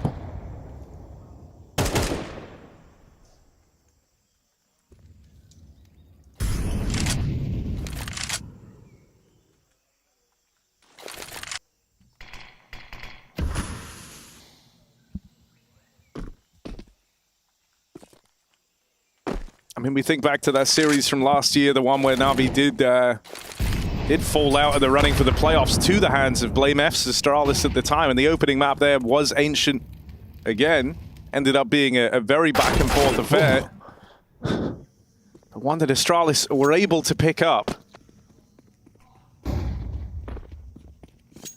Mirage is the second, always feels like a safe bet for Na'Vi. Yeah. Desk highlighted that as well, right? With the streak and the success that Na'Vi have had, I think it's safe to say that whenever they get the chance, they're going to play their home map. Yeah, until it's proved that anyone can beat them, but with a 10-win streak, right now the proof is not in the pudding, Harry.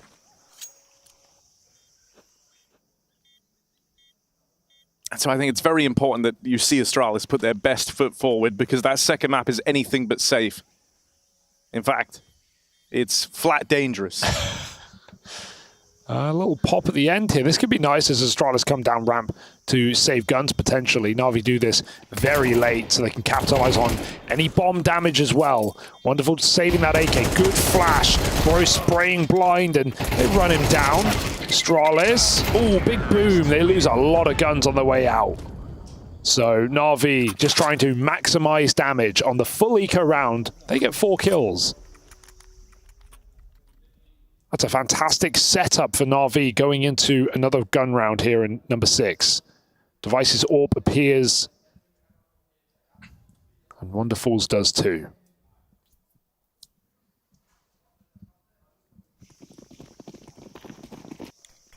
Want to see what look we get from Wonderful, right? Very, yeah. Supportive AWP on the CT side. Yeah. Not always going to be a game changer. Not always going to be at the front line, but far more efficient on CT than on those T halves. I think that molly misses for Alexi. JL picked walking on ramp, and Stown as well cannot escape Ema in red. Astralis slow down. They still have the mid control. I mean, someone who I think for Na'Vi has already been trying to really exert some pressure over this game is Bit.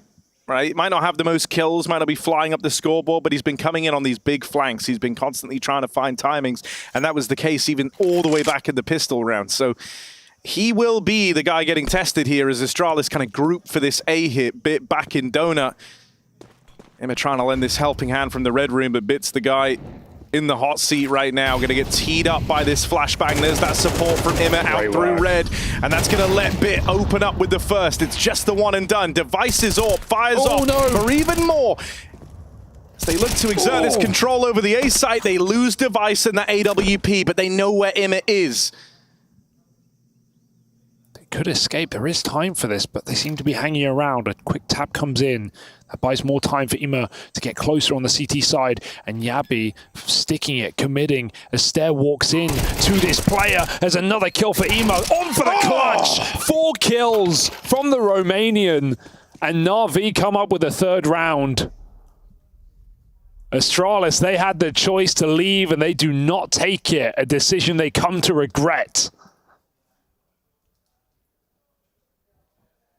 There's certainly something to be said, you know, the uptick that we've been getting out of him, how it feels like he's gotten a lot more comfortable with his place in the team. You saw a real kind of slump in the midpoint of the year. There were a good few raised eyebrows on the back of that after the major win for Na'Vi. Felt first for the chopping block. Yeah, but I think he's really trying to work to kind of re-solidify his spot in this squad, and he's been doing a good job of that. Nice! Nice, boys! That was good! Because it's fucking important right now, okay? Tech Nice charging out middle, denied as Na'Vi actually put some stake in this mid control. 3 players starting strong here. Astralis realized the gap very efficiently. They're good at reacting to the info when they get it and take some quick A main space. Molly in deep will allow a plant. He needs to get it down quick though before this util fades. Stown has the option for that wide stick, but as he delays the plant, the CT smoke loses time and Stown can no longer go for it. They're looking to play for fights. 3v5, Astralis. They had a window, but now it's very much closed. Can they smash the glass?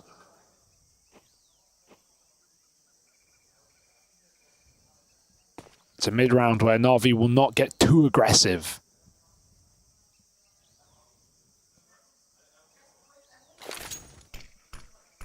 ballsy stick. I don't think he's going to be allowed that. Stair's got the cover. So they at least get out with the bomb plant here, but Stown and Stair, their work is just beginning. Stair, clean old tap onto JL back at the spawn, and Stown still fighting, left out on an island there. It's all eyes on Stair, gonna have to do it. Tapping with the AK, and Wonderful finds him, bearing down on that angle. The AWP, hard to get past for Stair. So clinical there for Na'Vi, though. The way they line up, the way they time that all together. The flash assists on this A site have been miraculous, even in the previous round as well. Alexi setting him up from spawn, just lobbing him over as Na'Vi swing into blind player after blind player. Slow and steady on that retake. Astralis is just happy to have the plant, but it won't afford much other than deagles.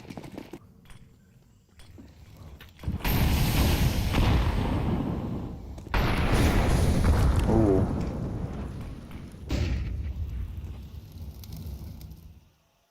They know where JL's been. Get those deagles. No need to take that fight.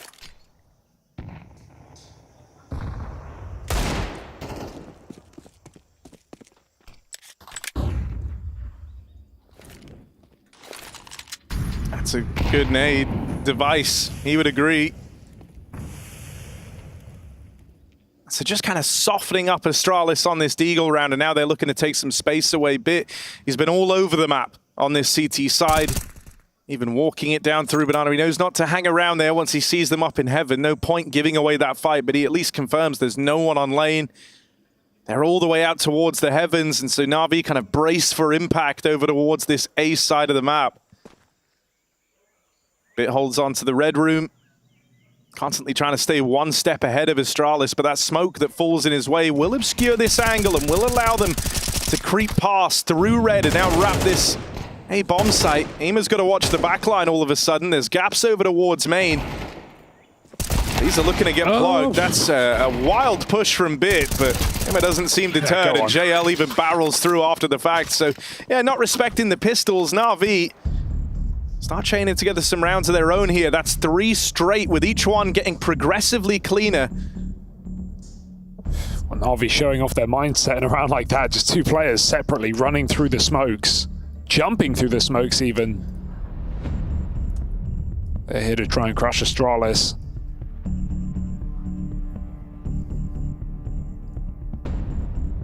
Do what they did back in London.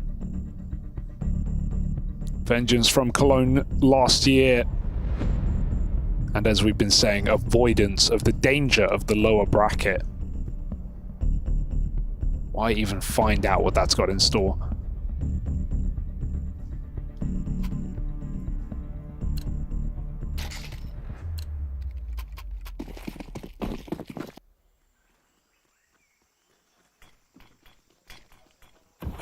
Pre-smoke on middle, Molotov. Gives Stair more room to throw grenades and just get his spawn out.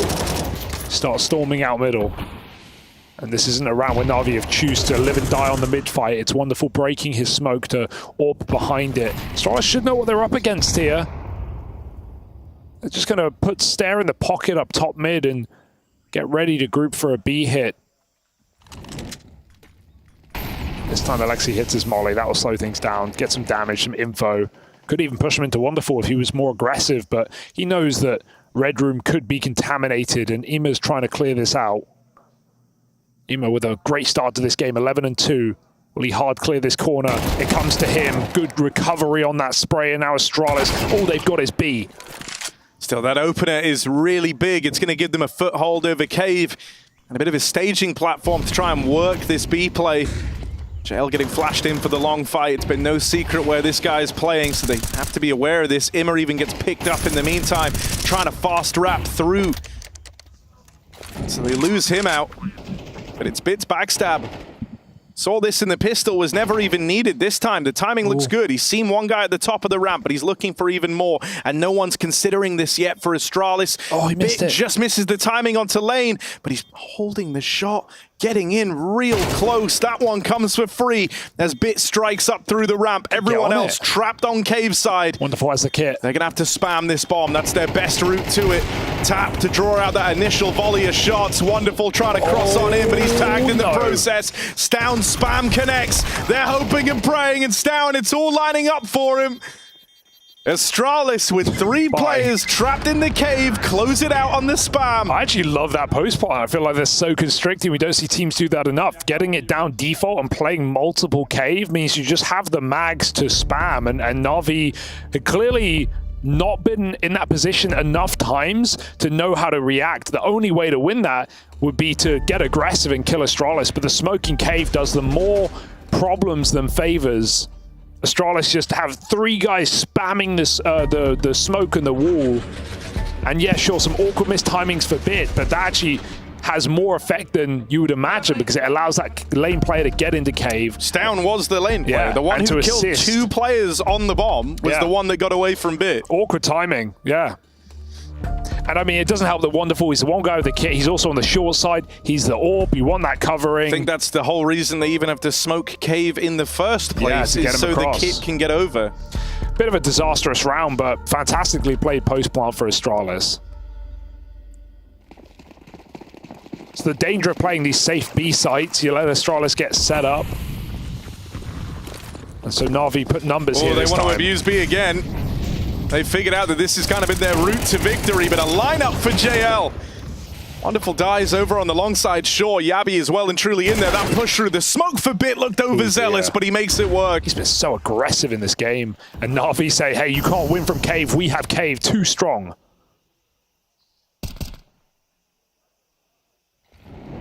Cave too strong, says JL, the caveman, as he locks down that position. Stare in with the backstab, but it's just the one and done. The B hold stands the test of time. Astralis trying to set a bit of a precedent there. Toy with the Na'Vi CT setup, running down back-to-back B plays. Only this time Na'Vi are braced and ready. Just a very well put call by Alexi B to read the B rush there. 3 starting B for the first time, and JL with a crossfire on default escapes after he uses all his ammo, and Bit, a very risky move, but he's been getting away with all sorts of cheekiness in this CT side already, so we'll allow it. Na'Vi do it again. They take mid as well, trying to exert a lot more pressure on this map. They won't live and die by middle. Bit goes back to spotting.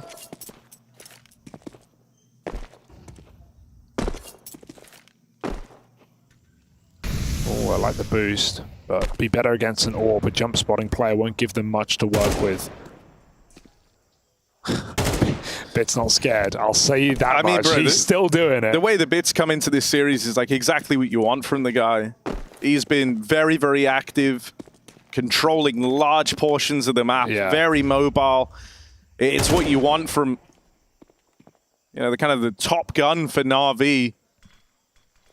And so even though in like terms of the kill department, you're not looking at anything spectacular, but the sort of pressure he's been applying and the info he's been getting has been paramount for the Na'Vi squad. Been the most dependable player of Na'Vi as of late. MVP at EWC. Showing some incredible face recently. Even tries to block that smoke, but the molly will slow Astralis down, giving time for JL to begin his rotation. It'll be needed here. All 5 of Astralis coming to this A split. They just have to run through the smoke, and a great position from Bit and Ema as they play right in front of the block. Astralis just get stopped.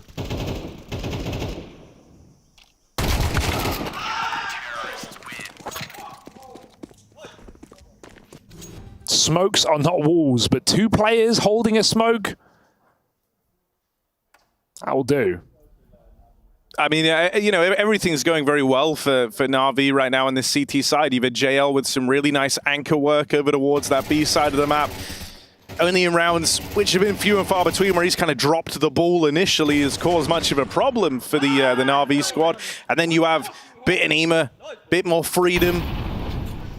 They're kind of making these moves over towards middle and the A site. Very active, very annoying if you're Astralis to deal with that duo. Oh, careful.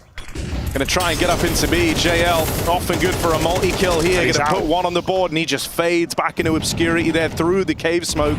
Stare with good timing. Shaw gonna get this backstab on Bit. Counts. Got a gun, got the sight, but again, cave denied by Na'Vi. So Astralis can only play for long and ramp, and the latter of which is being flanked. Yeah, this time it's Ima in with the backstab. JL continues to be a force of nature over in the cave, and that leaves it all on Device. Gonna have to win this first on a wonderful. Tech-9 in hand, bomb ticking away, but JL on the line. Great anchor work over towards B, and that allows a strong CT side put forward from this Na'Vi squad.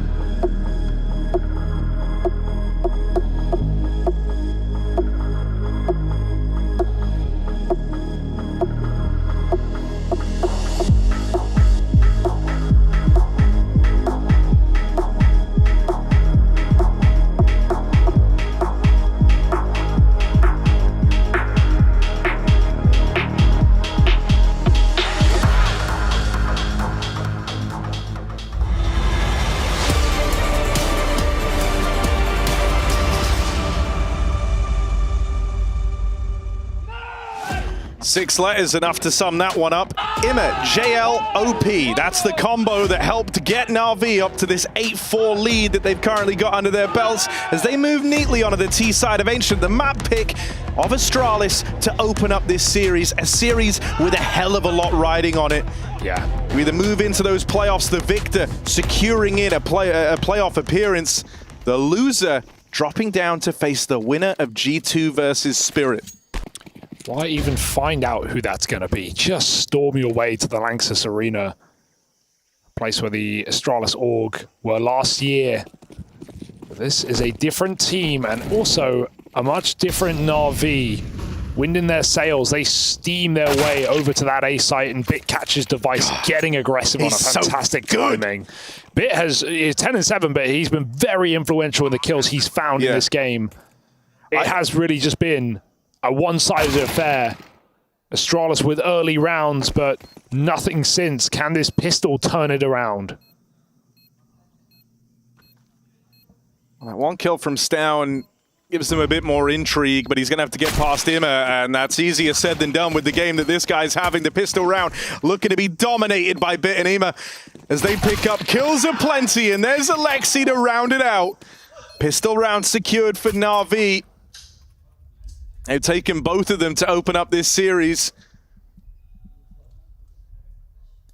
The system that Blade and Alexi put together is just beautiful when it works. When the players are on, it's incredible. The fact that we can talk about Na'Vi as highly as we do without even really having like a dominant AWP presence like so many top teams require to win games like this. Wonderful's 4-8. He's frankly been irrelevant in this game when it comes to fragging. So just speaks to the rifle power and the positions that Na'Vi have been playing. And I think even, you touch upon the kind of Blade and Alexi duo. We were talking about this in the break even, how like when you think back to around the major time for Na'Vi, when you were looking... Hang on a second.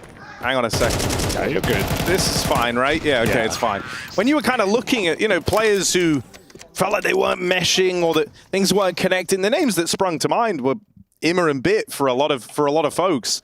And mate, they're the two in this game that have been doing everything for Na'Vi, and Bit's become a tremendously impactful and consistent voice within the team.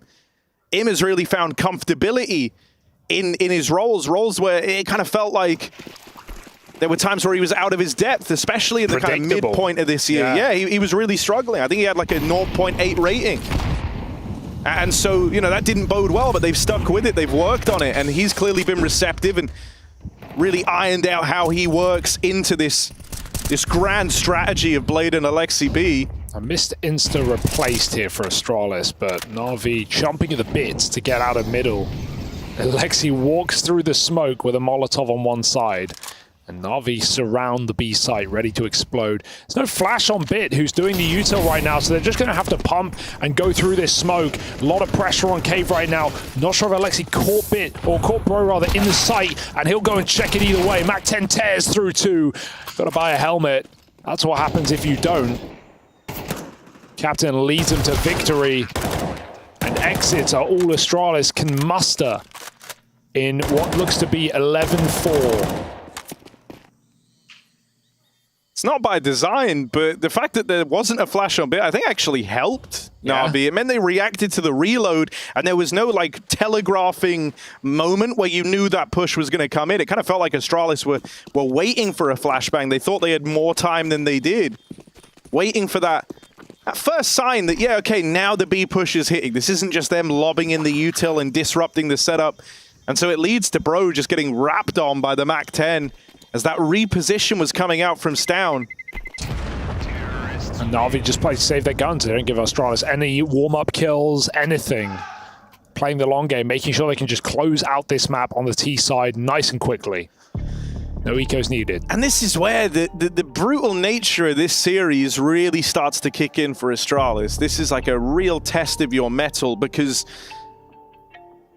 you pick into Ancient here, you're hoping to make it competitive. You're really hoping for the win, especially with Mirage coming up next, which has been such a safe and consistent map for this Na'Vi squad. And it's not just about this one series and what the winner gets to go on to do, it is what the loser faces. Like, it's unprecedented, the lower bracket that has taken shape, the lower bracket that the loser of this game finds themselves in. I mean, even more so for Na'Vi, just considering the difficulty they've had against Spirit, who are, in reality, the favorite over G2 in that game. But Astralis, it may just not be down to them. It may not be their choice today, as Na'Vi have shown no signs of slowing down on this T side. Same round, back up, Alexi running amok on the Heaven, and the flash is the only thing that slows him down, but JL has his backward cover, running through the cave smoke as well. Na'Vi take the space, and a 5v3. JL is punished for going a bridge too far.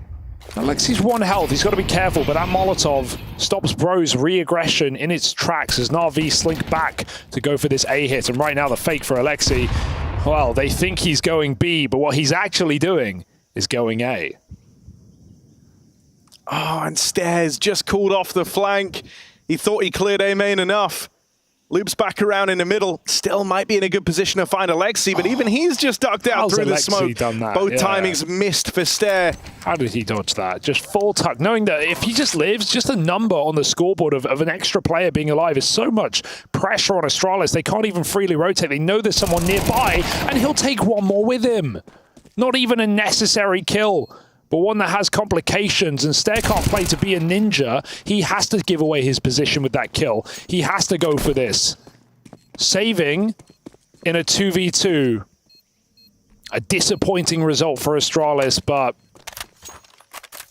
this is domination from Na'Vi through and through. 12-4. Astralis never gets started on Ancient. And it's a real, statement getting made here by this Na'Vi squad, who are really trying to make themselves the safe bet. #1 in the world ranking. And showing us why right here and now. When you kind of look at their opener into the groups and they face off against Pain. Easy. They beat them, right? And they beat them 13-4. And you think, well, of course they're going to beat Pain pretty handedly. They're the best team in the world right now.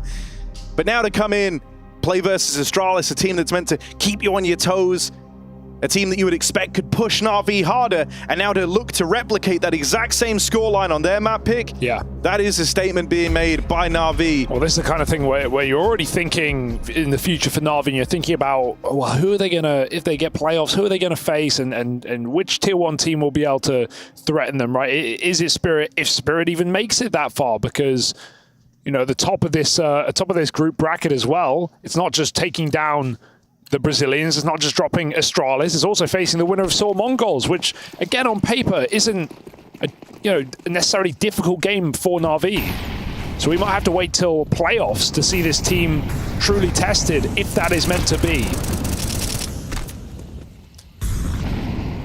I mean, I think with these sort of games coming out and the way that this Group A is taking shape, it's starting to feel like a Na'Vi tournament to lose. If they keep up these appearances.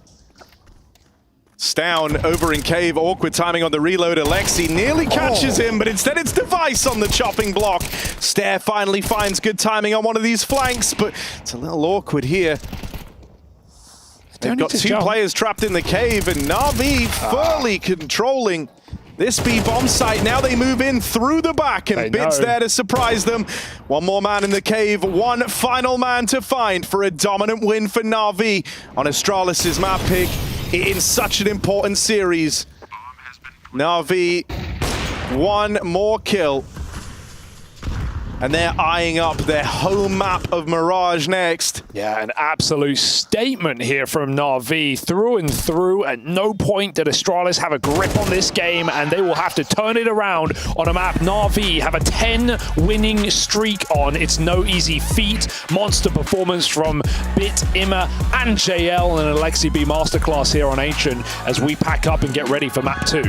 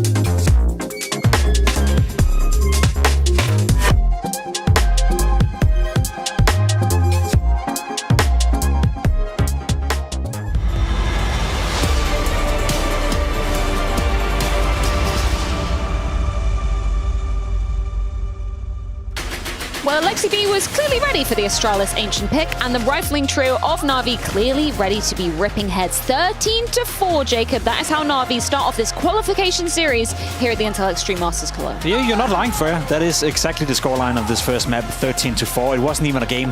Astralis got off to a decent start. You think to yourself, okay, it's Ancient. There's a plan behind the madness. There's a reason why they picked the map, but there was no individual powers to follow up whatever game plan Rocker may have laid out for the game, or whatever device may or may not have set on the server.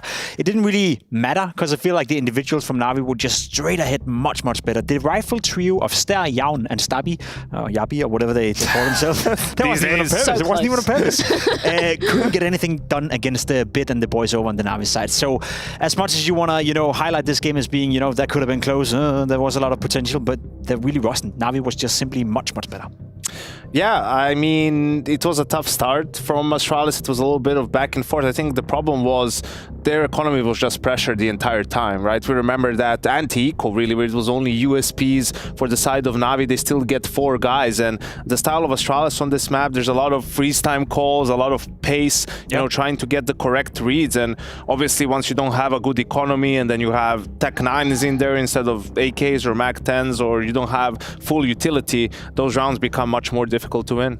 I've got a sneaking suspicion, Janko, that Ime, he might have heard your hyping up words before the series, You were really throwing some stuff out there. Let's get into round 6 and you should hear it's done. Yeah. Freya, as per usual. What do you say? Try not to suck was your words, right? I can't remember. I got that goldfish memory. But this round was super important. It was right after the eco from Na'Vi, the USPs, right? It was actually a 4v5 situation for them, and he finds, a couple of kills. In the end, he's in a 1v2 here. It's only left to 18 HP and gets the final kill on Yabi. This is what really got Na'Vi rolling, because Astralis forces after this. Obviously, just one player left alive, but it's not a great force. They lose that round, and they have to eco and so on, and that really gives momentum over to the side of Na'Vi. That was my point, right? There was a point early on in the game where Astralis could have been competitive, where it could have been a close game, but Emma shut him down in this clutch, and from that point onwards, we saw Astralis being able to do absolutely nothing. I think it was this moment in the very end of the half when Astralis, I think it was even Na'Vi who took a timeout after winning a round, and Astralis called a B rush again, and Na'Vi opened 3B, and then really shut them down there, and then it was an A hit. Na'Vi was ready for that, and the last round a B hit again with the Tech 9s. Na'Vi was ready for that. So this clutch from Ima and those reads towards the end of the half really shut down Astralis. Yeah, Ima showing up incredibly. Obviously, then JL following suit. Bit as well. I mean, basically, you could spin a roulette wheel. It would land on any member of Na'Vi to be showing up. Yeah, and I think that's a cool story to highlight, coming into the game. I think if you were to isolate the players from the teams, you'd argue that the trio of Yabi, Stown, and Ster would be able to compete against, there you go, would be able to compete against the likes of Ima, JL, and Bit on the side of Na'Vi. But they're playing in different systems. They're playing under different conditions right now, and I gotta tip my hat once more to Na'Vi. Again, there's a lot of conversations regarding to, are they the best team in the world? Are they the world #1? But they just continue to impress me every single time they play.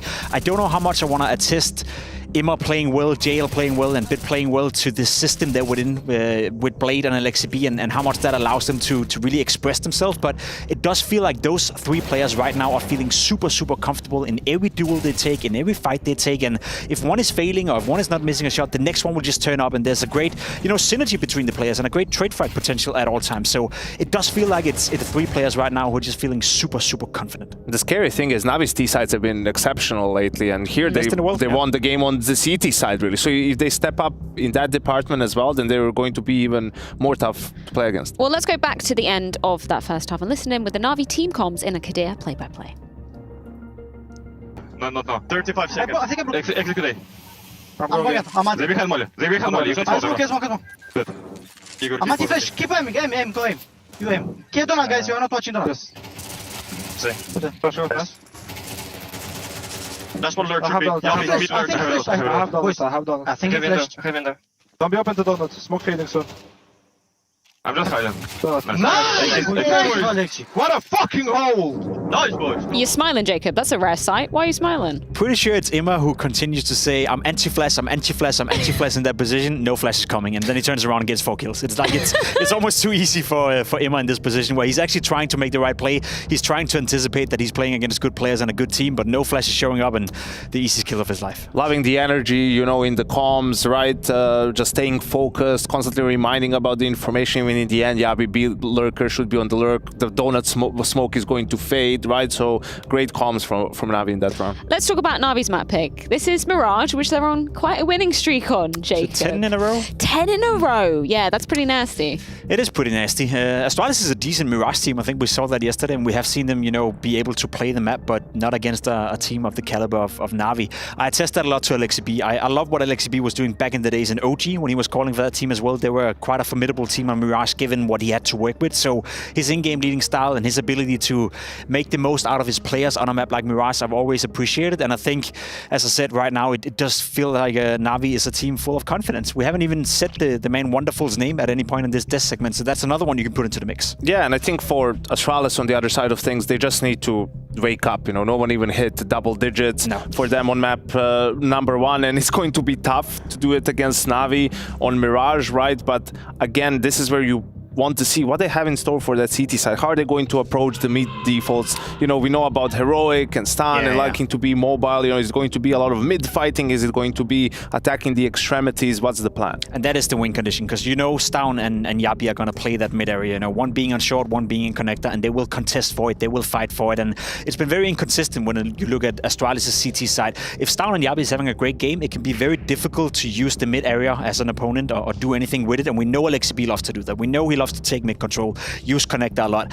However, if they're having a game where they're not hitting anything, it just feels like everything is just falling apart. I'm not really sold on Stan and Bro and their impact on the extremities on the map. And Device he's not the old Device that we knew 2 or 3 years ago before he moved to NIP. So it really does rely a lot on Stan and Yabi in the mid area. Tell me a bit about, on the flip side, Navi T side. What should we come to expect considering how many times they played this map recently? I think it's a lot of default map control, right? Taking it step by step, being ready for any aggression from the CTs and punishing that, and then just sprinkling in a little bit of set rounds, faster pace to change the pace. You know, basically when you're thinking, okay, the CTs now they're going to fight us mid, they're going to put all their resources there, let's just pop on the bomb side, right? Plant the bomb down, play the after plan. Well, Navi already looking hella sharp after their opponent's map pick of Ancient. And now Mirage lays in wait. 10 on the trot for the side of Navi. 11 could spell that qualification to the Intel Extreme Masters Cologne 2024 playoffs.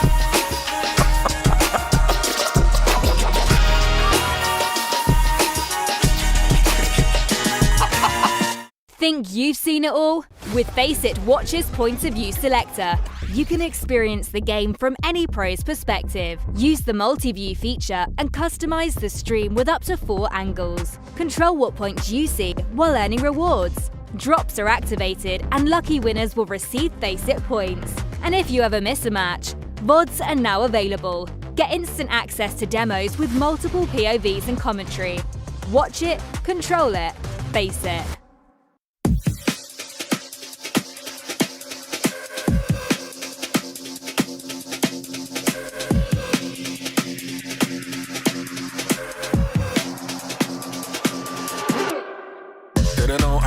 You guys seem to boot camera practice more than most teams, right? Do you feel like it's a lot? Do you feel like it's what's needed? How do you view it? There's a reason we're number 1. Oh, actually, on that, are you still number 1? Because remember, you lost to Liquid twice. They must have taken your spot, as so many of the community say. Who says that? Meds. It was funny though. They were watching like, oh, they lost to Liquid. How can they be the number 1 team? Like, you can pretty much lose to anyone. And it was a blast groups. But you said right, it was a bit of a wake-up call. Oh yeah, it was for sure. I mean, it's good. Some of our weaknesses got exposed. They used that pretty well. I don't think we played well as a team, and our game was... I mean, those maps at least. We had a lot of flaws. We didn't play them quite often. So yeah, it was good to play them, lose to them. It's a wake-up call. We found as many mistakes as possible, because when you lose 13 rounds, that's the most amount of mistakes you can make in a game. So yeah, it's a step ahead. Cologne, obviously, very special, very important, one of the most prestigious trophies we have in the scene. What would it mean to you to be able to lift it? Because you are one of the teams that are expected to have a great chance at this. I mean, I saw the trophy, it's really big. So I want to lift a big trophy because all the trophies we lifted were not that big. You're going to do it with one hand like Rain? I'll try. I'm not as big as Rain, but the EWC trophy was like 10 kilograms. Was it really? It was really heavy. It didn't look like it would be that heavy. Igor had problems lifting it. Wonderful. He's very small. His arms are like twigs. Sometimes I make a joke that I go up to him and I kind of break his arm. Don't break Wonderful. We need him to AWP successfully throughout all of this. But what would it mean to you? Tell me. It's sort of kind of like a major, you know, because there's major and then there's Cologne and Kata, the two most prestigious tournaments besides major. So yeah, it would mean a lot. Would be halfway to getting all the trophies. 2/3 getting all the trophies. And it's like collecting the stones, right? That's what you're looking to do. But you guys have had an incredible year anyway. Do you set yourselves minimums? Because I know when I speak to Blade, sometimes he says, like, I expect us at this tournament, because he thinks that he's very smart, right, isn't he? He looks at the shape you're in practice and he says, this is what we should be at minimum, otherwise he's disappointed. Does he let you know what he expects? Not really, not all the time. Sometimes we kind of make goals together as a team, but yeah, most of the time he doesn't give the prediction until it's over.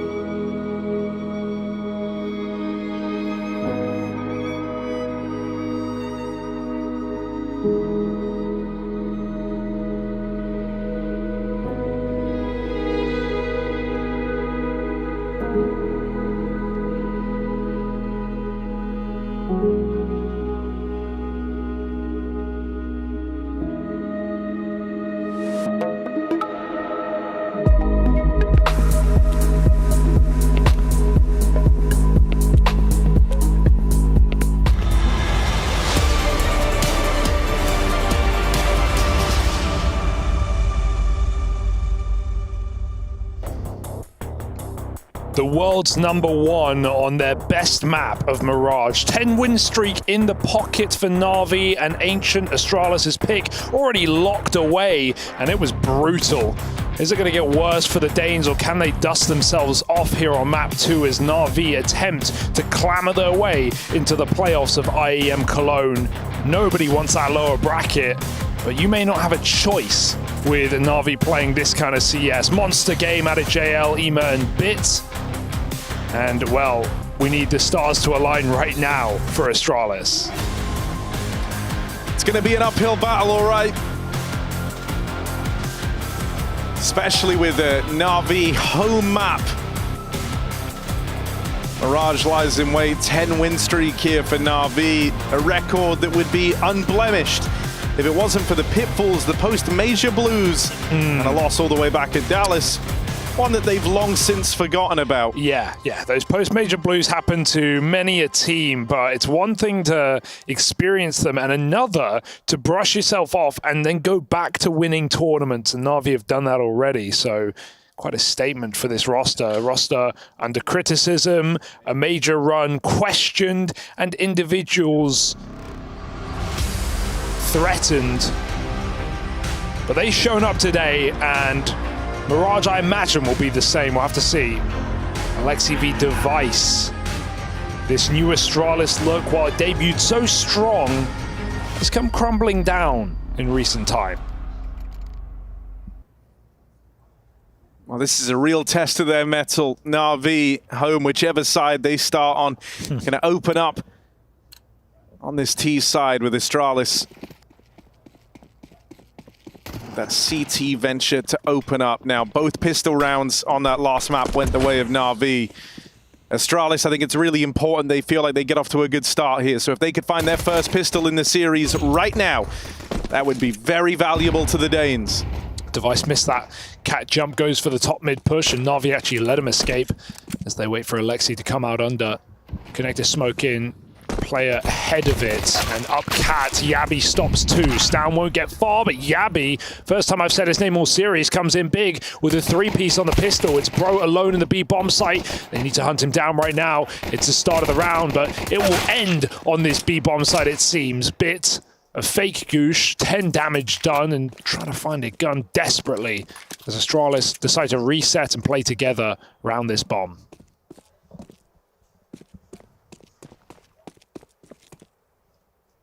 Abby's picked a good moment for this aggression in through the apartments, right? He doesn't have to go any further, but he will be here if Bit tries to double back. Walking in now, Bit might just get shot in the side of the head as he looks for that bomb over at short. Yabi lines it up, misses, easy. Then walks it over the line. A big pistol round for Yabi and a hot start for Astralis. That was what was required to bring them back into the fold here. Yeah, let's see what they can build up because of that, right? No bomb plant for Na'Vi. The safe call is just to eco, but let's see if the confidence of these previous games has given them enough ideas to justify a full buy here. I would doubt it.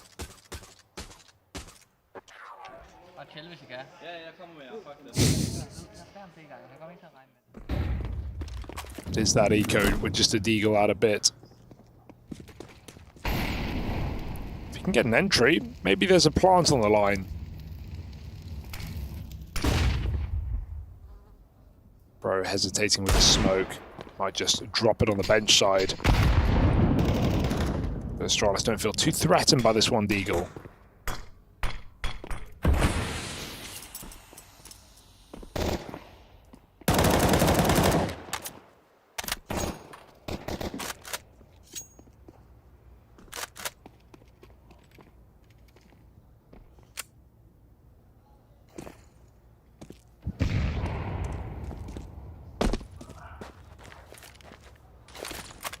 There are still paths into this for Astralis, right? One of the things that Jacob in particular kind of highlighted down on the desk was the rifling trio for the Astralis squad. You're hoping that that's going to be able to match up against what Na'Vi brought to the table. But I think even outside of that, Wonderful was slow and wasn't really required on that first map, so hasn't necessarily warmed into the series yet. If Device is able to beat him to the punch, maybe that can open up some struggles for Na'Vi.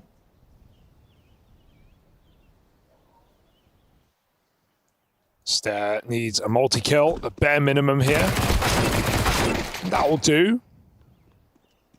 Stown is still in the bomb site. This MP9 isn't going to do much damage. Deagle for Bit denied as well, so Astralis, no stress in round number 2. Does Na'Vi come through with a full buy?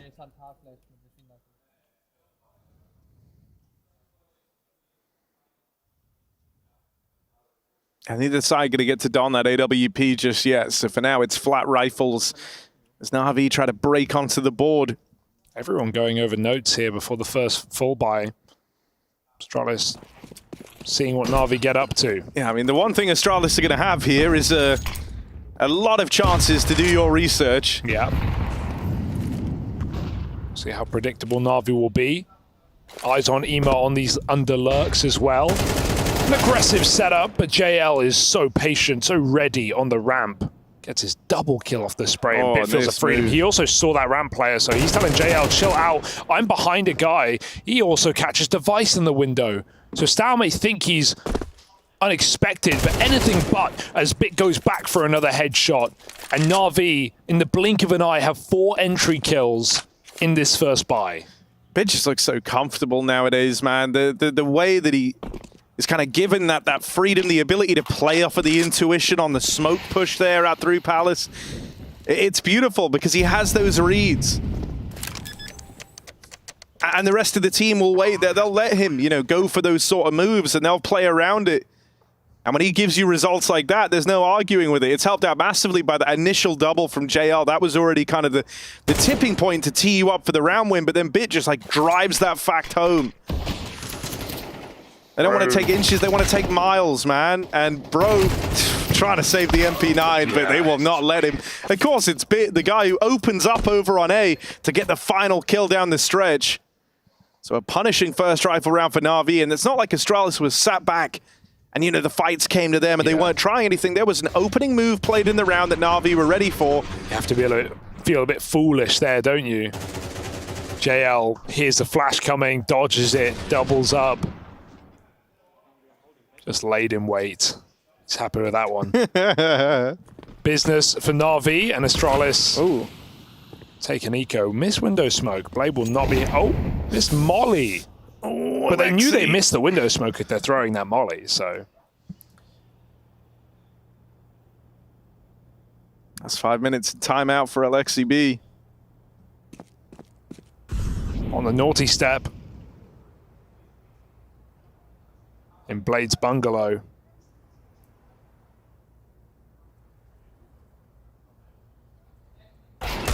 Oh!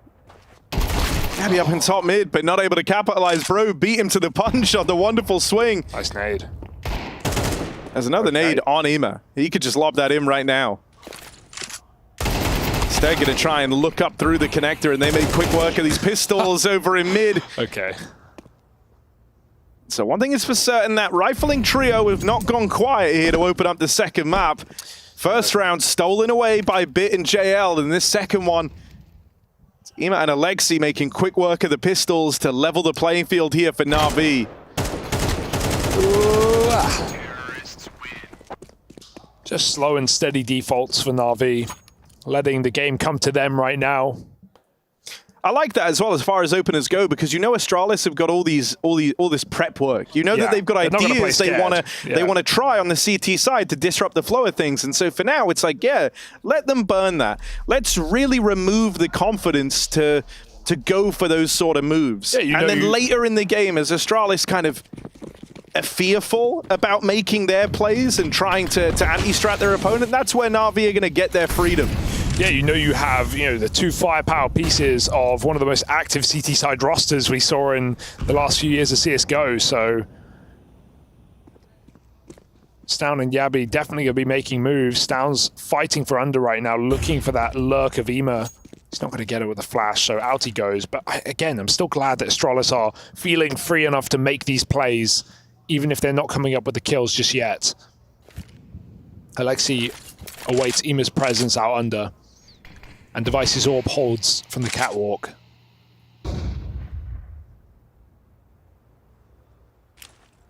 Eventual mid-take for Na'Vi. Here's that ramp crunch yet again. JL gets his nades in. He's still got to deal with the push here. Spots him up close. That's probably signal enough to not commit to this fight for JL. Orb fires off from Device over at the catwalk, and so they learn about it here and now at the 45-second mark. They don't want to go running into that AWP. Dispatch wonderful to try and deal with it. JL! Oh dear. That was a golden opportunity, but Stair turns on a dime. They needed that because they're going for a B hit anyway. That would have just kept players on the wrong side of the map. Now Astralis will be attuned to Na'Vi's next move, if there is one. The bomb's coming back under 30 seconds. I think they're calling it. They don't like what they don't see. Wonderful could exit Device, maybe getting the AWP out of his hands, but instead he wants to keep his guns as well. And a stalemate is called here. Astralis won't push the issue. They're happy with a 5 alive rifle round here to respond to Na'Vi.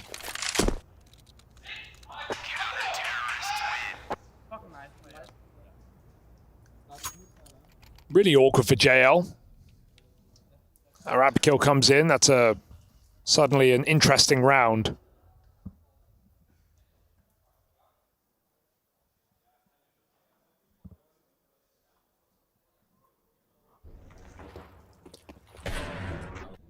Yeah, I think, you can chalk that one up to being unfortunate if you're Na'Vi. Astralis have 2K a player, but they don't buy a single kit. Maybe a bit too focused for their own good. Yeah, I mean, with how active they've been, there's a lot of risks taken in the early round that might just shape up to you not retaking anyway if they don't pan out. That's a mistake. That's just a flat-out mistake. However you cook it, you can't call that you're never going to be in a post plant. So that's a bit awkward. For 5 players to not notice that.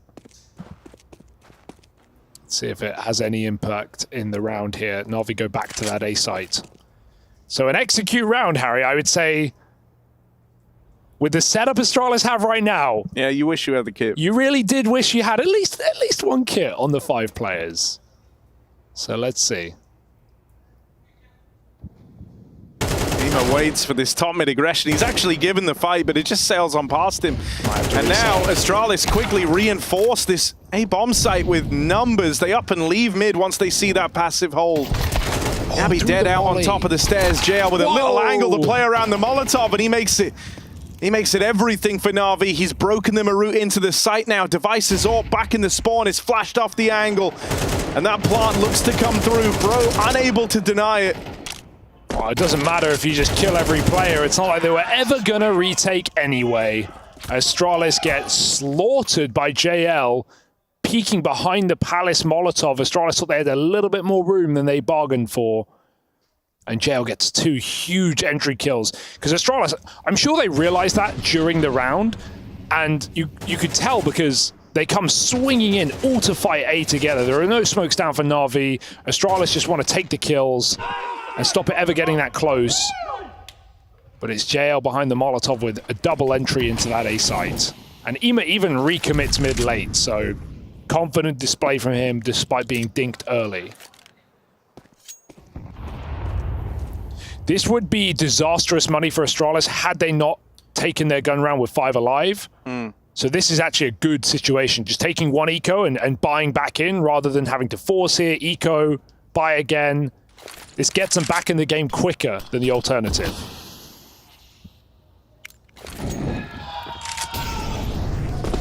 I mean, this kind of slow burning T side, it still feels like they're trying to use the prep work and the plays that Astralis have up their sleeve against them, and thus far it's been working. You want Astralis to start doubting themselves, but in this round, Na'Vi will have to brave the pistol stack over at B.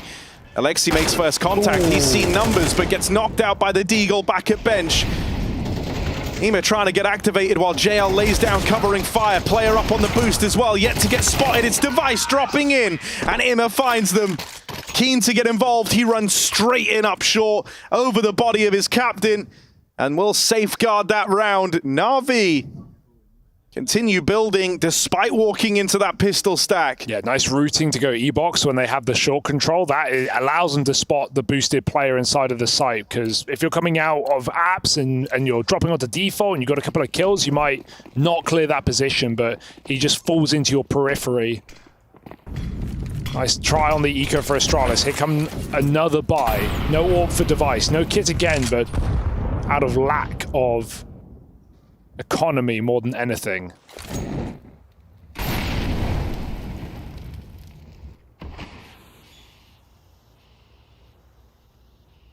Compared to rounds prior, there's a good deal of pace on this round for Na'Vi. I know it's still slow, but the map control they've taken, the kind of heavy lean over towards the B site, this is more of a call from spawn here for Na'Vi, not a default. And so they want to get in towards B. I want to break down this B site hold, and it's Bro here who's going to get tested first. Awkward start to the game, and Bro will have a lot on his plate right now. Finds the first. Dear. Oh, Bro from 0 to hero, maybe. 2.5 kills from him up in the apartment, slowing down the B play. Yabi recommits, but Ima's in with the backstab, thinning the herd and slowing these rotations. They chase down Yabi in defense of B. And Ima is still causing problems for Astralis. Some of the T-side lurks from this guy not too long ago often caused more problems than issues for Na'Vi, but there he looks to have saved the day. That double leaves it all on Device. And he's already backing out of there. He's paying his respect to Na'Vi in this one. Or is it just a reroute around? He doesn't have a kit to work with. So time's of the essence. Time really decides this for Device. Yeah, I'd be surprised if he goes for this one. Yeah, it's just going to give it up. That's all good for Yabi. I actually love his reposition to get back into the B bomb site there. He hits a great timing to come out of market. He's very low and gets stuck in at back site, but his barrel of his silencer gives him away. And Na'Vi actually see it poking around the edge, and they just go and clear him manually. If not for that barrel...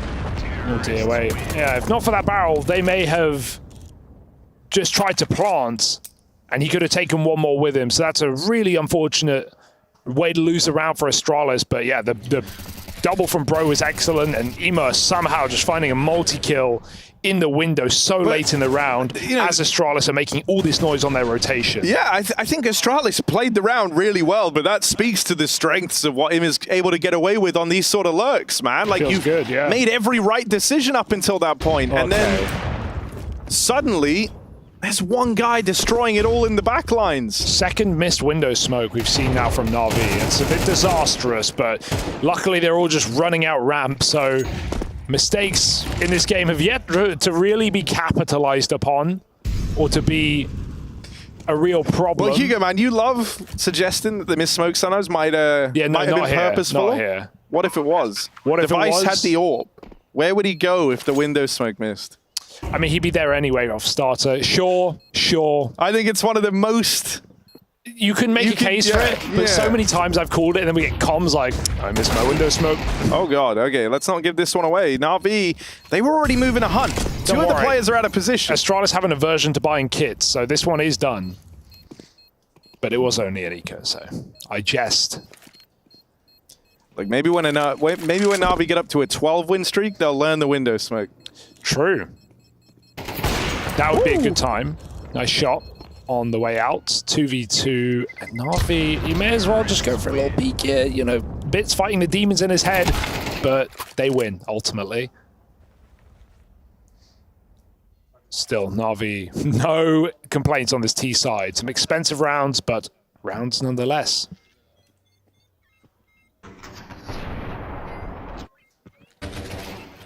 And that AWP has been saved through back-to-back rounds now. Astralis and Device in particular have done a lot to keep it in play up until this point, so let's see what he's able to do with it.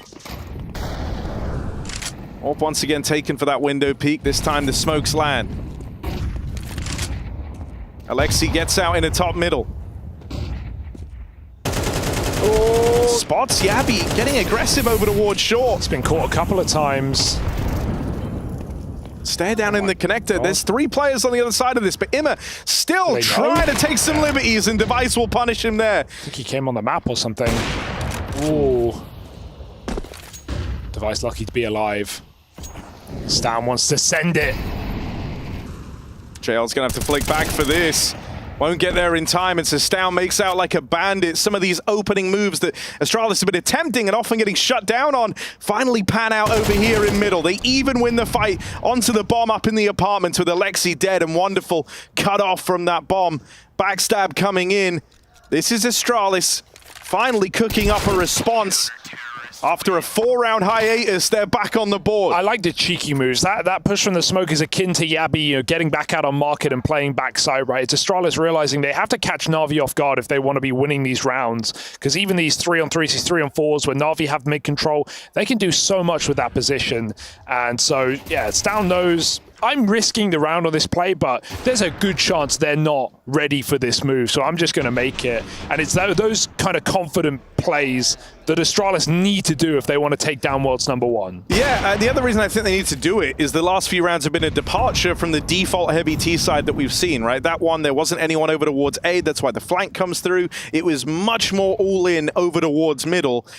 And so if you kind of, you know, early on, Na'Vi have tried to bully you and get in your head a bit and make you stop going for the aggro moves. Yeah. And so if anything, you need them now more than ever if you're Astralis. So great that they still feel like they can do that. Double AWP for Astralis, and what a patient beginning from Bit. We'll see how long he holds on, holding on to the Palace. Here's kind of the return to that default now, right? Because you've gone for 2 more grouped rounds on the offset, and both of them were more uncomfortable with Astralis being able to pick up one.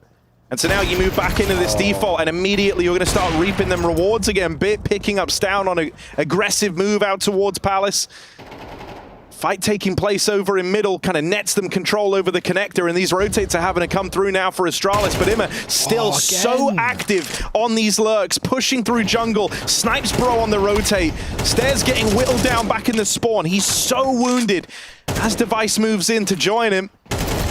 But it's just all Ima. He's so oppressive. You never feel safe. Nothing is guaranteed. Nades into the spawn. JL falls, but Ima picks it up. A huge round from a man that is living behind enemy lines right now. Yeah, the reason I love watching him do this at the moment is it's so many players would get in that position and would just use it as, you know, a stop block. They would just sit there. They know they're calling, I've got the rotation. No one can move through this position. I'll give you some audio. I'll tell you where they are. There's 2 CT. IEM doesn't do that. He uses these positions. He gets aggressive. He hunts those rotations. And he just keeps catching Astralis off guard, peeking through the murder hole, going back into connector. So active.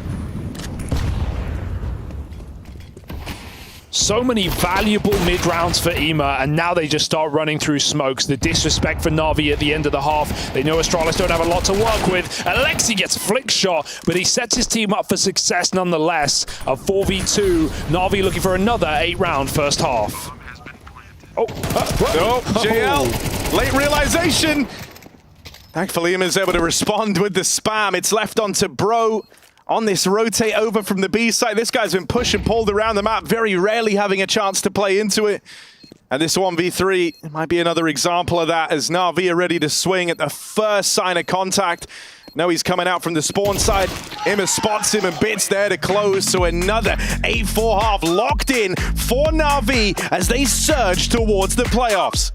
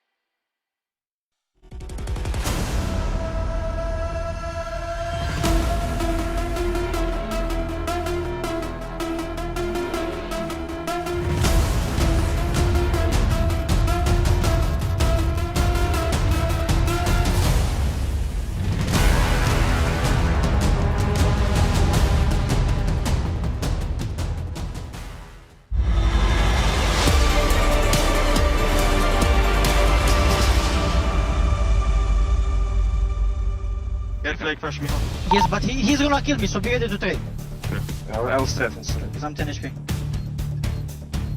Four steps. What out? Out. Sound. Nice! Wait, what the fuck? He was out? Yes. Yeah, bro, I don't see. Nice.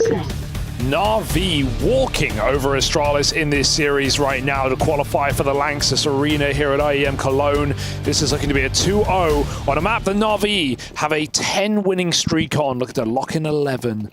Those odds don't speak to the Danes right now, who have tried their best and had glimmers of hope, but the threat of EMA and JL ever present in Mirage. Got a B rush in the pistol, trying to chase down the captain. Heavy lean over towards the B site for Na'Vi.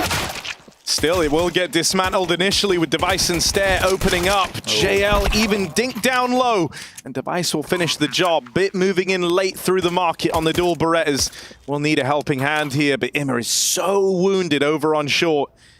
If he can even get one kill to make Bit's life just that tiny bit easier, that could be the start of something. But no one from Astralis is overextending here. That cross from Stare was probably the best chance they had. So Bit will have to graft. He will have to battle in on these dualies. And with so little time left, there shouldn't be anything left in this for Na'Vi, meaning Astralis look to have picked up both pistols here on Mirage. Will that be enough to help them?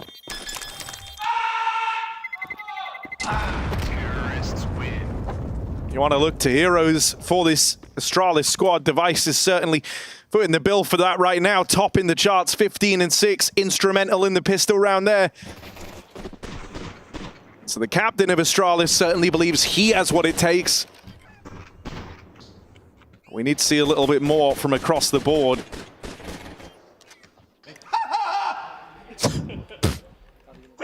The Danish Joker.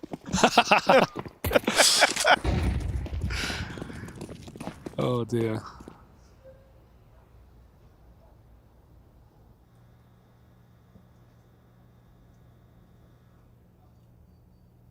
Full eco with a couple of upgrades. Ooh. Oh, it was all USB actually, but somehow survives. Devices in, jungle bids, AK goes nowhere fast.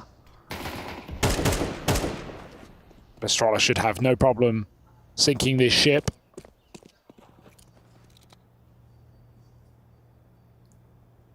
On to A.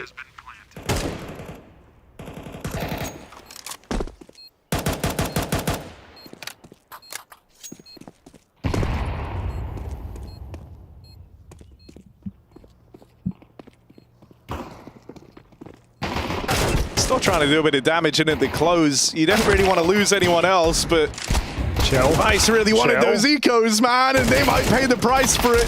Oh, God.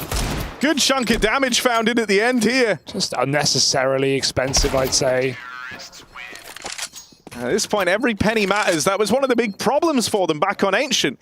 Kind of a similar vibe there, right? They end up having a bunch of folks go down early on to kind of weaken the money with Na'Vi hunting on an eco. And so it meant that their money never got super established even when they were winning. They were always on the edge. So a few deaths felt hard there by the Astralis ranks down the end of that anti-eco. Suddenly teased them up for a reset here in their first rifle round. Looking like they just want to pop B. I like it. There's only Alexi here right now. He's calling for support, dropping his nades and trying to escape. And it's from the short side. JL materializes, taking down 2 players. Astralis stuck here. The dam blocking the water, nowhere to go. Eventually they explode through, but JL hasn't moved a muscle. He pulls another shot, and they know Alexi must be inside of the site somewhere. 2v3. This is doable for Astralis. Stout needs to move quick, though. He's calling for support from Stare. That nade will do nothing for him. Got to get off of this default spot and hunt Alexi B before help comes in. Stown reads that reposition from Bit very well. Wonderful still has him trapped at backside. Alexi drops the bomb, and Stare again isolating 1v1s. No info on Wonderful, but he has the cross, and Na'Vi have the first buy. They might have had a massive advantage, but stopping that round for Na'Vi was the furthest thing from easy. Yeah. Stauner made a bunch of great, you know, kind of micro decisions in that moment. Calls off throwing the nade when he's trying to displace Alexi. He realizes they're going to pressure him over towards Market. So he slinks away, but Alexi hits that blinder of a flick on the MP9. Stoun's quick thinking, quick repositioning, clean shots, already 2 kills deep, and you manage to shut him up. And then you have the AWP holding the cross to nail stare. They handle that so cleanly in what could have been a very, very disastrous situation there for Na'Vi. If Astralis picked that up, suddenly the game is back on. Oh, yes. Astralis are closing the gap. Na'Vi are broke, but we don't even have to think about that now because they braved that storm. The trust is great in those situations because the whole time Wonderful's just probably saying like, he can't get to you. I have the cross, and if you're Alexi or backside, you believe that. You know that Wonderful has your cross. Fuck Alexi! Alexi, bro. Left, right. Nice, boys! Come on! Left, right.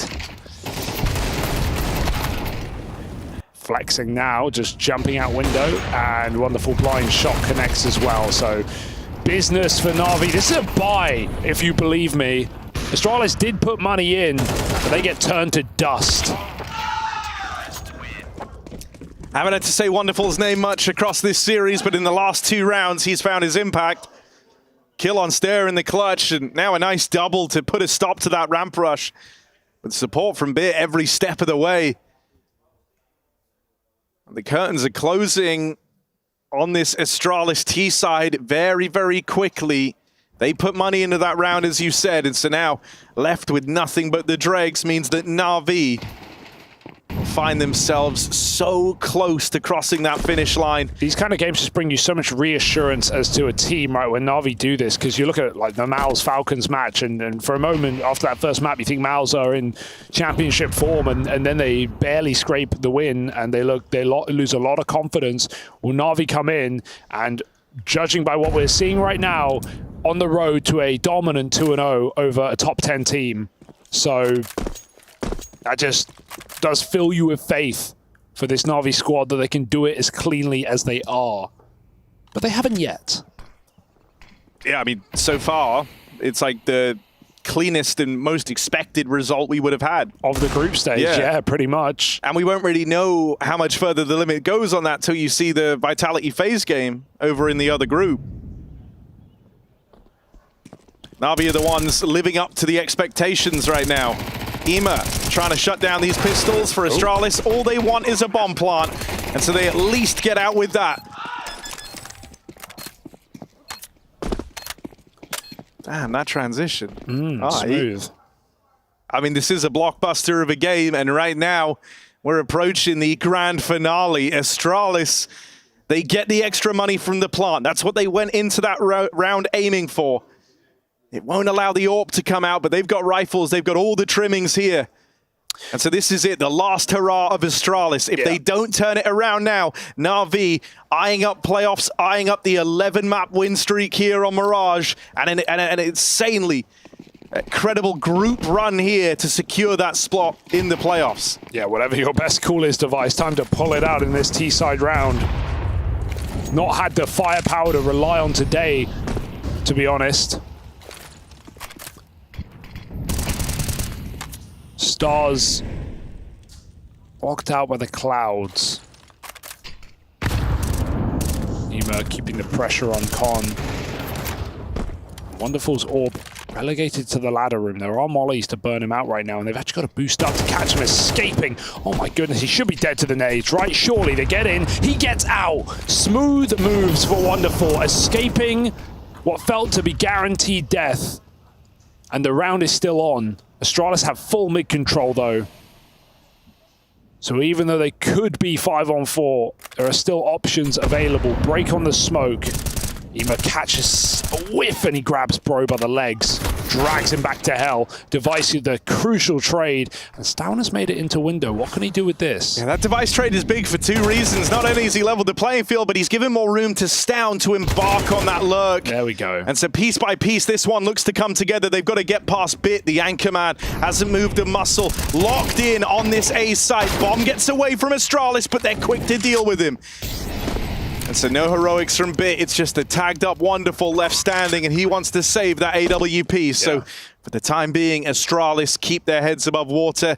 It's not like it was a heroic round from any one individual, but a couple of key moments from the early damage displacing the AWP. A key trade from Device to allow success to come through from Stown. That was a team effort of a round for Astralis, and that's what they're going to need if they want to turn this one around. Yeah, not realizing, I guess, how many players were in middle for Astralis, because Ema felt like he couldn't escape any other way than jumping over that con smoke, and the fear of maybe there's a Palace lurk or a ramp player leads him to just jump into Device's view, and that's the domino. The effect that you talked about, Stown's window presence suddenly becoming more potent, and Wonderful, of course, is too low to actually play into middle anymore. So it's a nice put together round for Astralis.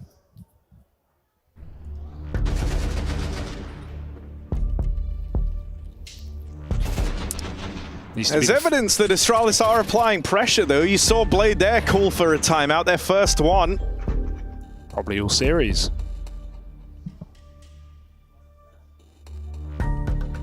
So they finally got Blade talking. He's getting ahead of it. Not waiting till... Ooh. To be a fly on the wall.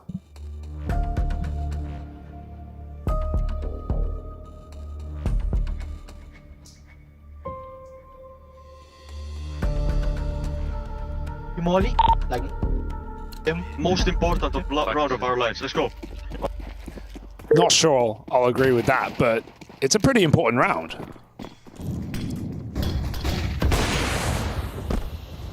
It's ludicrously important. They want to try and put a stop to this Astralis comeback before it even materializes, and they put everything on the line to do so. They attempt that play in towards lower. Emma gets sidelined. Okay. You don't want Astralis to start building back. You have had them on the back foot throughout this series. Na'Vi are looking for a decisive win. That's the standard they've set, and that's the standard they're trying to live up to here. He's scared of B pressure. He thinks it's a fast B split. It's instead just a similar round for a heavy mid take from Astralis. Both players in middle, and Bit might be a dead man walking. Oh, crosses back out into Device's crosshair, and suddenly he's in a 1v2. Faking the drop out of window. Oh, Wonderful. Did he fall for it? He's going to get that info. Device blind spraying, but even Wonderful won't commit. One bullet for Device. Can he get it in the head? Molly and missed shot. Glocks out. Wonderful denies. The annoying AD strafe jiggle peaks. Device cannot get comfortable there. And Astralis a fall immediately after they find their first T-side gun round. Na'Vi cut the head off of the beast. I mean, you heard it. You heard it in that little team talk. Most important round. Most important round that Na'Vi have been able to pick up, and that's in spite of it starting 4v5. This isn't a team that were content with just lifting a major trophy. This is a team that want to consistently compete at that championship level. A team that maybe want to usher in an era. And so to do that, you have to stand tall in those demanding moments where perfection is required. You have to have the ability to take risks and still turn it around if those risks don't pay off. And that's exactly what Na'Vi were able to do, to now find themselves just 5 kills away from guaranteeing a playoff appearance here in Cologne. An event that last year, Astralis were the ones to rob them of that chance. But times have changed. Astralis have changed roster, and Na'Vi's mentality has shifted. They are not the same team. And that's the point they're looking to prove here. All in for Astralis. They have next to nothing to work with. And so the individuals are what have to uplift them in moments like this. Feigning that mid-control, and Na'Vi have somewhat bought it, but they're still playing passive enough that they've got eyes on the A site. So Astralis looking to lay up and execute. Very well-timed smoke for Bit.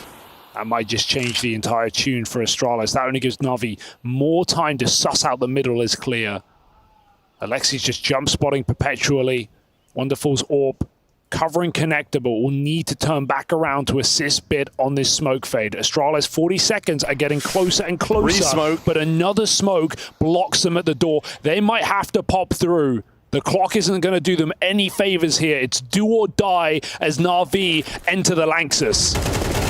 Bit up close, dead straight away. Wonderful's AWP striking from spawn, and here's those rotations. Ima makes his way around. Na'Vi go for the throat, and Ima, every step of the way, has been a problem for Astralis. They can't get past him. The play's been slowed down. The momentum is removed. And with this, Na'Vi look to move into those playoffs. It's just there. No time, no chance, and run down as Na'Vi blaze a trail into the playoffs.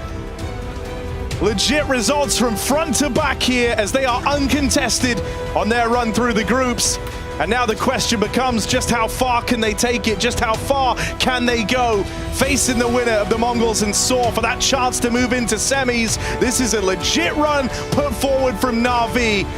The stars are shining. Ima has found his place in this team. Bit is a rock.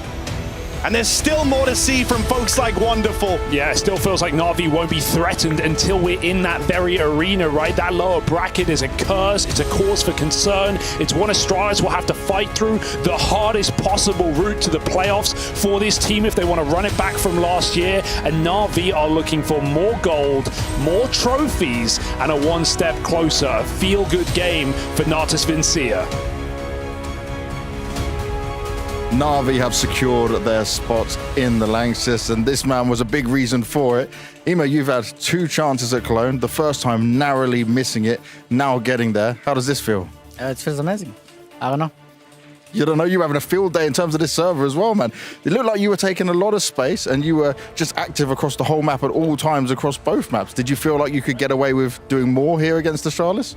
I mean, talking about me, I think everything kind of worked for me. Yeah, like every play that I did, which is good. Like as the guy who's taking space, like you said, if everything works, it might be hard for the opponents. But why was it? Did you have a good read on it? Was it some information being told to you? Why would it just seemed like you could get everywhere and do anything? I mean, we did everything by the game plan. We just spoke how we gonna play, like we usually do, and then everything worked out. A big smile on his face. Everything did work out. Let's see how long it can work out for Ima and Na'Vi across the tournament. Yeah, the Mirage streak stays alive and earns Na'Vi a spot at the playoffs at the Intel Extreme Masters Cologne 2024. And what a statement way to be making it through, at the very least, to the top 6. Obviously, an opportunity for them to cement themselves in the semi-finals when we get the winner of the game that's going on the other stream. But we're talking about right here, right now, with Na'Vi and with JL. First of all, huge congratulations, man. I'll let you take a little sip of your water, get hydrated. I'm sure that was an intense game for you guys. You were firing on all cylinders, alongside with Ima, alongside with Bit as well. Tell me about how you were feeling yourself during that game. Feeling great, actually. We had a really good game prep. They picked Ancient, even though we kind of expected them to pick Inferno, because it's one of our weakest maps. Weaker maps, according to HLTV. But they picked Ancient. We're ready for that, and went well. Yeah, I wanted to ask you about, we heard from Alexi in the pregame, how motivated were you guys? Obviously, you're motivated to get into the playoffs, but also because Astralis knocked you out last year here, to beat them this time around and to get revenge for that game. There was nothing personal in this game. We had a different lineup back then. We didn't play as well, and I don't think we were deserving of a playoff back then. JL, is there any difference between Na'Vi now and Na'Vi a week ago in Copenhagen? No, no difference. It's just that we are playing for the trophy now, and we're not playing for Blast Group qualifier 25 times in a row. Okay. Fair enough. Yeah, I mean, that's hard to argue against. I think right now you're playing good Counter-Strike, and I was voicing an opinion on Twitter, and by all means feel free to shoot me down if you want to. I think you're playing better Counter-Strike now than you were when you won the major. Is that 100%, true? yes, it is true. Yeah? Yeah. Doesn't that feel nice? It does. We feel really confident, even though we're playing, like, we won the major. I don't think we played as confident as we do now. And it's all due to our prep, due to our work we do behind the scenes and improving every single day. Mirage in particular for you guys, obviously, has just been an incredible map. Why do you think you guys are so well versed on this map at the moment? contrary to what people say, we have a lot of firepower and we do understand how to play the map, and you combine those two together and you have a great map.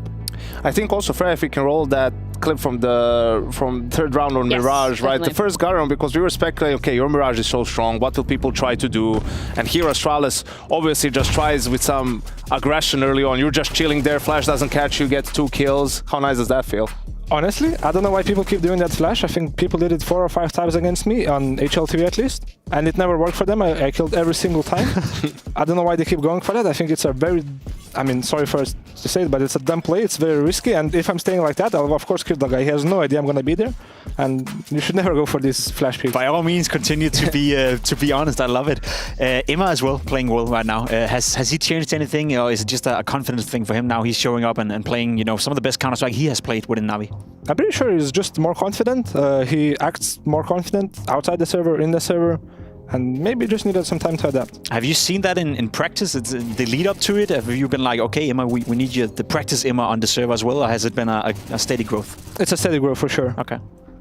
In terms of your next opponent, obviously, you know, you cemented yourself in the playoffs. You're guaranteed there, but you could be going straight to semi-finals. We've got the game going on the B stream at the moment. That's Saw versus Mongols. You'll play the winner of that. First of all, how surprised are you? Why are you smiling? What's your thoughts? I never thought we'll meet any of these teams playing for the semi-final, but actually today we played to not lose, so we don't have to play either G2 or Spirit for the qualifier. So I'm super happy, and yeah, I'm super happy for both Saw and Mongols. It's very big for their scenes respectively.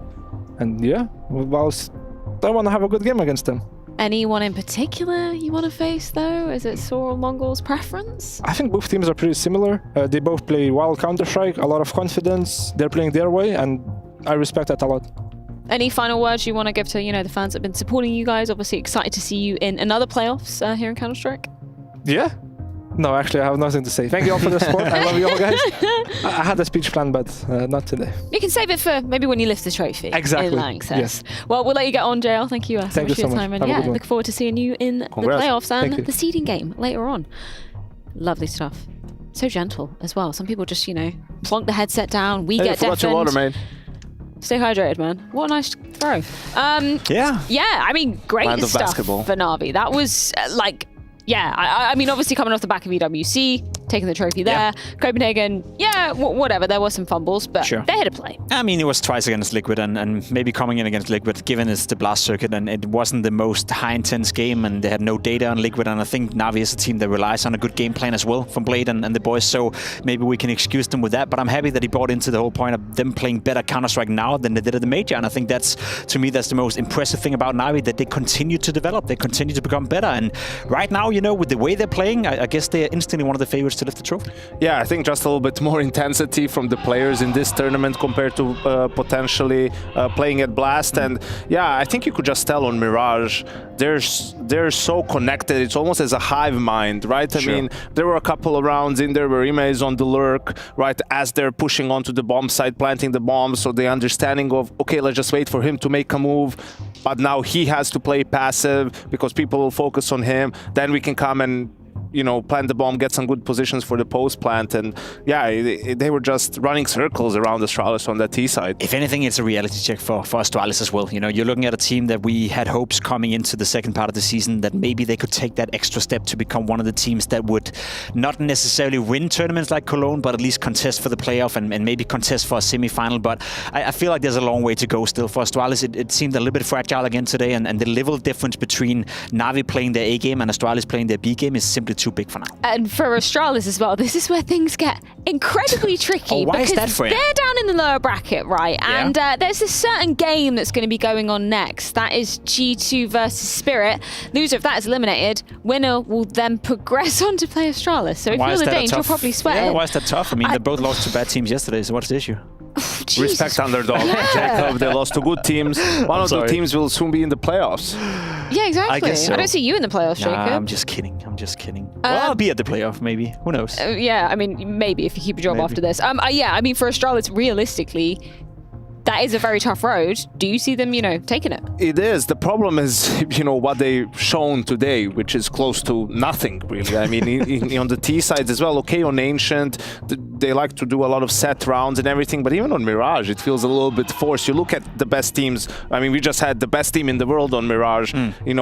There's a lot of default there, just, or at least slower play style, while you wait to see what happens, and then the momentum calls are there to just make it a little bit spicy, right? We had one on B, and then the last round of the first half for Na'Vi, the one on A, and it worked out perfectly both times. I'm a little worried of the lack of impact Device is having with the AWP right now. I think the way the team is combined, I guess, with Bro coming in, with Star coming in, there's a decent amount of inexperience within Astralis that will need time to grow to the next level. And in the meantime, if they want to contest for trophies, contest for the playoff, then Device, as who he is, as a legend of the game, will have to do more than he is right now. And it's a big task, given his in-game leading. That's new for him as well. But the lack of impact with the AWP right now, I think, makes Astralis a team that a lot of these teams inside the hall right now are not necessarily fearing.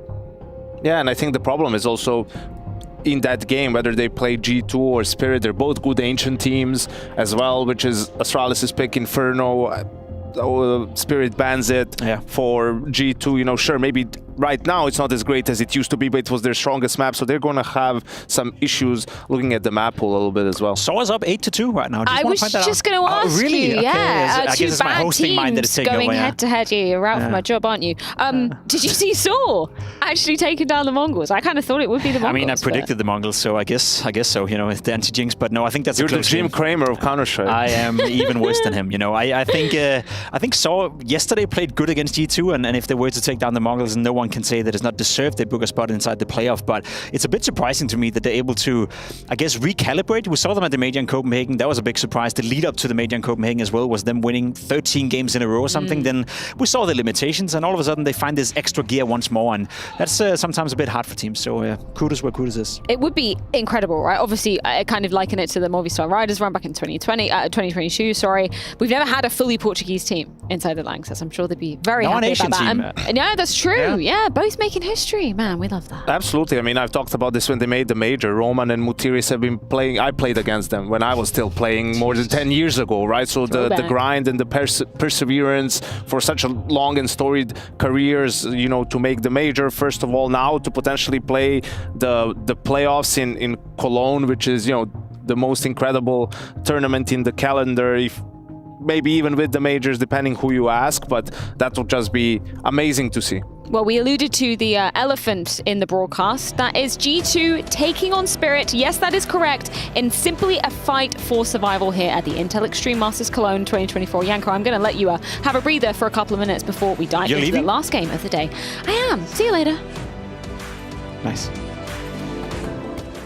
Hi, it's Bob with Faceit. Did you know you can customize your live stream experience on Faceit Watch? Yup, that's right. With the POV selector, you can choose up to 4 different perspectives, from the broadcast feed to your favorite player's view. So if you miss a kill, it's on you. No more T-Tours in chat. But wait, there's more. We've got a You Watch, You Win situation in here. Watch IEM Cologne while having the chance to get skins and Faceit points. Woo, look at this one. Change the channel and control how you watch.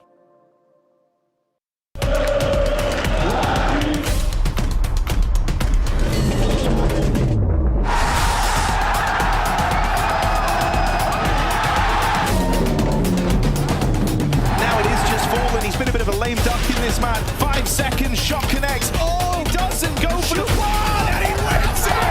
Lovely fallen.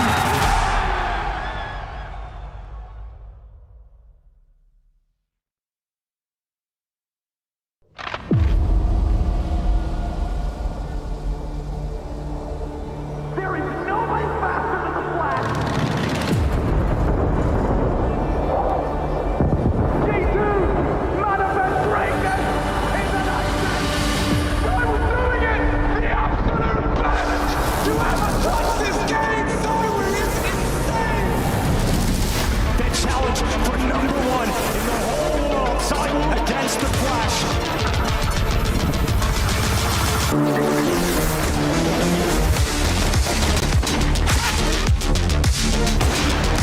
Finds 2 kills, just like that. We're back to the even keel.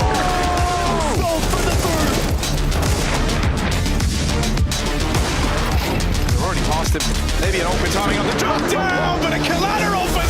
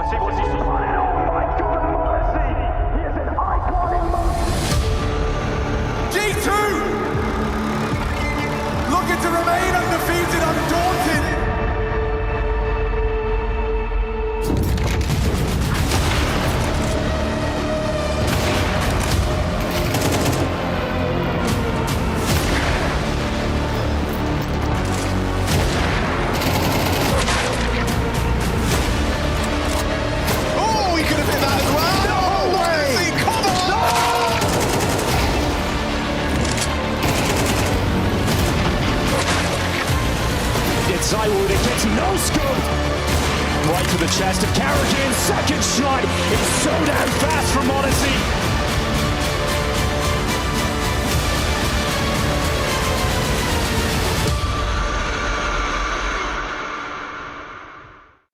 ESL presents Intel Extreme Masters in partnership with Intel,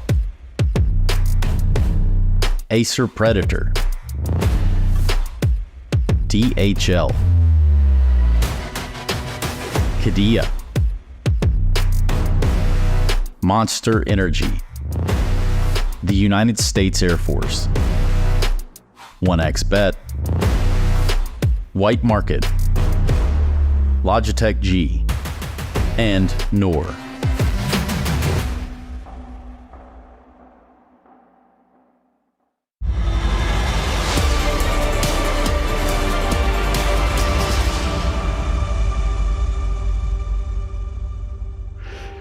Two favorites joining the server right now. G2, certainly one of them. However, for favorites, the first day of play for them here in Cologne in Stage 2 didn't necessarily go the way that either side wanted it. But for G2, different hurdles to jump over. And meanwhile, their opponent, Spirit, well, they just couldn't get over the side of the Mongols now, could they? Donk and company really not having an answer when we look all the way back to Ancient. Meanwhile, let me bring it back, all the way back, to the Intel Extreme Masters in Cologne 2024.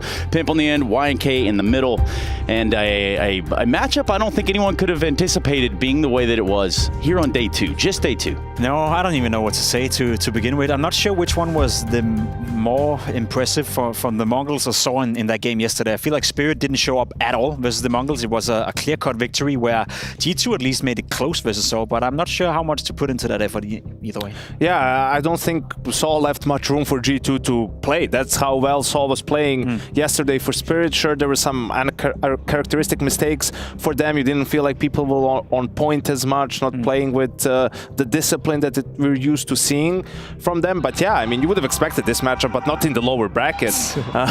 Unfortunately, you know, the defending champions of Cologne in G2 and Spirit, who won Katowice, two of the heavyweights now in an elimination game. So let's get a quick synopsis on what's happened here to put these two teams into this position. Right, for G2, they play Saw, and then the scoreline looks 13-5, 13-10. What happened to G2 there? Yeah, on Nuke, not a chance, lost both pistols, got reset early on, never really had a foot in the door on that map. But then, as you see on Inferno, they were up 10-5 on the CT side. This is where they won both pistols, but from that point on, it was just Saw all the way, round after round after round, every close round, every clutch, they were able to come out on top, and G2 just had no answer for them, really. A bit of a masterclass T-side coming in from Saw. I think we all have seen the triple nade on towards Banana on Nico and Monacy as well, and I think that summarizes, we see it right here, you know, where both of them are ending up getting absolutely destroyed by nades, and it did feel like Saw just had the number of the G2 players.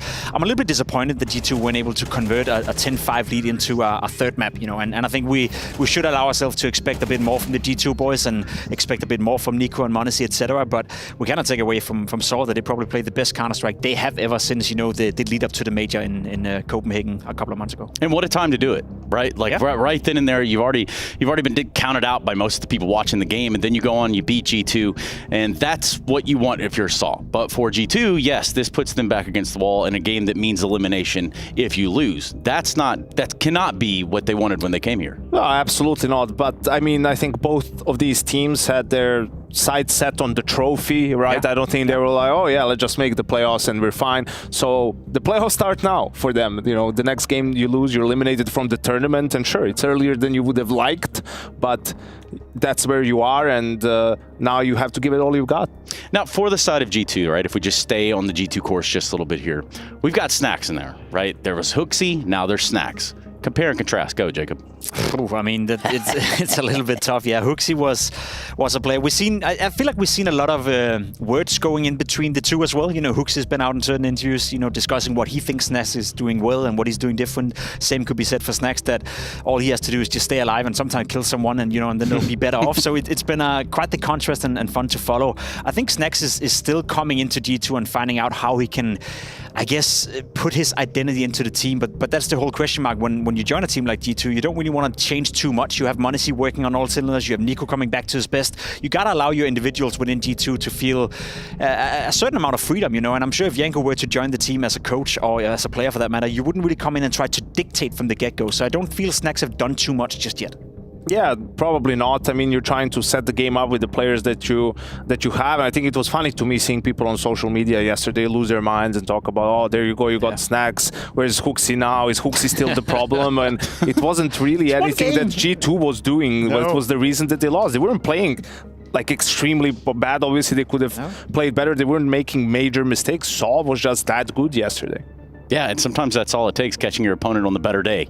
But in the first day of the event here for G2, I don't know about the litmus test, but it's not looking like they were ready to go then. Are they ready to go now will be the biggest question. I think so. It's not often you see G2, and it's not often you see Monacy and Nico, for that matter, have two bad series in a row. So I expect G2 to show up in a much better fashion today, but I'm afraid the same could be said for Spirit. Yeah, I think you are onto something there, and I do think that there's one man that surely has all the indicators, all the buzzwords, or better yet, just the best sort of interviews we've been getting lately. It's Snacks from G2.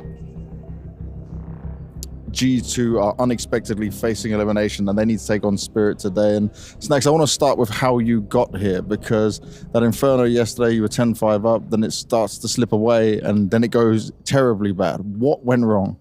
Everything went wrong, to be honest. I mean, in City, we didn't recover after losing for the first two gun runs, but we had pretty well calls, like at the start of freeze time. And obviously we are in elimination because we lost to Seoul. That's our lives is. That is your life right now, but how is it feeling in terms of the pressure when it comes to this and what's expected? I mean, for me, we are still in the tournament, yeah? So it doesn't matter if you're going to go from lower bracket to upper bracket, you always need to play good, you always need to win the matches versus opponents, whatever you're playing against. So I don't feel the pressure, I hope we can win again, and that's it. Did you have a team talk yesterday? A small one, yeah. I think it's a little bit bigger than small, yeah? Maybe a little bit, yeah. Well, hopefully that would have figured some things out. But there is some positives here, because last time you faced off against Spirit, it was good in your favor. It was back at the EWC. What do you think this game comes down to? I think it's going to be a tough match again. Like, Spirit is a good team, even if they lost against Mongols yesterday. I felt like Mongols are also pretty good team, like they can beat a lot of teams, and I can say it's obviously getting harder each day for us, because the preparation we had for those 3 tournaments is, I would say, it's not enough. But I hope if we're gonna keep calm in the game and play our things and just play by our feelings, we can win it. One positive for you though, there's no Inferno today. Yeah, of course, I would rather play Vertigo, in the Inferno, but yeah, I'm happy, no Inferno. Snacks is happy, let's see if we'll be happy after the game. Yeah, play the Inferno. Vertigo. I love the guy. He also brings like a fresh breath of air right into an interview set here, especially when you think about the guy with his hands on the steering wheel over at G2, right, Janko? Yeah, I think so. Absolutely. That's it. They made their own bed, like he said, and now have to beat Spirit to stay alive. Yeah, that they and the last time they played, at TWC, that was also when there wasn't much information on G2 yet. That was their second series with this lineup, just beating Mongols prior to that. So I don't think for Spirit it was necessarily easy, right? Because they didn't have much information on how G2 was going to play. This time they have more to go off and to prepare. Speaking of the Mongols, just a little bit here. Let's talk a little bit about what's going on yesterday. The 4 Spy Wars that never ended, it seems, Jacob. No, it didn't, and I guess you're speaking in relation to Spirit as well. Couldn't really keep it up, Ancient was a wild one. Anubis was not even close whatsoever. The Mongols were absolutely destroying Team Spirit, and that's what I kind of tried to say yesterday. It did feel like Spirit never showed up. I know Ancient went into overtime, and I know they had a 10-5 lead Team Spirit at a certain point as well in that second map, I believe, and they couldn't close it out. So kind of similar to what we saw with G2 Saw, they just stopped playing at some point, and you got to give credit to the Mongols for being able to be the better team on the day yesterday. I think the problem is also Spirit, we regard them, not just you have Donk, you have Shiro and all this individual firepower. They're a very well-drilled team. Sure. They play with good structure, good discipline, and we just didn't see that yesterday from them against the likes of Mongols, losing to pistols multiple times, losing to these shotty buys, right, where it's just aggression from Mongols maybe early on that they can't really handle, or rounds with advantages that they're not converting because they play too disjointed. You know, people move far away from the pack on their own, try to take matters into their own hands. That's not team spirit we were used to seeing, so they absolutely need to get back to what made them one of the best teams in the world. And they have been struggling. We saw them at the Esports World Cup struggle a little bit. We saw them in Copenhagen at Blast struggle a little bit, and they haven't looked like the best version of themselves so far this year. So I don't want to ring the alarm bell just yet, but if they were to lose to G2 today with another poor performance, then I'm curious to see what's going on within the Spirit camp. Is there something to say about perhaps being figured out a little bit if you're on the Spirit side? Is there teams that are getting ready with responses when it comes to playing Spirit in an effort to kind of dethrone them where they have been in the stature-wise? I think maybe not necessarily figured out, but I think it's apparent that their map pool has been shifting, right? I mean, early on, you know, Mirage was maybe even one of their best maps. Ancient, definitely the map they would be picking a lot, and we've seen some of the struggles on maps like potentially Anubis, Vertigo. Now it's switched. You know, Mirage has been the map on which they struggle. Is the map G2 picked against them and beat them on at EWC, right? Their picks have been a little bit more spread out, sometimes even picking Dust 2, right? Nuke is in there now, so I think that's also a little bit of an issue for Spirit, finding their map pool again and sort of understanding, okay, where we're strong and which maps maybe we should stay away if we can. You know who might have more words about that? I'm thinking Zontix. If there's anyone, and it's not us, which shocking, it's not us. Let's hear from Zontix right now. The pressure is certainly high for Spirit right now, facing elimination against G2. I want to look at yesterday's game a little bit for you guys because, okay, losing Ancient, that might be fine. We're going into the overtime. But what I saw is then you come into Anubis and you guys were not there. I didn't see the Spirit we normally see. Do you know why? We were a little bit tilted after we lost the Ancient. And we couldn't really handle the problems we had in game because every time we tried to play default, we just lost an open kill. It was tough for us, and then we just like, okay, it's not our day, so we just lost 0-2. Do you, from what you're telling me, it sounds like maybe you gave up a bit mentally as well during that game. Is that true? Yeah, probably at some point. And you always tell me about like your individual performance when you're not happy, how you're feeling about it. But yesterday also the whole team wasn't there to fight. What have you spoke about today to make sure everyone is in the same page, everyone's ready for this? Because it's do or die. Obviously, we say it to ourselves that we have to play no matter what. Like if we want to keep playing here in Cologne, we have to wake up. And that's pretty much it, because it's not actually inside the game. It's not problems because of the rounds or whatever. We're just not on the server, so we just have to wake up. Do you want to be here? Do you want to get this win? Of course. How do you think it's going to go against G2? How much do you think you can learn from what you played against them last time at the World Cup? I have no clue. We'll see. We'll see. All right, let's watch and see. Zontix hopefully be able to take Spirit over the line in this one. We'll wait and see. Zontix really leaving us on the edge of our chairs with that one. He's like me. I have no clue. We'll see. Yeah, who knows? We just come here, start yapping, and who knows where it will go. But listen, I didn't like what I heard from that interview, you know, sort of admitting that they gave up during the game a lot. I can understand, you know, when you have a lot of unfortunate situations in game and it just feels like it's a bad day, but that doesn't excuse you from, you know, stopping to believe in the win and to give up fighting. In some extent, we were talking yesterday about Spirit before that game, that they never get upset by an underdog. Like, they just don't lose to underdogs. They only lose to some of the best teams in the world, right? And at that point, that's where you want to see the leaders on your team in the lineup, whoever it is, right? The players to pick each other up and not let the team fall into that sort of mood. It's a trap.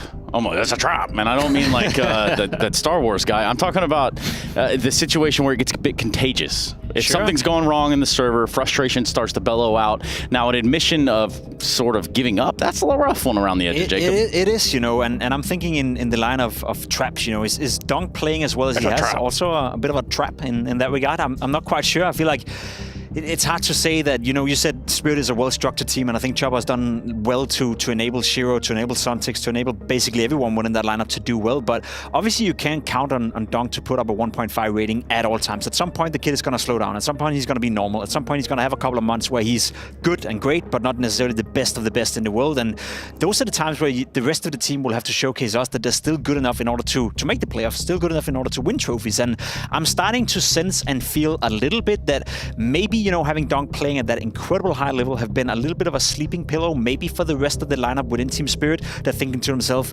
okay, I don't have to play an extra hour of deathmatch. I don't have to be, at the top of my game because I got Donk on my side anyway. That's not the way you're thinking, obviously, but it could be like a counter product of him being so great and having been so great for a long time. I don't see that Donk anymore, and I don't see that Spirit anymore. But you do get to see this today. And you do get that one, don't you, Jacob? Haha, what's up now? Donk versus Manesi. I like it. Obviously, the two of the best players in the world. And I think right now, the number 1 and number 2, maybe Saivu's in that conversation as well, obviously, to be up there. But as I said, Donk has been fantastic. And by no means is Donk in a crisis or anything, but he's just not as demanding as he was when he was absolutely unplayable. Yeah, and I think the one problem with Donk and the whole number 1 in the world conversation is they missed a couple of tournaments in the middle of the season. Very true. Right, so for m0NESY and for G2 it's been more maps, more deep runs, more basically tier 1 opposition that you've had to play to maintain that rating and to have these really good performances, and they've both been quiet in their games yesterday, so we're hoping for an awakening, Trace. We're hoping for some fireworks. So I'm going to put this one out there for both of you. You can react on your own accord. Whoever wants to grab it first, please, by all means. The line, the idea, better yet, that Donk is less versatile than m0NESY. Who wants to go first on that one?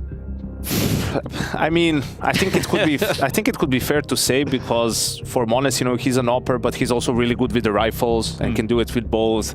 Incredibly strong in the clutch. For Donk, he's more of a just go in first, kill 3 guys, win the round, and that's pretty much it. Not to say that he can't do other things. Obviously, he's not an AWPer, but I think still this early in his career, it's about focusing on his strengths and letting him thrive in that, and I think Spirit do a great job of that. And I think that's how he can develop even more as a player, because I feel like we have seen certain examples of Donk sometimes getting ahead of himself, and obviously when you have the abilities he has and when you're in that shape that he's in, then sometimes you wanna be the difference maker on the server, and you're maybe allowing yourself to take more duels than you should. You're maybe allowing yourself to re-peak an extra time, etc., etc. And there's a fine balance between over-peaking and overdoing that, and maybe sometimes knowing when to stop. We had the same issue with m0NESY at the Esports World Cup, I believe, one of the maps where he kept over-peaking on Nuke, kept over-peaking and kept over-peaking. And I guess it's a symptom of 2 relatively young players as well. We're talking about 2 kids, basically, who are the best in the world right now, and they can still get better. And I think that's one of the few areas where, in a couple of years' time, you'll probably look at them and they'll know how to hone that in a bit more. You look perturbed. What's up, Janko? No, I will say though, Trace, that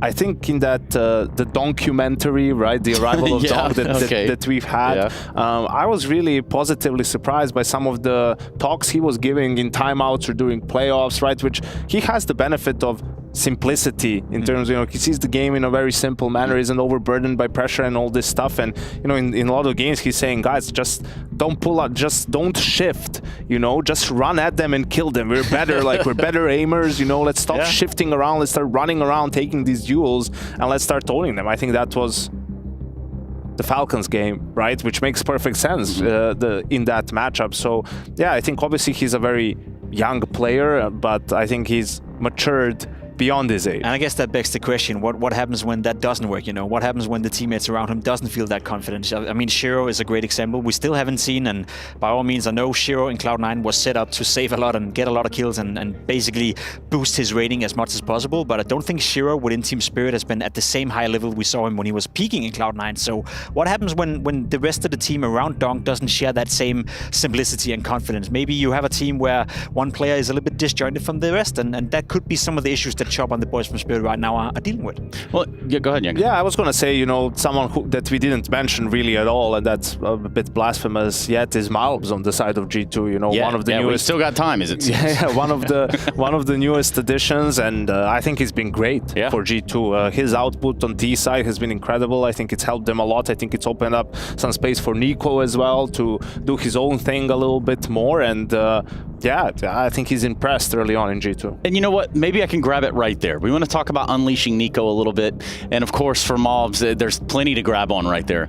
But for the side of Nico, if we were to compare and contrast from 2023 in the last 3 months, it does look like there has been a little bit of an unleashing. Well, also, this is in CS2 only, right? Because his 2023 was really good outside of CS2, but you could tell, I mean, we talked about it, he struggled at the beginning to, get adjusted to the new game, to some of the different mechanics and so on, but lately it's been looking like the good old Nico. He's seemingly back at almost at his best. I agree with you. The 2022 season he had with the rifle and basically all those years where he was dominating and he was by far the best rifle player Counter-Strike has ever seen. We were worried that he wouldn't get back to that level, and I think that has calmed down a little bit now. He's not back to his absolute peak Nico level where he's dictating the game and he's unplayable, but we're getting closer.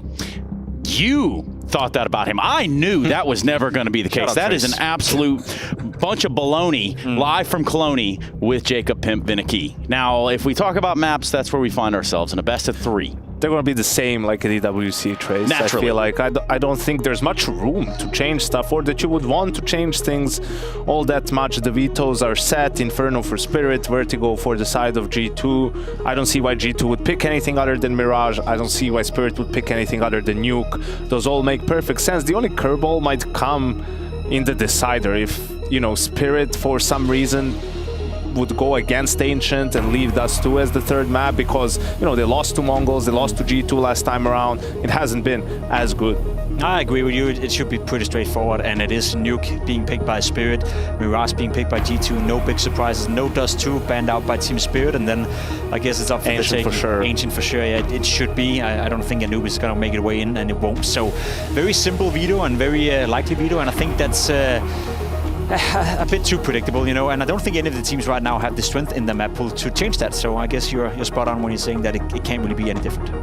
And it's not. However, the result, the outcome, what does that look like? We'll see. I think for G2, going to Nuke again, Saul was running circles around them yesterday. I think m0NESY had a hard time getting into the game, right? It seemed like he was always outside of the action. When he was outside, they were popping A. When he was trying to help on A, they were working outside, right? So maybe trying to find ways to get him a little bit more involved early on. And G2's reactions haven't really been on point when they lose yard control. So hopefully, work on that, come with some other solutions other than just let's push lobby. I don't understand why G2 are not mastering Nuke just yet. When I look at the players and what material they have to work with, you think of Nico, playing outside both on the CT side and T side, arguably the best in the world at that position, has been at least for quite some time. m0NESY usually is pretty good at being part of the action, or at least forcing the action as well. He doesn't mind taking the up inside and push in hot or push in door and be aggressive. And then mobs and ramp, I think, despite that position maybe not stylistically suiting him, I think so far he's been doing well for himself. But we even saw him yesterday have a round where he gets the kill on ramp. The round is pretty much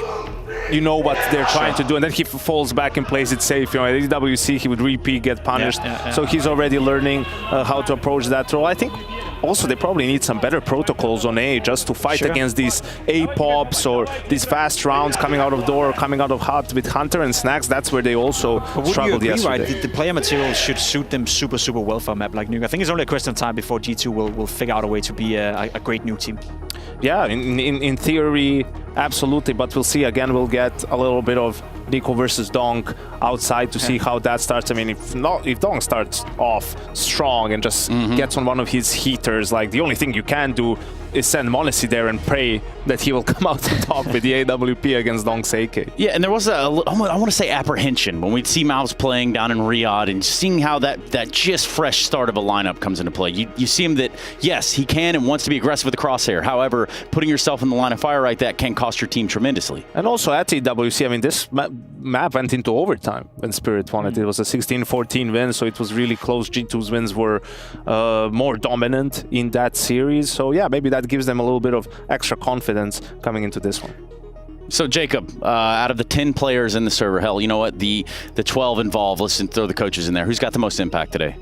Oh, that's a good question. It's hard not to go with Donk and Monacy for that matter. But I think if I were to spice it up a little bit, I'd say, the Hunter Suntix duel is interesting to me. Two of the unsung heroes, so to speak. Hunter had a great tournament at Esports World Cup, but he has been a little bit inconsistent in terms of showing up at his highest level. And let's be honest, we haven't mentioned Suntix's name at all before now on this deck segment. And 3 months ago, we were praising him for being fantastic as an anchor position, doing great for himself, but he's also slowed down a little bit. So I think it's almost a given that we're going to see some great stuff coming out of Nico, coming out of Donk, coming out of Monacy. So I'm more looking towards the Hunters of the game, the Suntix of the game. Whoever of those that have the best showing, Malps for that matter as well, is most likely going to win the game. I think the support cast is more determining than the star power because they will show up regardless.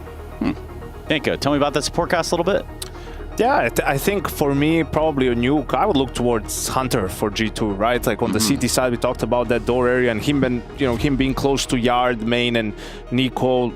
There was a couple of breakdowns in communication yesterday for them, right? And that's where he might have some head-to-heads with Zontix, who will try to make some plays out of lobby. So definitely you're hoping for that. You're hoping for Malbs on the other side of things to have a firm grip on ramp and be able to lock that area of the map down. Yeah, locking it down. That's what we're looking to do. And perhaps you're at home wondering how you can lock it in as well alongside of our predictions. You can get yours in. Make sure it's memorable because Twitch chat, that'll just leave you in the dust. No one will ever see it. The chat moves way too fast. But if you do put it on social media using the hashtag IEM, that is how you let us know who's going to be winning. I did that yesterday, and that wasn't a nice experience, so I'd probably stay away from that. All right, well, that's Jacob Pimp-Vinicky, and that's his predictions. We're all ready to get into the game, so I'm told the B stream has its own conclusions forming down there, but that's for another time, and that is not the now. It's Spirit taking on G2 in a do-or-die match.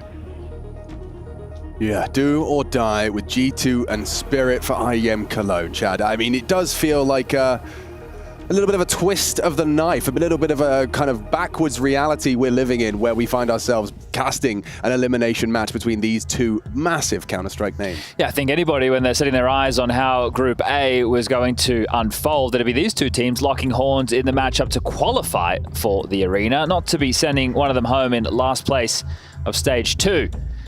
Our recent history, Yanko referencing the overtime affair between these two on Nuke back at EWC. Not that long ago. Well, yeah, the teams that took them both down, forced them into this lower bracket, are the ones that were doing battle on the other side of this group stage area. Saw and Mongols have been duking it out over 3 maps, and now it's time to see how the losers fare. It's kind of crazy to be calling them that, but that is exactly what they are after their first day of play at the Stage 2 of IEM Cologne. The maps have been locked in. There are your in-game leaders, Snacks, that is right, 30 years young, stepping into the server up against Chopper, who I think is about 64, but it's going to be fun all the same to see how these guys go down. Poor Uncle Chopper. Just a joke, but he has been around a long time. I'll tell you, we've been saying that man's name, and he's been calling the shots in a variety of rosters for as long as I've been casting. Yeah, something to do with the Sharks once upon a time. Well, there's blood in the water today. The Vega Squadron. Not a pop group, but a Counter-Strike team. All right, well, main smoke from Chopper, lomp down. They're going to apply a bit of pressure towards Yard, but you can see the posturing of the rest of the team, ready and raring to make their way in towards A. Shiro, the P250 in hand. We've seen him do some mean things on that on pistol rounds. Squeaky open, Hunter under pressure. Timing is everything. And oh, Hunter has started beautifully, taking the heads of Donk and Zontix out on their squeaky surge. Chopper found one backyard, puts Hunter down eventually, and now Monacy's been gooshed down to just 11 points of health. Malbs takes a little bit of friction here with Shearer. That's a P250 versus USP. It's a fair fight. How does Malbs want to approach this? Chopper underneath him. He's well aware that that's not Chopper. He's dueling with a clean headshot. Awkward, very awkward for Spirit. This one has gone catastrophically wrong. The loss of their 2 stars out Squeak was the beginning of the end. Yeah, Hunter did very well to get 2 players on his first contact. As mentioned, under pressure, that lurk through the main smoke. A little bit too late to stop it as Chopper up the ladder has found a timing of his own. Can't get his feet on the rafters, and Malbs will put him down. Pistol round for G2. That was almost one of those kind of comic double takes, just kind of has a look and goes, wait a second. All right, G2, they'll take their CT pistol. That's a gift. Yeah, no bomb going down, so no real threats to worry about coming into this second round of Team Spirit. Decide to go for the force. It shouldn't be anything too crazy, right? We'd be seeing a couple of Take 9s in the mix. So I'm expecting an eco. And as we are departing spawn, we can confirm that is the case. The fullest of ecos, not a single penny invested from Team Spirit going into round number 2. Nice deep nade down the back pocket of Chopper. Excuse me, Hunter. Thank you. I want to make a sound cue. All right, well, as these normally go, if Team Spirit can get a kill or 2, get the bomb down, that's going to be a victory in itself. Maybe we can talk about the rules of rotations. You know, there's a couple that I've picked up over the course of my Chad Birchall partnership. One is that you don't rotate down vents once you've lost secret. Yes. That's a good one. Yes, indeed. Yeah. Unless you're crazy. Unless you're crazy. Unless you're crazy. And there's some crazy people out there. They will do it. They will. In terms of having player down low, you don't always have to start a player down lower. I think one of the interesting little dynamics that you can have is if a team on the T side really wants to be forcing the idea that they can drop down the vent, and now with the clearing of the smokes and the way that CTs are using it just to constantly pop those open. But if there is the threat of the T getting down the vent, how do you deal with it? Do you play ahead? Do you try and get in the vent yourself? Do you play ahead of the smoke and jostle for that? That's one of the more annoying ways, because it's always a bit of unknown unless you play somebody in that position. I have been appreciating a lot of Orpers. I was seeing Brokey do it and a couple of others, where they will play around that vent to start, maybe try and take a pot shot squeaky, and then they can be that presence lower to deal with any secret walks if the wall of smokes is erected. But this was a nice, easy one for G2. We will get the rifles out for Spirit. So let's have a look at first gun round. This is something Chopper's probably been thinking about. Yeah, and Nico, right, as the outside rifler with an MP9. So how does he want to kick things off? The opener from Spirit, bit of harassment towards top site with some bottles of flames. Now, Nico's actually just going to push straight into Donk, one of likely many head-to-heads. Does the flash. Wow, he gets so much info. He saw 4, kills 1, and then a double nade on top. Donk gets cancelled. And I'm not talking, you know, Elon Musk is X kind of cancelled. I'm talking play again next round.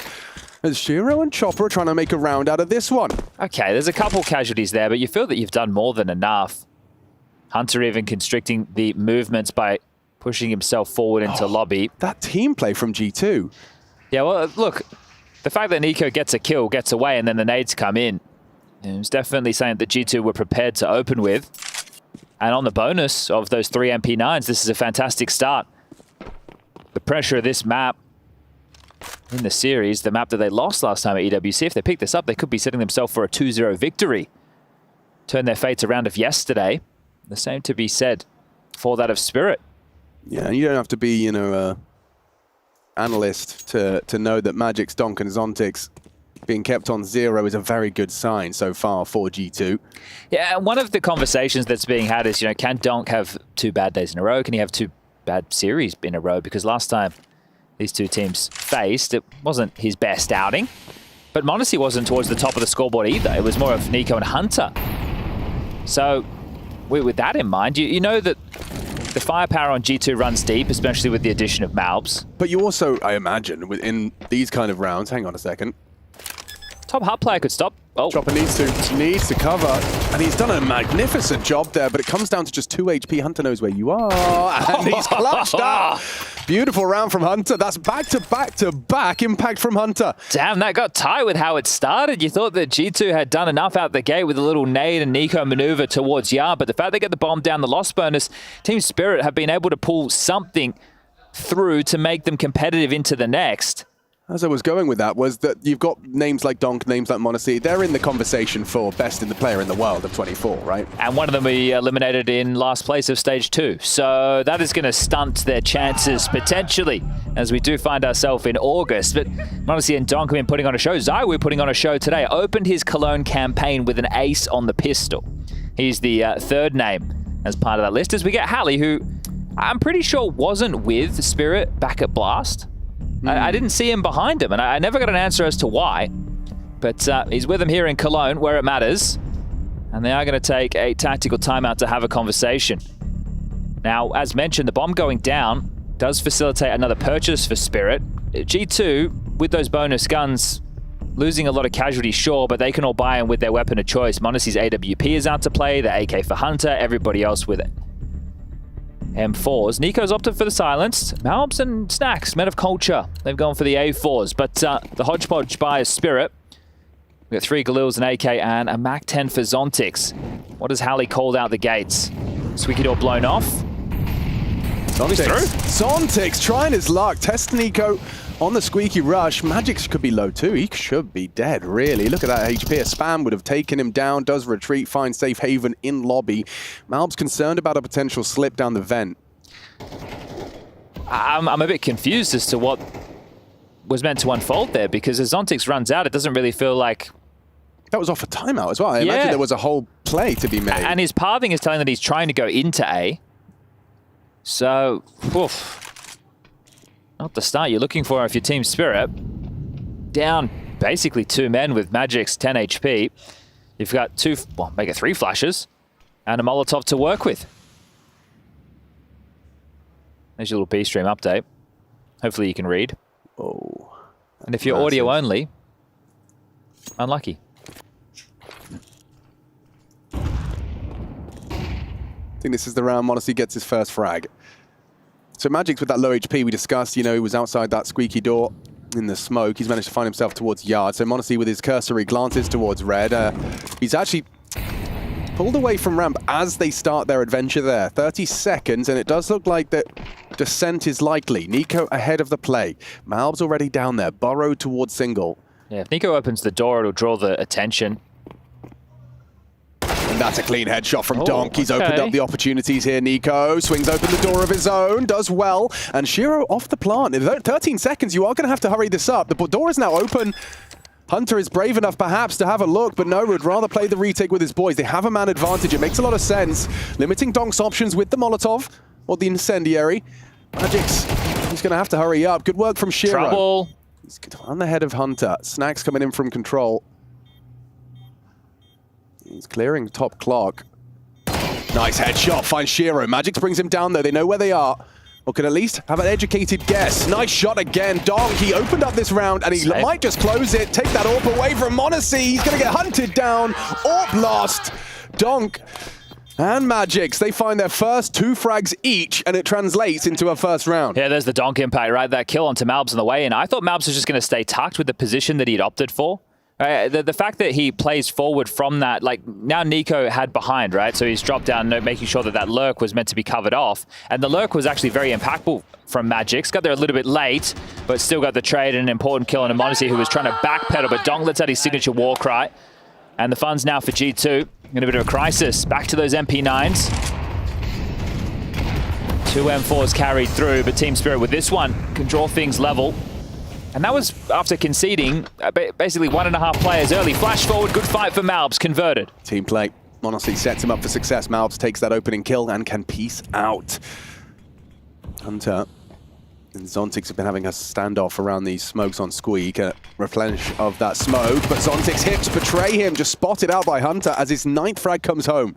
Solid work from Hunter to start us off here on Nuke. Finds himself an AK upgrade. Nico responsible for Yard. This is his favorite position. I'm going to start calling it Nico. And the reason for it is he can take cursory glances towards the main slip. And if they were to smoke, perhaps try and catch timing through it. m0NESY has the cross now. Okay, well, that's important. So the smokes will be required. Or do they just dare? Oh, look at this. It's just for info. So Nico knows bodies are coming. m0NESY takes some distraction. Lots of vision. Good work from Chopper. Hunter good on the trade. He actually doubles up. That's a triple from Hunter. It's up to Donk now. Trying to track and hunt down m0NESY, but it's not a comfortable 30-second round for him. Still on Yard. m0NESY down to the HE. What an incredible one. Good throw. Donk problem solving on the fly here. Concerned about Hurt. Snacks considering his maneuver. The sound cue. The fake. Snacks walking to close the gap, doesn't clear it. Donk's in trouble. Has to commit to the plant. Snacks knows it. He's managed it so well. Just silently creeping and crawling, closing that gap from the smoke on Squeak. It's G2 4, Team Spirit 1. Yeah, look, the last 3 rounds since the guns have come out, there's been a common theme. Spirit giving away openings, but still being able to work their way back into rounds somewhat. I understand that this one was going to be a massive clutch from Donk if he was able to. The bomb almost went down. It would have been another cash injection there.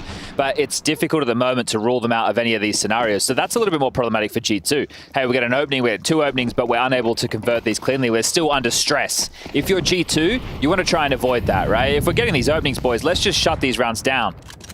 Dog back to spawn with a last-minute purchase. Smoke wall, Don's yard. Information naught as Nico blows open a smoke, sees nothing crossing.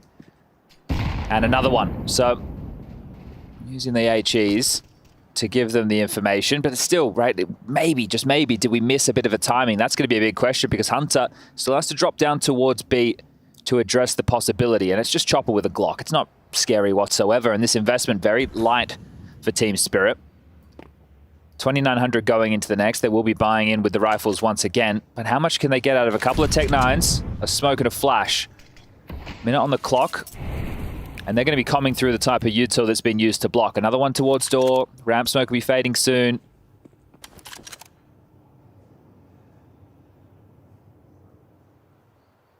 Shiro off to, might be lining up the flash. Yeah, it would be some flash. Snack's already in hut, so he'll be impervious to the flashbang. He's coming back. So he went on the roof, had a look, said everything looks fine, and now he's come back towards lobby. 35, here we go. Smoke main and go. Down the vent. Down the vent, Hunter can mop up here. Oh, lovely adjustment onto Chopper. Bomb is stampeding towards the double doors. Hunter will disrupt that, or if not, if Malbs beats him to the punch. So yeah, clean, well handled against the eco. And with the flow of rounds, that's a nice one to get for G2, who's going to build a bit of residual cash. Give them a buy-in even if they do lose the rifle round to Spirit, which is coming up now. No AWP brought out for Shiro. Would have been a possibility to glass cannon, but AK with util is the preference. Let's see if they're able to start establishing themselves in this T-half. Remember, it is their map choice. Mirage up next. Ancient is the third and decider if we need to get there.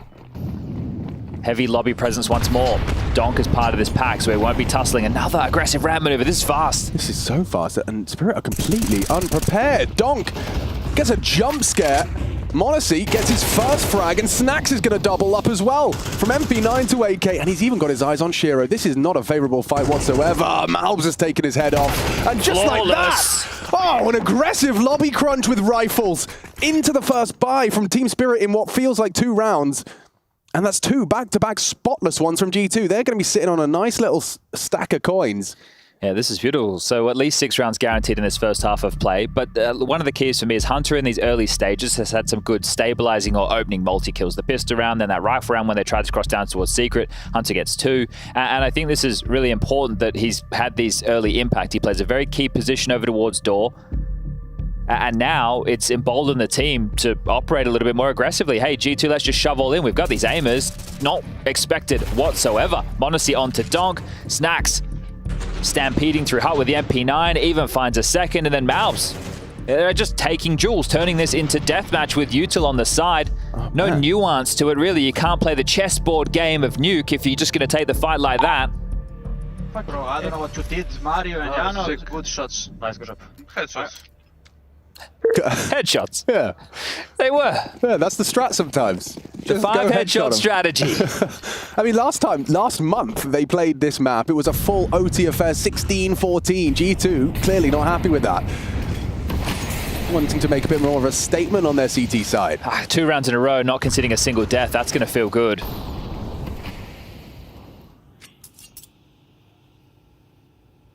Malbs to be tested. Yeah.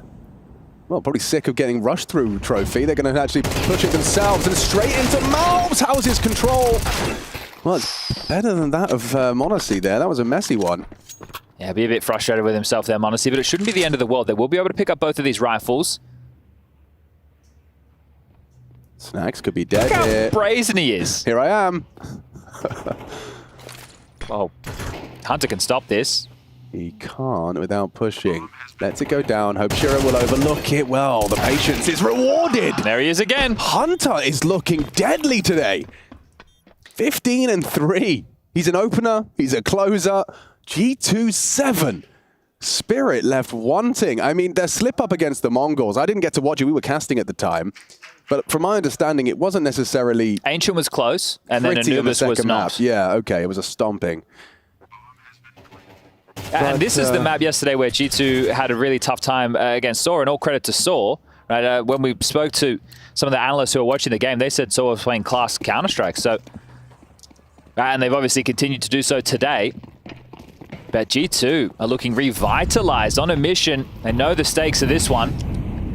And Hunter playing some of his best CS2 form Counter-Strike. Again, it's a nice conversation to have about Nico and Hunter.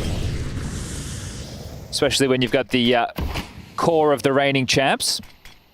Monacy, Hunter, Nico lifting the trophy alongside of JKS and Hooksy last year. Yeah, I mean, you can see the evolution of Nuke especially is all about these smoke clears, and teams are getting better and better at clearing for their AWP, but it's not only resulted in a Monacy death there. Shiro, a good catch to start off Team Spirit. In pursuit at Shiro, it had to be someone like Shiro. Triple kill, goes hunting in the yard. Donk will put the cherry on top. I want to make sure you get that back. Yeah. The AWP finally comes out for Shiro this deep in the game and is able to pick up massive kills, combined with the rifling superstar, the kid. Well, actually, the kid's Monacy, right? Yeah. Yep. So he can't be the kid. He can be the other kid. Well, I don't know if that has such a ring to it. No, it doesn't. We'll workshop it. Yeah. But this is used against them. The CT's having a look. It's Shiro who just lights them up. Some big scalps for Shiro. All right, well, they've made a dent again. Can they break through? We've had this conversation once before for Spirit. Ooh, Shiro, yeah, he's dead focused now. He finally gets that weapon back in his hands and wins them an elusive round. Oh, and Zontix is having a nightmare, a waking nightmare. He has his eyes open, and I'm not sure if he's in control. He's got a minute and 30 to think about that death. Yep, sorry, boss, he just spammed me through a smoke. Anytime I go near this squeaky position, Hunter's got my number. 17 now. Sometimes that just do be how it is. Yeah, he's doing fantastic in the openings. 4-0 in the opening duel so far for Hunter. Nico looking like he wanted to go searching around those smokes, but Shiro just in time, going to be tucked across secret with his partner in crime. Shiro and Donk lower. Yeah, but Monacy, by taking this forward stance, the bomb needs to be picked up. Now, they come back lobby, they've got a fight on their hands. And down goes Chopper, that is a problem. Yeah, the bomb would have been spotted. Bomb lobby. 2 of your 3 players are completely disconnected. Oh, and they've lost Magics too! Hunter is having a field day. I'm talking cocktail, little umbrella, feet up, sun shining. Wife doing your sun cream. Great times. Well, these two should want to try and hold on to these rifles. 20 seconds, bomb marooned in lobby, a 5-on-2 scenario. There is no chance, even with the names being Donk and Shiro, that they break their way back into this. 18-4. We've played 10 rounds. I mean, for Team Spirit, yeah, you can shake your head and just kind of put it down to... I mean, we've all been there, you know? It's just one guy, guys. It's just one guy. Yeah, the fact it isn't Nico the one dominating Yado, he's having a decent game too. He's 8-4, but the whole conversation is about Hunter at the moment, just these multi-kills he's getting, and looks very pedestrian about it. You know, no dramas, no worries whatsoever. Nades in deep, spams through to try and make the best of that residual damage, and just gets another opener. Speaking of openers, Spirit have only been able to get 1 opening kill in this first half of play so far, so 1 out of 10. Save a couple guns, rifles purchased behind it, but 4 on the half is workable. It's not done. Ooh, okay, there's one of the first errors for Hunter. Throws the Molotov in the back of his teammate, and lucky it wasn't a top rush. Just trying to keep up his tan. Okay, wall erected. This is everybody. The whole squad. Okay, Monacy's options are limited. Yeah, falls back off of the Molotov. Hunter looking to set up a flash. Is there a play behind it? No, Nico not interested. They managed to do a second wall. This is problematic for Spirit. They're going to be in the open. Oh, they are exposed. Hunter catches Magics. Another one. Another opening kill, and Nico just builds upon it. Where did they come from? From the warehouse. He swings out upon the fading smokes, and they're just in the open, like sitting ducks. Monacy plucks Donk, and Shiro doesn't hit his shot. Okay, timeout. Timeout for sure. I mean, you've got one more round, actually. Maybe that's just take the 2 minutes when they come. This is 5 rounds in the first half of play where G2 haven't given up a casualty. Yeah, no, this is bizarre. This is full bizarro world. How many did you say? 5 rounds in this first half where they haven't given up a single kill. That's nearly half, Chad. That's amazing. That is incredible. Especially when we're talking about a few of these being rifle rounds. Yeah. They're not all just full ecos. 2 of them are, sure. So 3 out of the 5, I'm pretty sure there were some decent investments for Team Spirit. And without Monacy really having to do too much. G2, oh, down goes Nico. Monacy could be the next victim, but pulls the trigger first. Takes down Donk. Clear, looks good. Exposed in the open. Magix hits a absolute heater. Finding the head of Monacy, Snacks will pivot lower. Hunter are going to be solely responsible for this top site. If they can win these rounds as well, G2 might be just running away with this series. Number disadvantage. Zontix may have heard this. I think so. And I think Malms is going to be a free frag. Yes, good frag from Zontix. So 2 on 4. Lining up to be a 9-3 half. Snacks activates, and Zontix already well aware of the potential. Acknowledges this, and him and Chopper are going to partner up. Zontix can just park the bus, and Snacks walks into his perfectly placed crosshair. Now, Hunter. Wouldn't put it past him, you know? Considering how this half has gone. Good it's been looking. Look at this angle. Zontix isn't ready for that. Lovely find. Insta headshot. Chopper, however, catches him off guard. Well played on the end. Just a little tail end, a little taste of sweetness in a rather bitter T side. 9 for G2 as we swap sides. We'll be right back.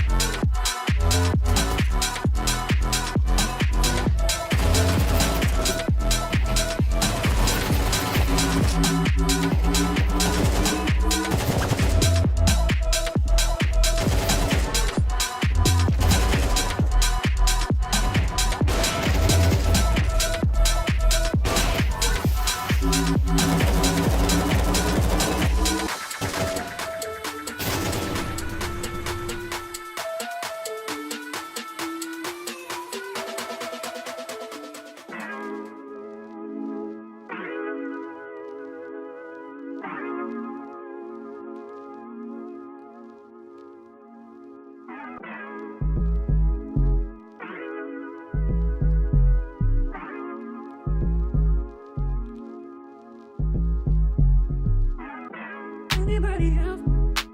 Anybody else but you? Anybody else but you? Anybody else but you? I don't want anybody else but you. Anybody else but you. Anybody else but you. Anybody else but you. Anybody else but you. I need anybody else but you. Anybody else but you. I don't want anybody else but you. I need anybody else but you. Anybody else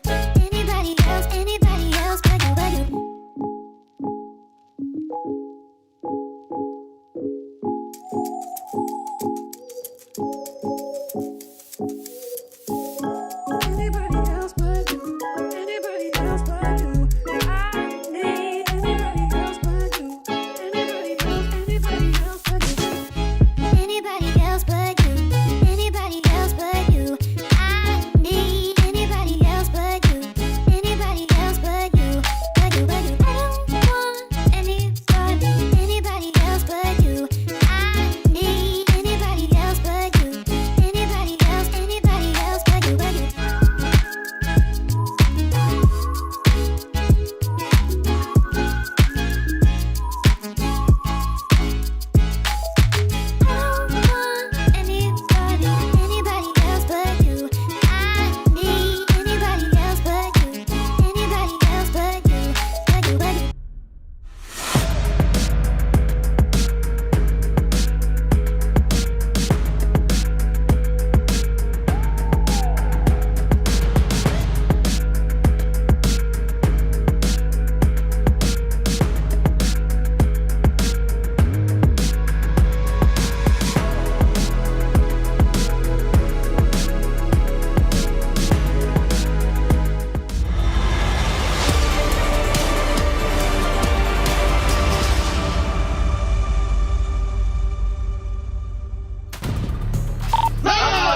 Oh my god, what a fucking Bro, Jonas, you didn't see him? He was floating right at the end of the corner. Yeah, but I do like his default. Nico, I look like you. Outside, Nice play. Well, Chad, I'd describe that as good vibes from G2, and quite the opposite, I'd imagine, for Team Spirit, as they've managed to muster up 3 on the first half of their map pick. Yeah, been troublesome. Hunter delivering the pain.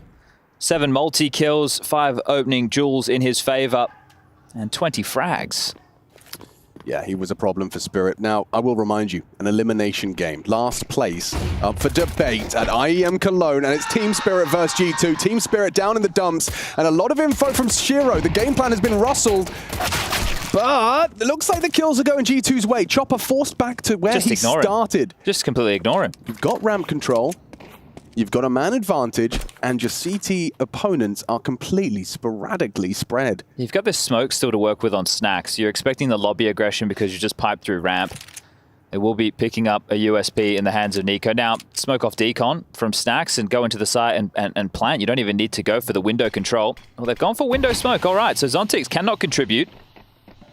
Yeah, well, at least he can hear that there is at least 2. Walking through this smoke would be a death sentence. Hello, Snacks gets himself a freebie.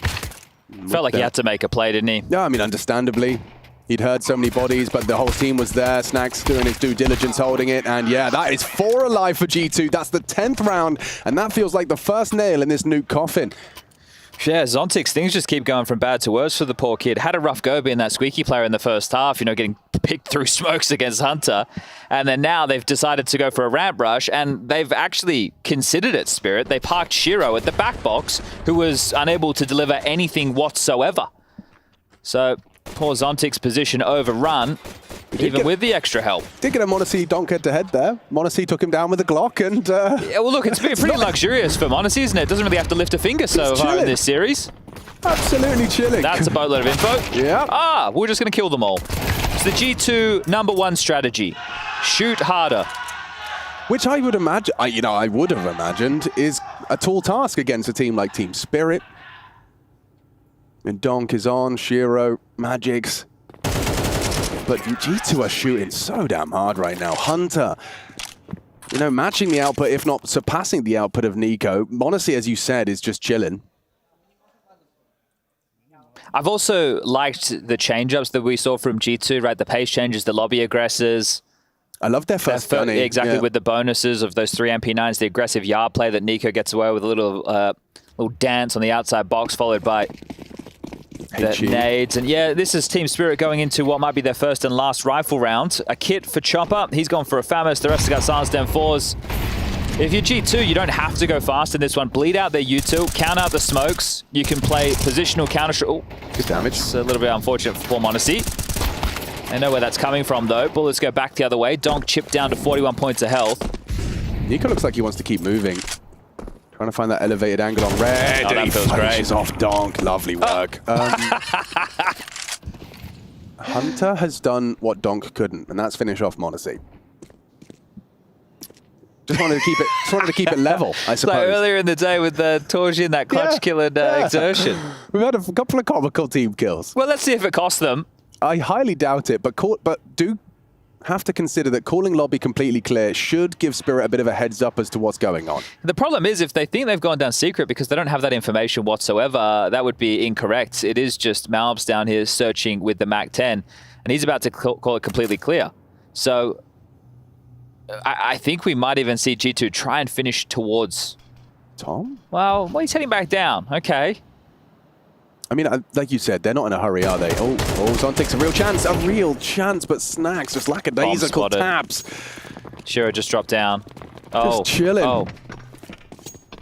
Okay, well, that's a lot of audio. That is a lot of sound cues. How many can he get here? Shiro, this is a real opportunity. Strong position. Yeah, Chopper tried to go down the ladder. That's crazy. That's even better, though. Shiro gets the double kill, looking to reposition, swings open the doors, and does disappear. A 2 versus 2. Shiro could ignite a little bit of hope here. What time? 987? Yeah, they've got time. Oh, Shiro's in hot pursuit, but Loud. Only 6 bullets in the mag. If he's covered, Malb should have it. You can't go up the vent. It's suicide. What a pivot. What a pivot. Well, at least Shiro got the kit. Okay, doesn't have to worry about close vent, but Hunter will still have vision of him if he climbs. It has to be Magix to play first. Malbs has got him. It is a common pre-aim, but Magix baits the shot. This should be good. Lovely. Only Hunter remains, but Hunter's been sharp, and he continues to look spectacular. 12-3. G2 are taking this one home quick. Opening rounds, multi-kills, and then clutching them out for map point. Hunter has come to play today. The conversation isn't about the superstars, m0NESY versus Donk.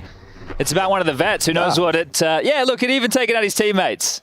m0NESY didn't look too happy about that one. Yeah, because he's like, mate, I'm meant to be in the running for best player of the year. If I'm not getting my stats, if I'm not farming them up now, when am I going to do it? I just want to be involved. I just want to do something.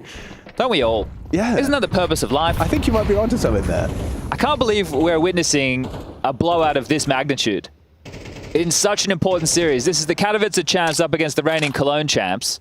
This is Team Spirit, who bookended the first season of the year with Katowice and then London.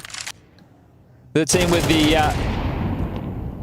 kid that's popped off and made a massive name for himself with monster, never-seen-before performances. And now they're just getting shut down. Their map choice, it's not even close. No, it's not even close. I mean, this performance from Hunter has got colors of Don Cato. Dare I say it? I mean, you know, he died 6 times. He hasn't really had anything other than the team kill that we could possibly raise an eyebrow 4 of at. them have only died 6 times. Yeah, well, that will happen when 5 of the 12 rounds in the first half, you have 5 alive. Yeah. That will happen. It's their map choice coming up next, everybody. Good grief. I was not prepared for this kind of game. And I like the way they're approaching this one. All right, we know that they have to force buy in. We know they're going to be lighter on U2. Let's take our time, wait out their nades, now use our advantage. Another opener. Shotgun noted. Should be easy to deal with. Just avoid him. Yeah, well, with Shiro dead and Magic's 2, they can go anywhere they want. Donk's here. Donk is here. Ahead of the play. Turns the flash, not the second. They're so diligent. They'll be crossing, dropping.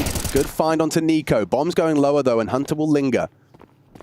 Might go overlooked. Donk don't want to risk it. Zontix is going to be here. Does he go ahead? Yeah, swings open the door, lets him know.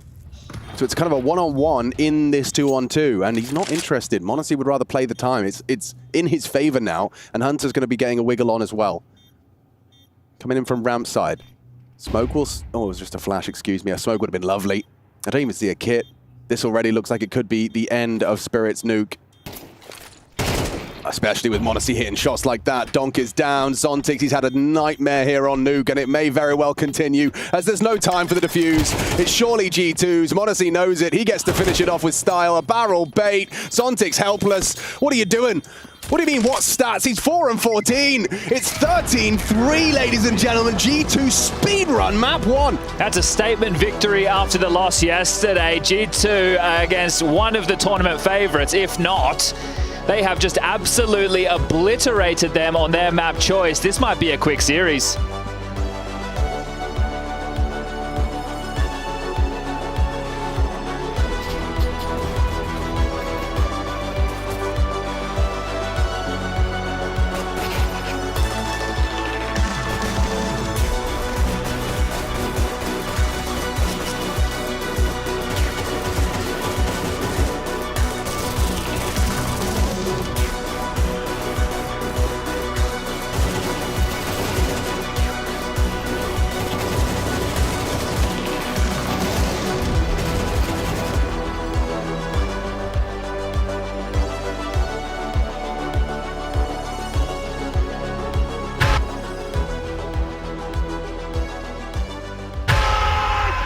Let's fucking go. We can win this. They're fucking broke mentally. Trust me.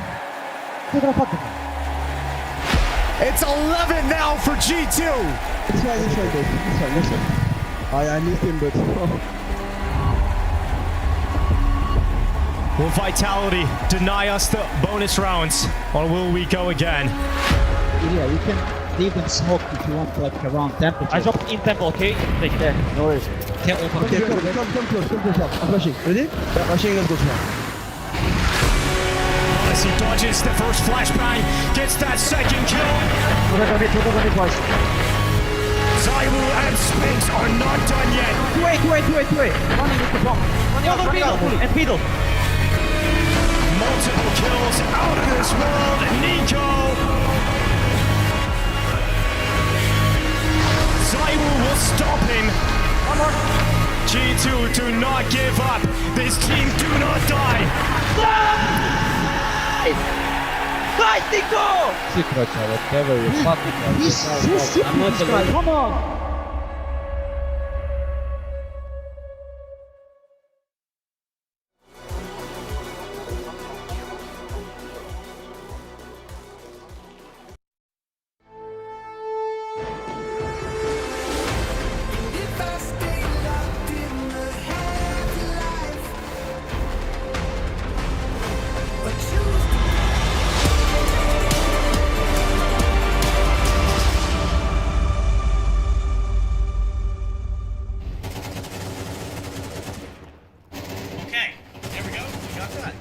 Yeah, I think we lost Trace, Yanko. No, you didn't lose anything, bro. I'm always here. I'm always here. But anyway, take it over, Jacob. Yeah, I mean, I feel like Trace is trying to replicate what we saw from Spirit right here. You know, not showing up at all. Failure to launch. Failure to launch, not showing up.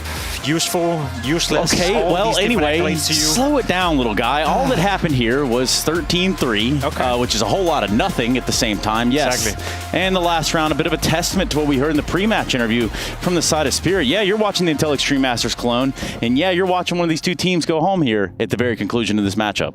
You said a lot of weird. What did we just watch? I don't know. What that was a lot of nothing at the same time. What just happened? I mean, Spirit yet to show up to this game at all. I mean, their map pick, right, couldn't get anything done on the T side, just individually.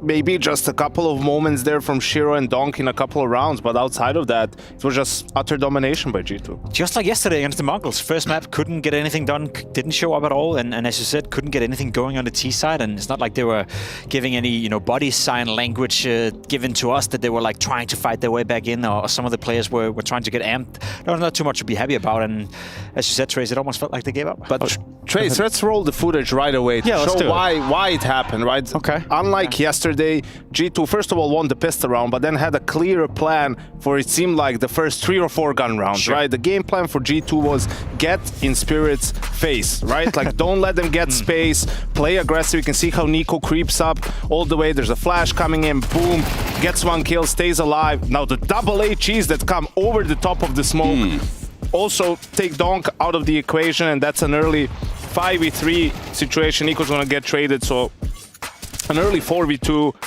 3v2 eventually for the side of G2, but doesn't matter. In the end, you know, it gets a little bit close, but Hunter is able to clutch it out. We'll talk about him in a minute, who's had his best game in a long time here on Nuke. But now the reset round, round number 5. What do they do this time around? Right, it's going to be a little bit more aggression now from the side of Ramp. Flash play comes in, boom. That's Shiro dead. Hunter is going to find Zontix for what was second of many times that he's going to win out on that fight. So another early advantage for G2. The round is going to be over, and from even in the next gun round, Jacob, they do something very similar. Yeah, and you feel like, you know, enough is enough almost. Again, Spirit are trying to fight their way back into it. Snax is shutting it down, and as you said, then following round, even more aggression coming in. Round 7 right here. This is just full-on aggression. You see 2 players rushing through the smoke on ramp. You have Melvs in a great position, Monacy in a great position. He's killing Donk in the back, and then you have a guy from Hot, Snax pushing in together, getting a multi-kill as well. So it was just relentless aggression coming from G2 over and over and over again. One part is G2 playing well and obviously executing that aggression with style. I think the first round you highlighted right there with the double nade and the flash peek for Nico and Yard as well. That was beautiful Counter-Strike. That was picture-perfect Counter-Strike. This one is just more simplicity. You know, it's one smoke on ramp. They put a nade into it. They aggress. They go inside Hot. It was like they had a clear game plan, as you said, that we're not going to give any space to Spirit whatsoever. And if they want to fight us, come fight us. Yeah, and you know, the coolest part about this storyline for G2 is, you know, we're usually speaking these praises of, oh, here's Monacy, 1.5, you know, 5.0 rating, some outrageous, non-existent stuff going on there, but he really didn't have to do that here. He didn't really do much. I mean, he was, again, having a little bit of a slow start, some frustration there from him, but the team had him. I mean, his first kill on the CT side was in round 7, killing a guy in the back who's setting up for an A execute, right? So Hunter took over for this one. It felt like doing a lot of the fragging, 20 kills on the CT side. And that's another layer, right? We're used, as you said, we used to see Nico dominate Yard. We used to see Monacy dominate somewhere on the map, but this time around it was Hunter dominating all over the place. MP9 kills, M4 kills for that matter as well. He was aggressive. He was, you know, holding his ground on inner bomb side. He was even pushing out towards Yard. This highlight package is just him playing deathmatch against Spirit. Yeah, and in certain moments, you would look at this game and say, this might be what you consider disrespectful Counter-Strike. Just no, this was a non-starter from Spirit. But hey, we were talking about G2 struggling maybe when it's slower rounds and they lose some control. A way to avoid that is just play aggressive. Yeah. Like, you know, if you crunch lobby early immediately and go for aggressive plays, it's going to break the round down, right? I mean, you might not always come out on top in the trades, but it's going to make it a 3v3 or whatever the case may be. And you could see in the round where Spirit wanted to pop A, they were behind them already rammed, so they didn't even get to execute that strategy. And the case may just be as simple as me saying that Spirit did pick the first map of this series. That's a fact. That's not the greatest realities if you are on the Spirit side. So if we turn our attention, let's talk a little bit about that map of Mirage coming up, where that comfort might be from G2. I mean, have they loved it? Have they not loved it? Is it love-hate? What is going on over there with Mirage? I think they haven't played it with the old lineup. I think for the most part, Hooksy didn't really like calling on it, and their initial results when they added Nexa weren't good, so they just decided to go somewhere else with this lineup. Though I think it's, you know, a no-brainer to play it when you have guys like Hunter, Monesi, Nico who all love the map. Malbs is, you know, incredibly skilled, and mechanically you can put his strengths to use on the map. Yeah. And this is where they had a comfortable win against Spirit last time around at EWC. And it used to be a stronghold for Spirit. It used to be one of those maps, you know, a couple of months ago where you'd say Spirit are arguably the best Mirage team in the world, or at least up there in contention against Na'Vi. Not the case anymore. We saw in Copenhagen they were trying to pick Mirage as their go-to map pick against, I think Liquid was one of the opponents where it didn't go too well as well. So they even said that they're trying to experiment with it, and they've changed some positions on the map as well. So right now Spirit is in deep, deep trouble. To be honest, the map doesn't matter, right? Like, it doesn't matter which map they're playing, because Spirit is still in this nightmare that they're living ever since they came to Cologne. I mean, they've lost 2-0 to Mongols, getting absolutely thrown around on Anubis, the second map, right? And it just seems like they're not there yet. They're not in it emotionally, right? Like, at least you want to see them get mad at some point. I'm not sure what they're talking about outside, right? If you're just going through your, you know, strategies and game plan, kind of, sure, okay, it's good that everyone knows that, but you need to show some fire. You need to wake up a little bit, because the last two maps that you played, you got pushed around, you got bullied. You say the last two maps, you know, the last 3 games, they did beat Complexity in Copenhagen, but that was a very close game against a Complexity team that didn't play good Counter-Strike at all in Copenhagen. They just barely beat them. They got absolutely gobsmacked yesterday by the Mongols, and they're about to get smacked here by G2 as well. Spirit are entering a bit of a crisis if they were to lose here, and it's the fashion they lose in. It's not necessarily the L's, but the fact that they're not showing up in the server. They're saying in an interview that we kind of gave up in the middle of the game. Like, all these different signs are not pointing in a nice direction. No, they're not. But again, gentlemen, you guys have painted us a great picture here as maybe what to come, and what could be very well the last map for Spirit here at Cologne in 2024. We'll find out though after the other side of this break. This is the Intel Extreme Masters. G2 up 1-0 in the series. Hi, it's Bob with Faceit. Did you know you can customize your live stream experience on Faceit Watch? Yup, that's right. With the POV selector, you can choose up to 4 different perspectives, from the broadcast feed to your favorite player's view. So if you miss a kill, it's on you. No more T-Tours in chat. But wait, there's more. We've got a You Watch, You Win situation in here. Watch IEM Cologne while having the chance to get skins and Faceit points. Woo, look at this one. Change the channel and control how you watch.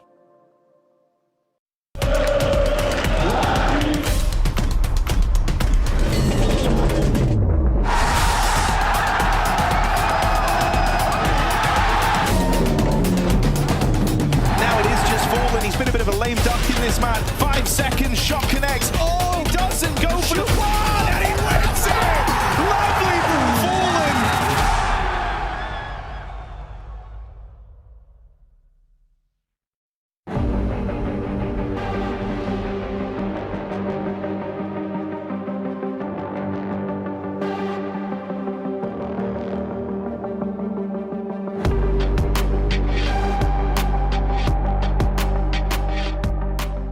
Calls, people. Secrets. Don't overcomplicate. They have no fucking answers for you. Just read them during the game. Oh, this could be big. If he catches Carrigan around that corner, Hunter. First channels. One lower, 1B. Can we do double wait? I'll do one flash. You're gonna do another smoke breaking. I'm working close with Holly already. I'm Ollie. Cross, one guy. Next, can you boost me? Good. Cross. One more. I'm the smoke, guys. Nice! You're so fucking good, guys. Broki's gonna try and give him an opening. Tunnel close. 1B. 2B. So what's the response for FaZe? You lose your risky on-peak towards the B-bomb site. And Carrigan goes through a middle. Hunter brings him down with ease. FaZe are not getting into this round. Nice. 5v2 guys. 5v2. Get up. I'm leaving. Long. CT one man. One more this side pass. G2 completely destroyed FaZe off the back of m0NESY popping off inside the server. Right to the chest of Carrigan. Second shot is so damn fast for m0NESY. Nico overcame his old in-game leader incredibly. They just run right through and they run all the way.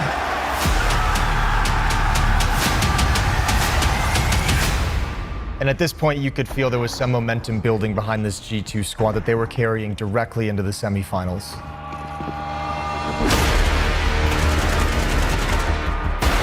Aggressive setup like this, it might be disruptive. Spam from Nico, that's ridiculous. God, he gets a second, that is nonsense. Nice. Oh, it's up to Nico, a triple kill. Oh, and it's a quad. Fucking nice. The key is here, bro. Pressure kill. The heart rate for G2 has to be through the roof. Nico, this is the element of surprise, and he's going to provide. It's 3 out of Nico. The multi-kills keep on coming, and G2 taking it regulation. Nico managed to lead his team through a very dangerous 9Z. And at this point in the tournament, it started to feel like they were actually figuring it out and firing on all cylinders. That top hit, over. Top hit one. Nice, one more, top hit them up. And lower. Nice, they're so fucking annoying, let's block them, guys. At this point, it's already been an incredible story to watch G2 accomplish all this, and they only had one test left, and that's Vitality.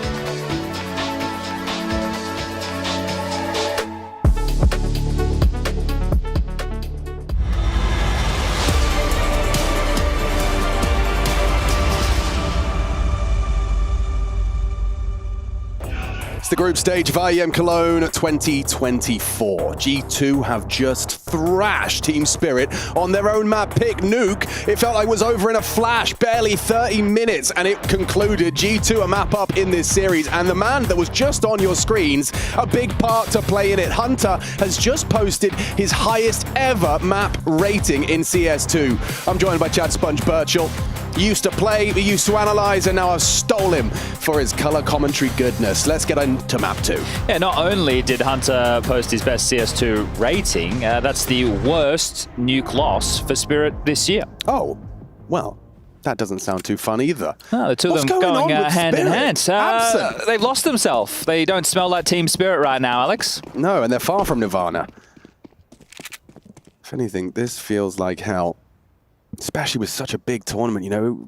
Katowice, it was a walk in the park. This is a walk through hell itself. Donk, woo, deleted, and m0NESY and Malbs combine onto Chopper CT.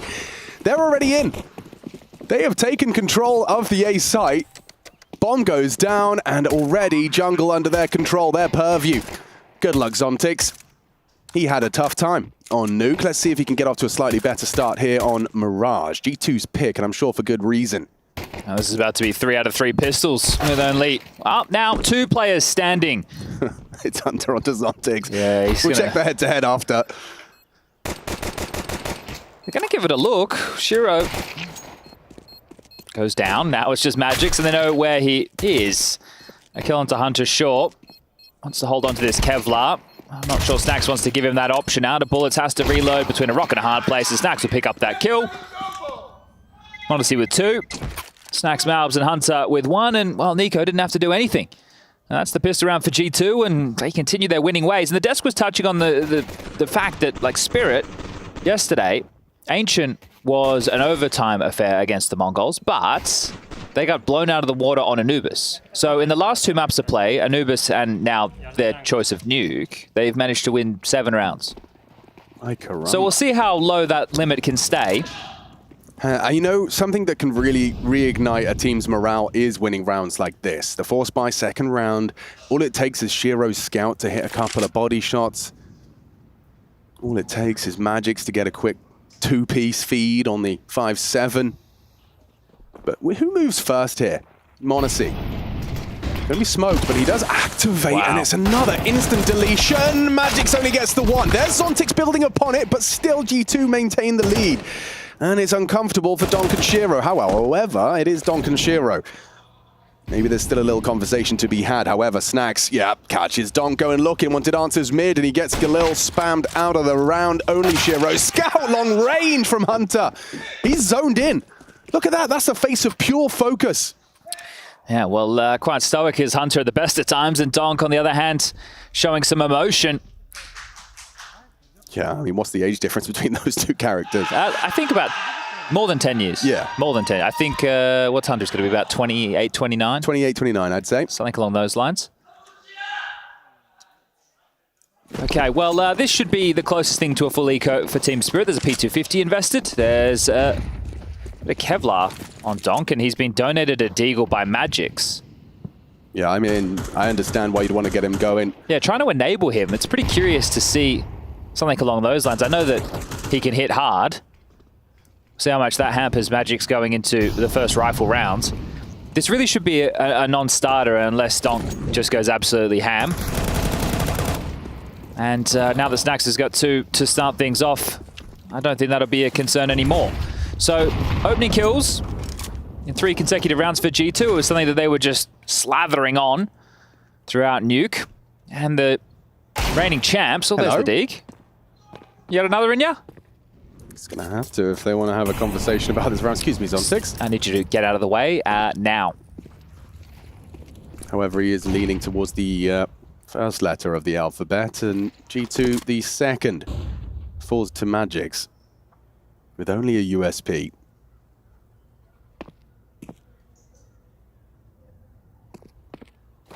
It's like they're flirting with him at the moment. Magix knows nothing's home. It's still drawn the rotation. Zontix and Donk moved over. Now a smoke connector to guys any catwalk issues that may present themselves. Zontix rumbled, Donk the same. Now just Magix and that USP to find. So beautiful work from G2. It's continuing. Oh, you've seen it. The target and denied. m0NESY catches it.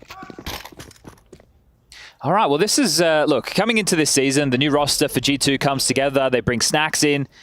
It wasn't a move that blew everybody away. And I heard they broke the budget purchasing Malbs from M80 and then putting him on the CT side into roles not so familiar with, but things seem to be working. And when you get such a big scalp like Team Spirit, or if they can take such a big scalp like Team Spirit, they'll have to play Astralis tomorrow. And then there'll be a matchup against either, well, there's a bunch of names in that mix. But regardless, G2 winning this series today. There's still 2 more best of 3s they have to play. Yeah. If they want to make their way into the Lanxess to defend their trophy. Last year's jump. Different looking roster now.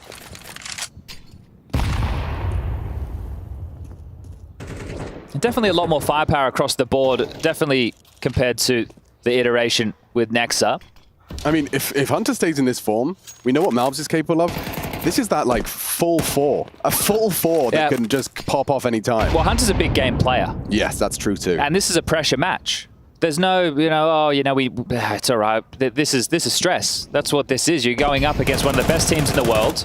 You're hot in form out of the break. You took an upset loss yesterday, but you both did. Zontix exposed, reacts exactly how Malbs would have hoped. This has got a B split written all over it. They pushed the smoke. m0NESY was holding, but Nico and m0NESY partner up. Nice work from Magix, but m0NESY immediate on the trade.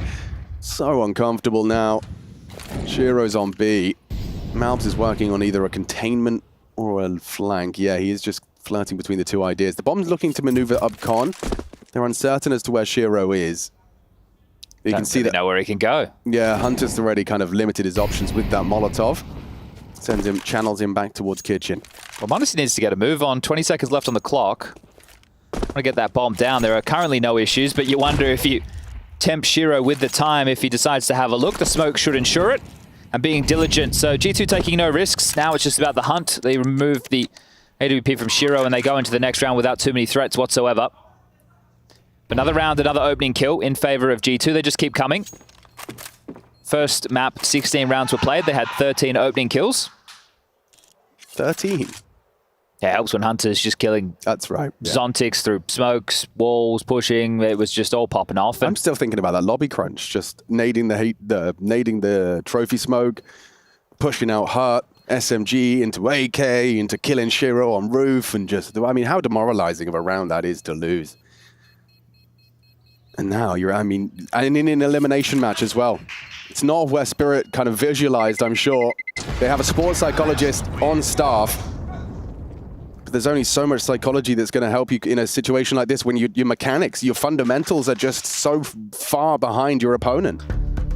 And they will take a tactical timeout to have a conversation, one that will likely find them discussing, hey, what can we bring out behind this saved AWP? We just got the max loss bonus, so a few of us are going to be in positions where we can afford silenced M4s. And how are we going to make this work? Magix has actually dropped a silenced M4, and he's taken back an MP9 in exchange. I think Chopper's invested into one of those as well, but has a whole lot more utility behind it. So a decent looking round behind this saved AWP. A few more issues than maybe G2 would have liked to have been facing.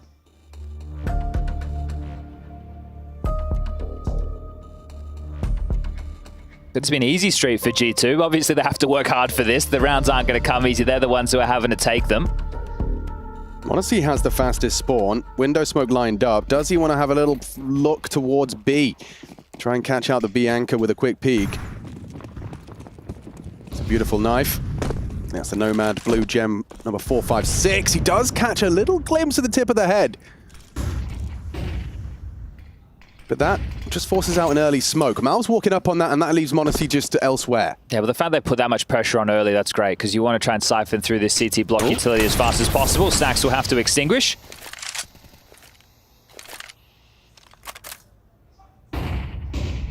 Oh, Comms just got erratic for a moment there. Not sure which side of the server that was from. Both these teams are just below us. Already look at the CT utility. It's shallow. And they've just thrown out a first wave towards B. Mouse puts the molly towards truck. Hunter's creeping and crawling. Zontics, you can see that he's not active on it. We'll have to take a look, and ooh, didn't spot him. One more of those. He could catch Hunter. Hunter now putting his attention towards Con. That smoke will fade. They're evacuating B. Okay.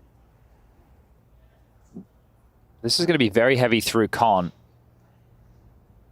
Donk and Zontics then. Good timing from Zontics. Removes the head of Hunter. Nico down as well. Zontics and Donk starting to contribute. m0NESY does well for one, but it's Zontics with an immediate trade. A double kill from that window position. Snacks walking out. Does adjust into Chopper, so some IGL on IGL action. And Malbs with only 20 seconds should be a dead man to the Shiro AWP as he turns his back. Spots out one, takes down Zontics and evades the shot. He will get a bomb plant here, Chad. Planning open as well. Risky, but can help him in the post plant. Ooh, Mantle's up. Like the moves. Wants to try and catch early info. Whoa, that's maybe a step too far. Trying to leap across. Trying to motivate the troops is Donk, saying we got this. That round probably felt very good. That's a round they didn't really have on Nuke. Yeah, and yeah, you're right about trying to motivate, bring the energy. That's something that feels like it's lacking. Yanko saying that emotionally they don't really seem like they're in the game. Yeah. But this time round, the opening kill was going in favor of Team Spirit, and then just being able to build on top of that. Malbs gets the bomb down, but gets a little bit tricky with it. Would have been stylish if he stuck the landing on that, but there's still more than enough money for G2 to try and reset Team Spirit. So they win a round. Next round, they'll only get 2,900 as the loss bonus. Residual cash is pretty flat. See how G2 respond. That was looking like they wanted to leer towards B, then a change of plan. Yeah, they had second thoughts. Well, they're returning to what it felt like they wanted to do last round. Quite heavy, this time maybe even a few extra bodies. Magix has no util. He's the only one here. That's the last of it. They'll go through this. I suspect they will. Magix, so blind, exposed, in the flames, spotted. Hunter, where's his reaction? I'm sure the comm was there. Oh, he actually killed Zontix. That's what happened. He ignored him completely, isolated the support from shore, and the bomb site's lost. And the round is done. So he goes punching in the digits. Yeah, he's continuing that great form. So Malbs, right, on the CT side, playing a few more of these sites to anchor. But on the T side, they get to send him in first, and that's what he likes to do. Takes the space. Hunter gets the kills. Magix, as you mentioned, one of the things with the pops like that, you've just dropped the smoke, and it all comes down to the timing, right? Am I setting up? Am I mid-transition? Am I in a position where I can play anti-flash or dodge and just gets caught completely wiped? Question, Mr. Birchall. Is it quite rare to have an anchor that becomes the entry? Is that like quite a rare combination, or would you say that that's more common than, it's not like an exceptional? With taking space and entering like on strategies, there's a couple of different things that over the years, we would have had your Tacos or your Freakazoids like, Taco would be a site anchor, but they would send him in first on an execute, for example, right? In this scenario with Malbs, he would like to be an aggressive player across the board. With how some of these sites are played, it's actually not the worst thing in the world having someone with that really good aim play, like Bit, for example, right? Playing some of these sites where his aim gets put on display. But then when I think about Bit entering, it's more like him searching, not necessarily on his own, but you think about Inferno waltzing through apartments on the T side. This was a set piece where Malbs gets, you know... Here I come! Yeah, right? And players who have a good intuition for the timing, those are the players that you want to be sending in first, unless you have an in-game leader that you're happy to have like a lamb to the slaughter. Oh, like a Hooksy. Yeah, right. We would have seen that. We've seen how that goes. So they've gone from a BXEC into an AXEC. Malbs, a lot of flames at his feet. He's still alive and kicking. He's managed to get across to the side. Shiro down after one. Removing snacks, but Chopper still tucked in. Nico caught out with a clear of the smoke. Need a double out of Hunter. He delivers. Again and again. These impactful multi-kill rounds out of Hunter. Big from Chopper back. And it slows down for a moment, m0NESY. Well, if he had the bomb, he could just get away. Easy read. Easy frag. He knows where Chopper was. He knows where he was. He tried to catch a glimpse of him crossing, and they can see that he's anticipating that he has made it across to Sandwich. Knows that the bomb's in front of him. Swaps to the rifle. This really makes it even scarier for Chopper. Had it been the AWP, there might have been a world where m0NESY misses that first shot. Smoke to isolate the duel. If he is under dark, which is still a possibility in m0NESY's mind, but he will hard clear Sandwich. Ready for that engagement. Ready to flick. And using triple to guys the clear. Beautiful from m0NESY. That is just textbook Counter-Strike. 1 versus 2 from the AWPer. Throws out his AWP for the second and picks it right back up for round 6. And nice little grin on his face after winning that one. Didn't have to do a lot of heavy lifting on Nuke whatsoever. A little bit more necessary on Mirage so far. 9 kills to his name. And a stylish 1-on-2 to break the spirits of Team Spirit. Hunter, though, breaching that smoke, catching Dog and Zontix off guard, and then m0NESY cool with it. Swaps out to the AK-47, not going to take the reload on the AWP, and this was a gun round. Okay, Chad, you know how you talk about patterns? I've solved it. They go B, then they go A, then they go mid. Okay, so it's like an evolution of the Alexi B. Yeah, no, this is the Snacksy B. The Snacksy B. Yeah. You go B, then you go A, then you go mid. We'll find out what happens next. I'm very excited. Well, this is just domination, right? This will be 5 maps in a row if the scoreline continues in this way that you and I have casted so far of Stage 2 that have been absolute ownage. Oh, we had a throwback term as well. Yeah, boom headshot. Yeah, people were on IRC when that was popping off. It's kind of like Discord, but not. The video calls. Yeah. Oh, they are going into potentially 2 players. Potentially. He sees your ankles. Flash of Magic's ankles. The Victorians watching would have loved that. And Hunter finishes him off. Job's a good one.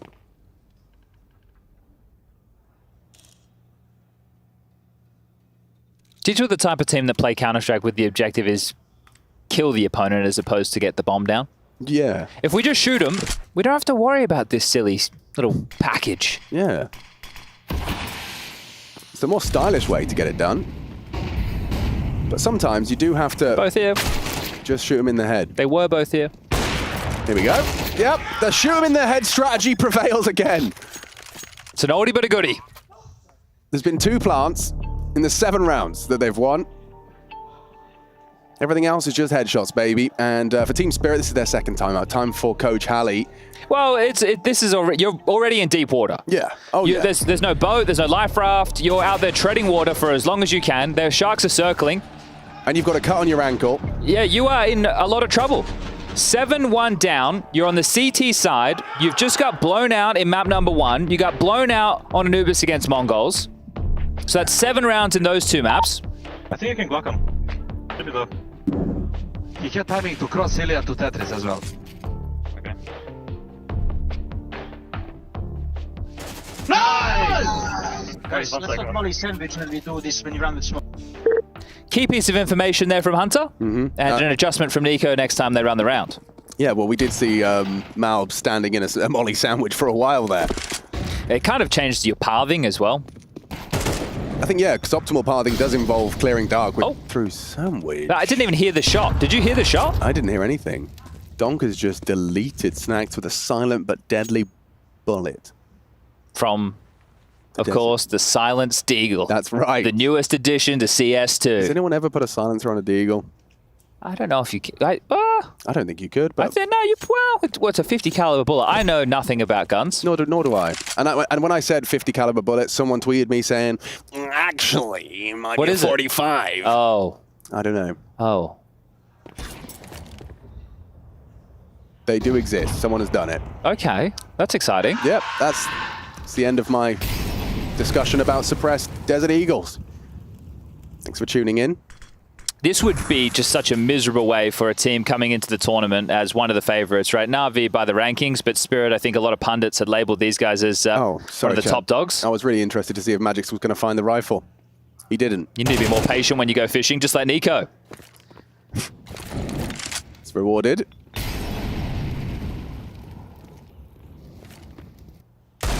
Donk really has to hit a couple more scorching headshots. It's seemingly impossible when Hunter hits a second tap out of his AK. Magic's overlooked, does profit, but the spam will come through. The Kovac cousins, yeah, every time. Every time, like, Spirit get a little bit of an edge, something they can work with. It's quite an instantaneous trade. Nobody is lacking on G2 today. Everybody is contributing when they have to. Right. So we're not sitting here saying this guy has the team in his backpack. Even though Hunter had a massive map number 1, I feel like that could have been anybody, right? If they were put in a similar position or opportunity to get those kills, Hunter just got him before anybody else could.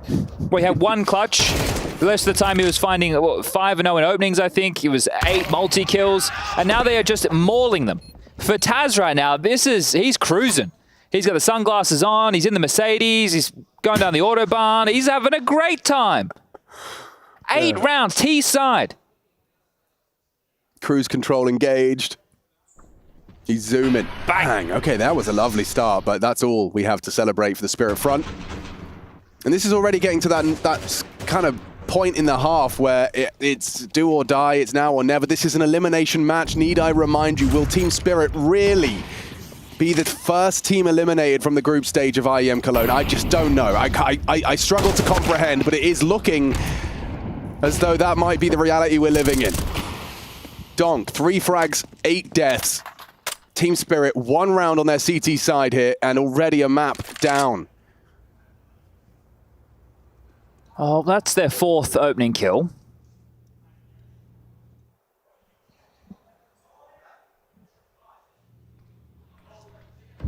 You have to convert around like this.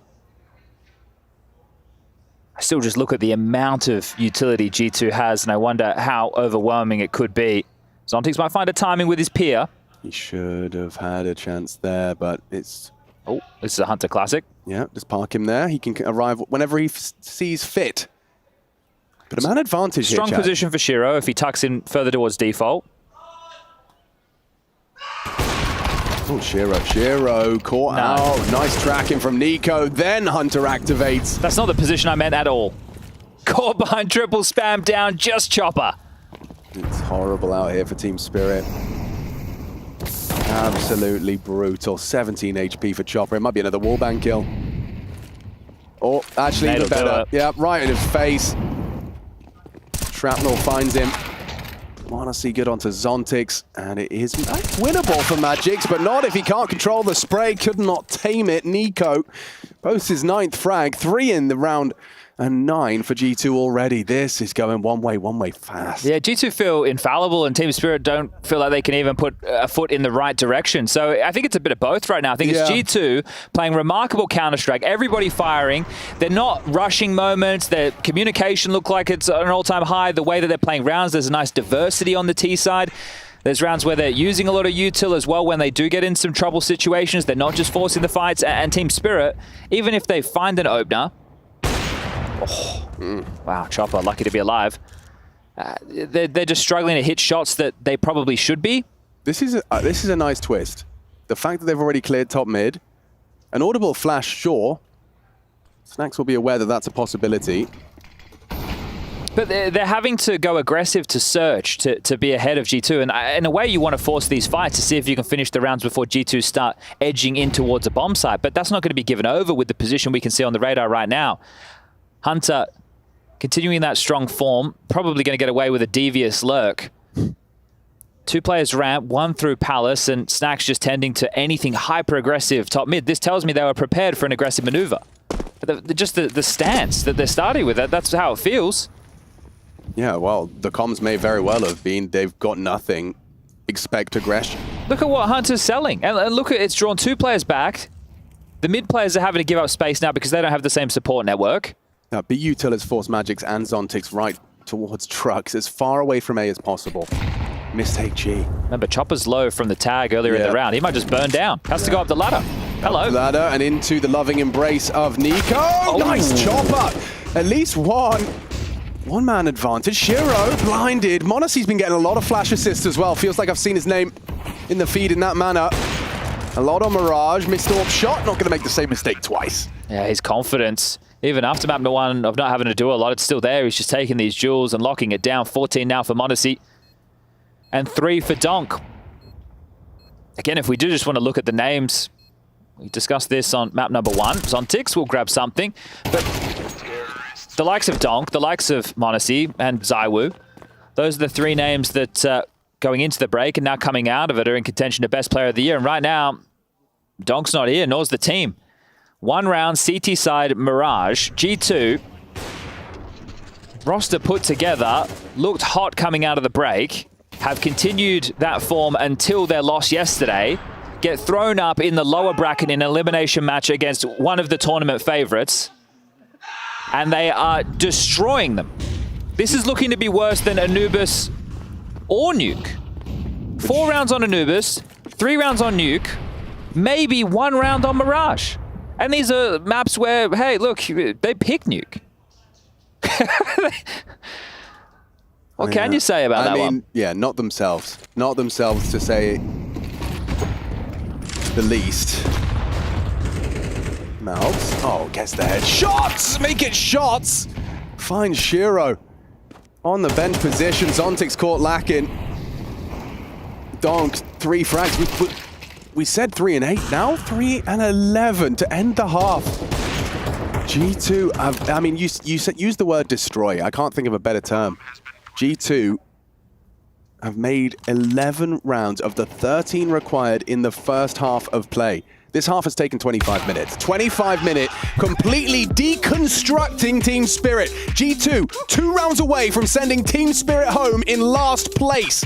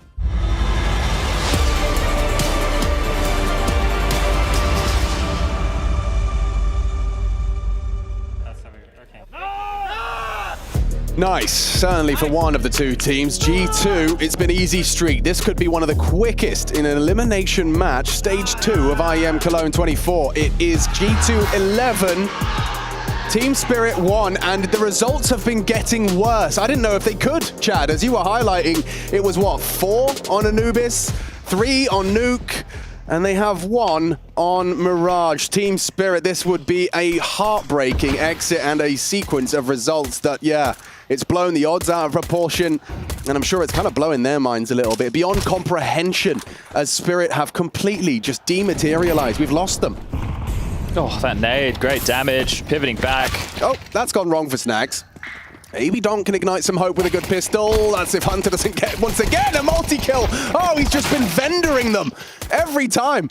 Whenever you want one, Hunter delivers an impactful double. This time it's only the one. Monacy and Malbs here to finish off the pack. Just Magics. And he's gone. Ladies and gentlemen of the jury, 12-1. I'm afraid it looks like it might very well be over. No plan, 1900 loss bonus, and a smile of disbelief on Donk's face. He's the one that made us all believers at the start of the year with his performance in IEM Katowice. Spirit lifting the trophy, now about to leave Cologne without a single map in their pocket, only one that was even remotely competitive. And if we do some quick maths, that'd be 8 rounds in 3 maps of play is all they would have won over the second from the Mongols yesterday, and now the 2 from G2. That's what we were saying about every team Spirit faced in Katowice. Here in Cologne, a different story, a very different bloody story. As Heads is just getting run down by the SMG. Nico wants to end this quick. He's got a hot date. 1 man remains. It's only Shiro with a scout, helpless as his ticket is stamped. G2 eliminate Team Spirit. IEM Cologne, last place in the group stage. It is bleak out there for the Team Spirit players. I don't think that could have been quicker if we tried. That was such a blowout of a series. Goodbye, Team Spirit, and hello, G2. They recover from their loss yesterday, and they have to run this gauntlet of a lower bracket. And what a way to do it. The confidence is going to be through the roof for this team. Astralis tomorrow will feel like nothing, knowing that you have just absolutely destroyed one of the best Counter-Strike teams in the world. 13-3, 13-1. Shocking.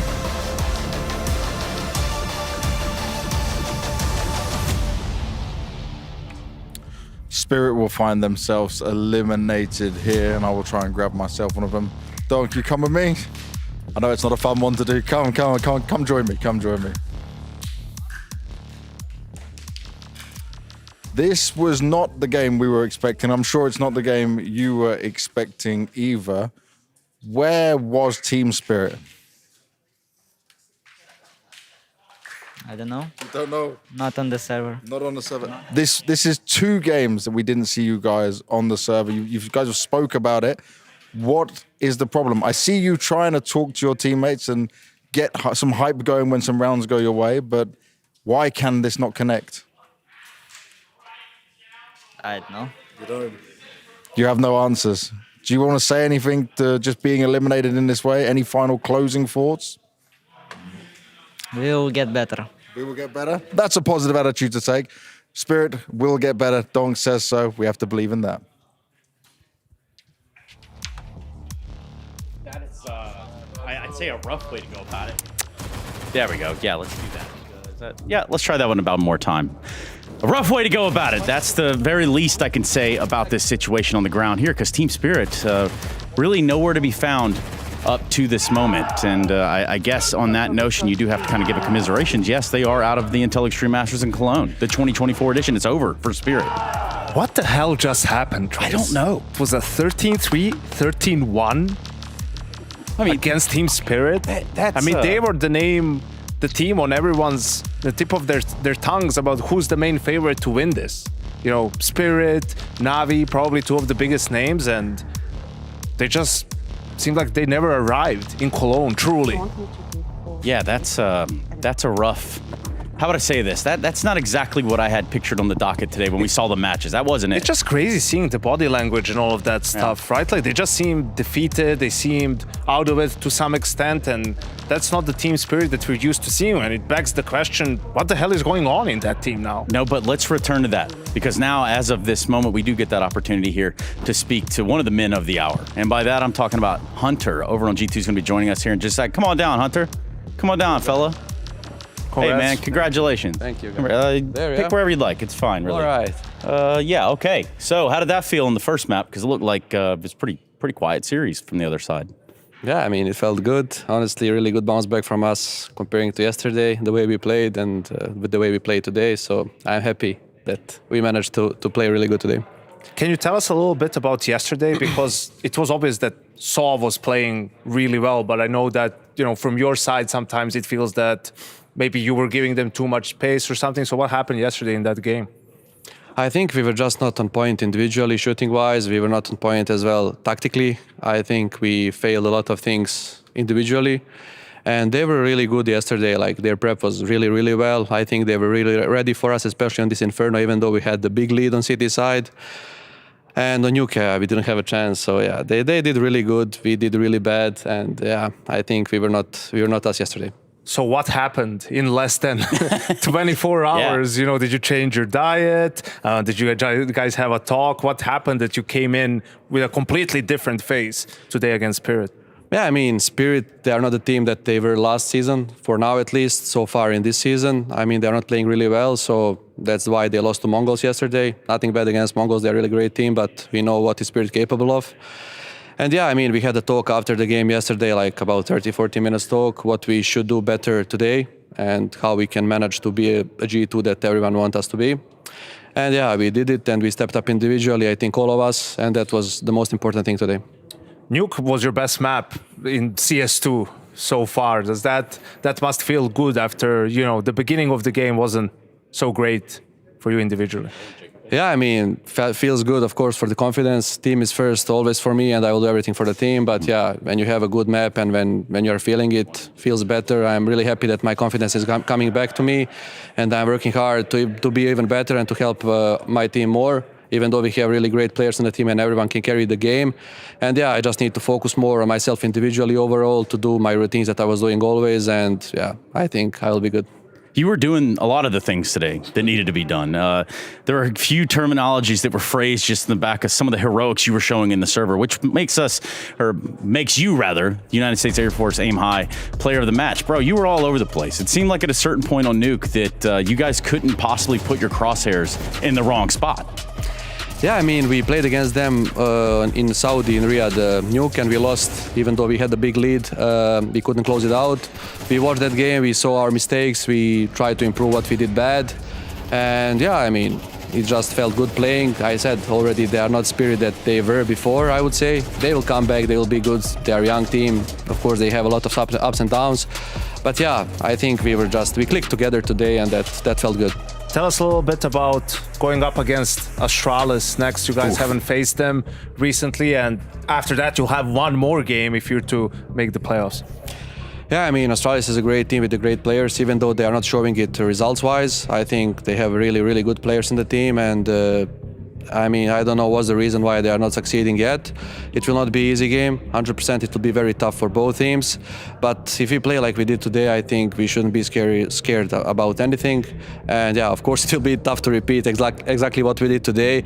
But we need to try to be on the similar level that we were today if we want to win. And sometimes m0NESY doesn't have to get all the frags. Is that right? Yeah, of course. Of course, as I said before, we have really good players in the team. Ilya is the best. But yeah, of course, he needs to have sometimes days off. He's a human like all of us.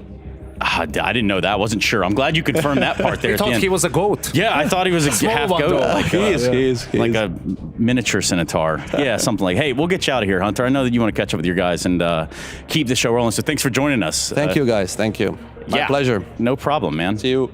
Yep.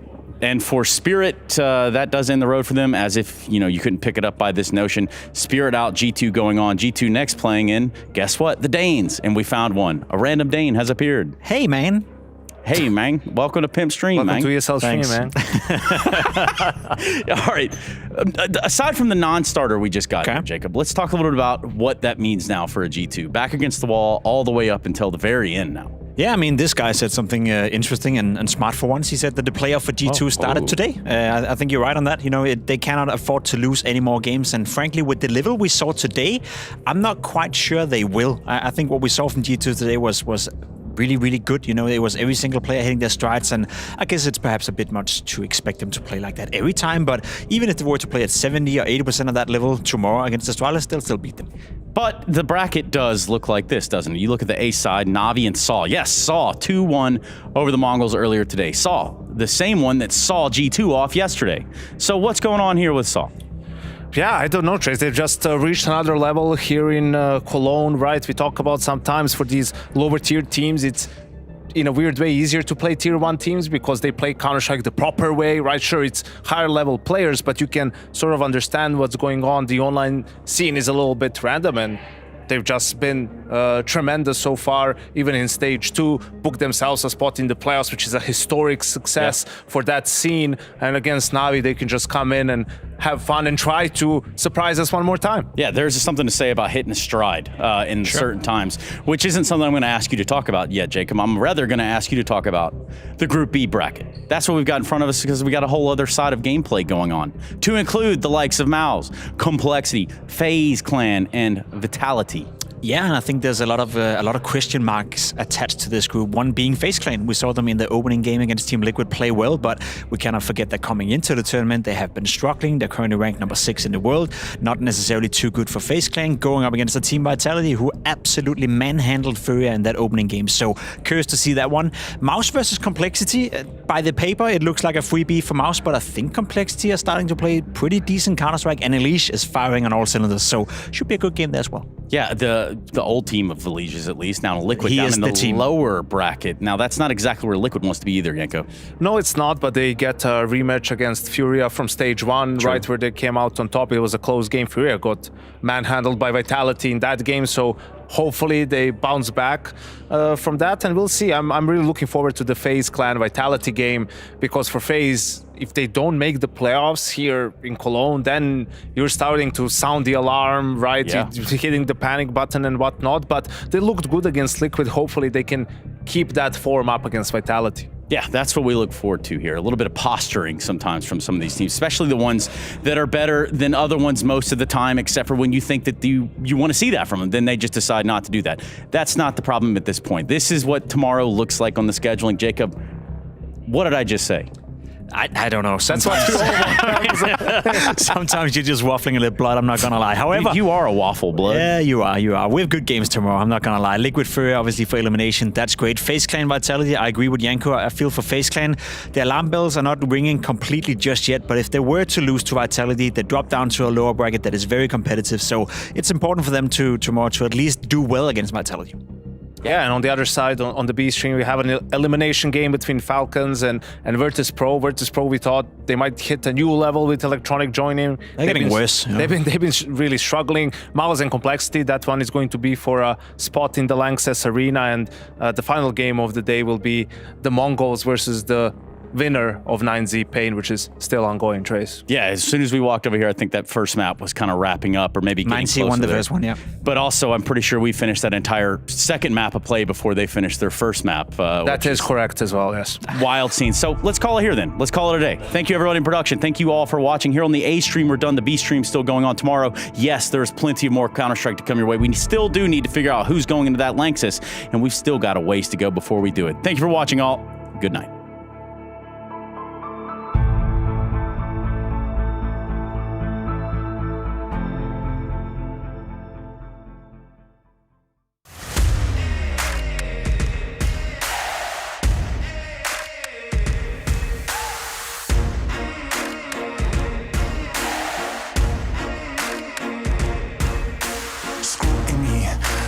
Twisting up the truth, this ain't new to me. Since the age of 22, I've been using it like it's fuel to level up, like it's champagne in my cup, like there's nothing interrupting my pursuit of dreams. There's a vision in my mind, it's consuming me. Take my confidence combined with opportunity, mix it up with unity, soon to be the greatest of my generation. Operation Victory. Fight or fly, we will stay. Through the perils we dare not to stray. Spark the match, light the flame. Out of luck, out of sight, dangerous, dynamite. Dynamite! Setting fire to the clouds at the speed of light. Going up, not coming down, screaming. Superman's kryptonite. Blowing up dynamite. Dynamite! Setting fire to the clouds at the speed of light. Going up, not coming down, screaming. Superman's kryptonite. Blowing up dynamite.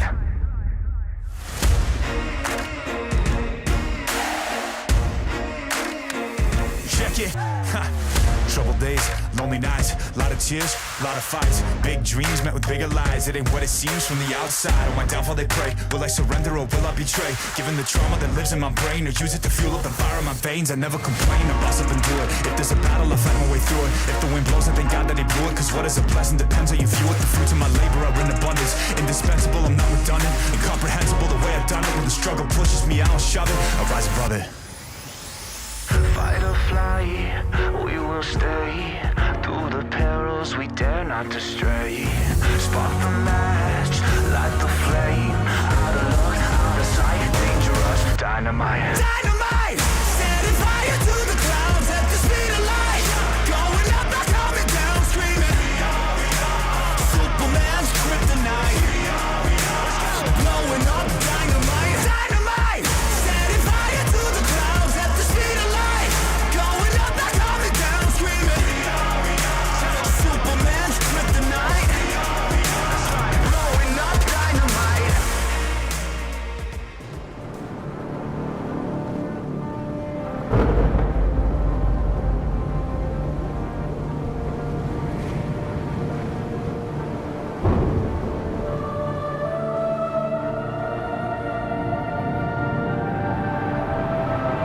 Rafa really making history.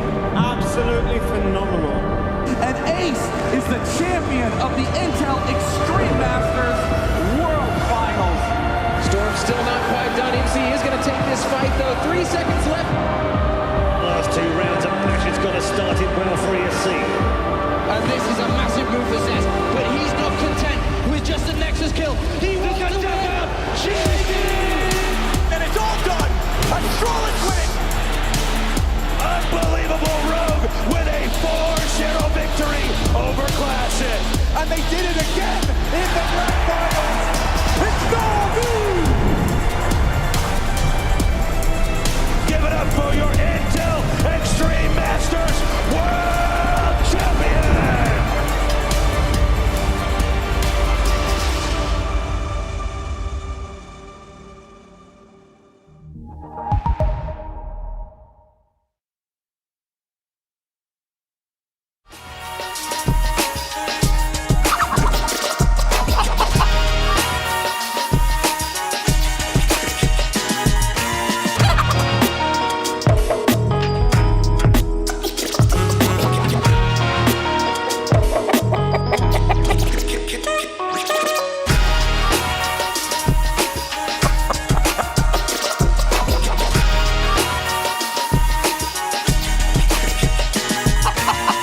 Think you've seen it all? With Faceit Watch's Point of View Selector, you can experience the game from any pro's perspective. Use the multi-view feature and customize the stream with up to 4 angles. Control what points you see while earning rewards. Drops are activated and lucky winners will receive Faceit points. And if you ever miss a match, VODs are now available. Get instant access to demos with multiple POVs and commentary.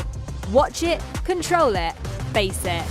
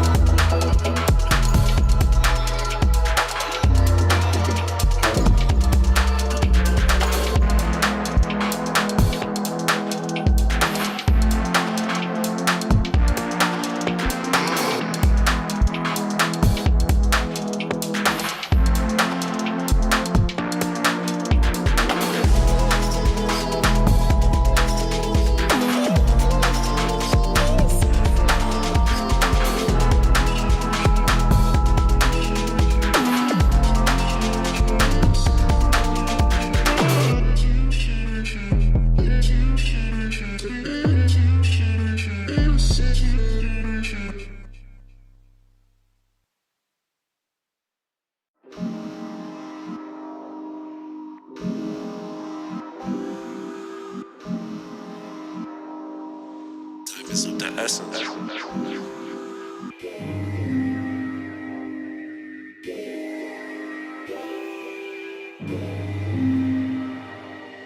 Time is of the essence.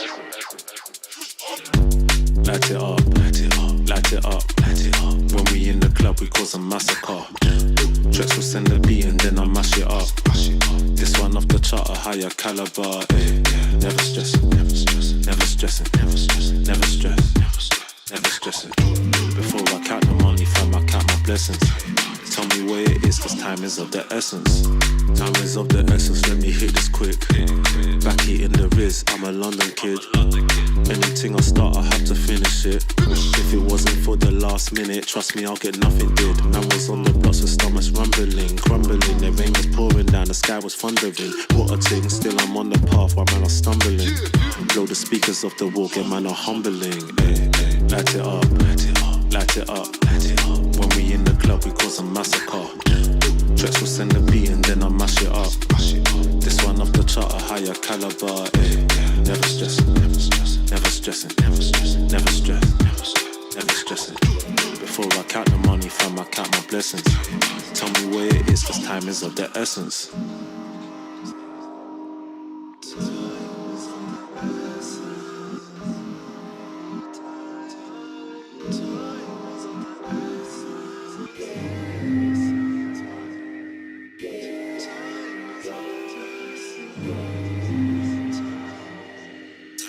Essence.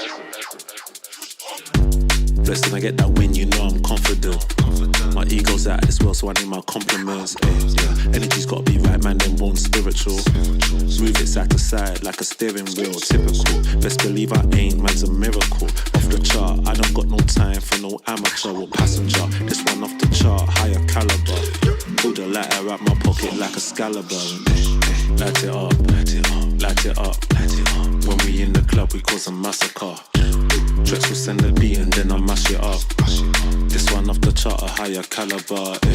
Never stressing, never stressing, never stressing, never stressing, never stress, never stressing. Before I count the money, fam, I count my blessings. Tell me where it is, cause time is of the essence.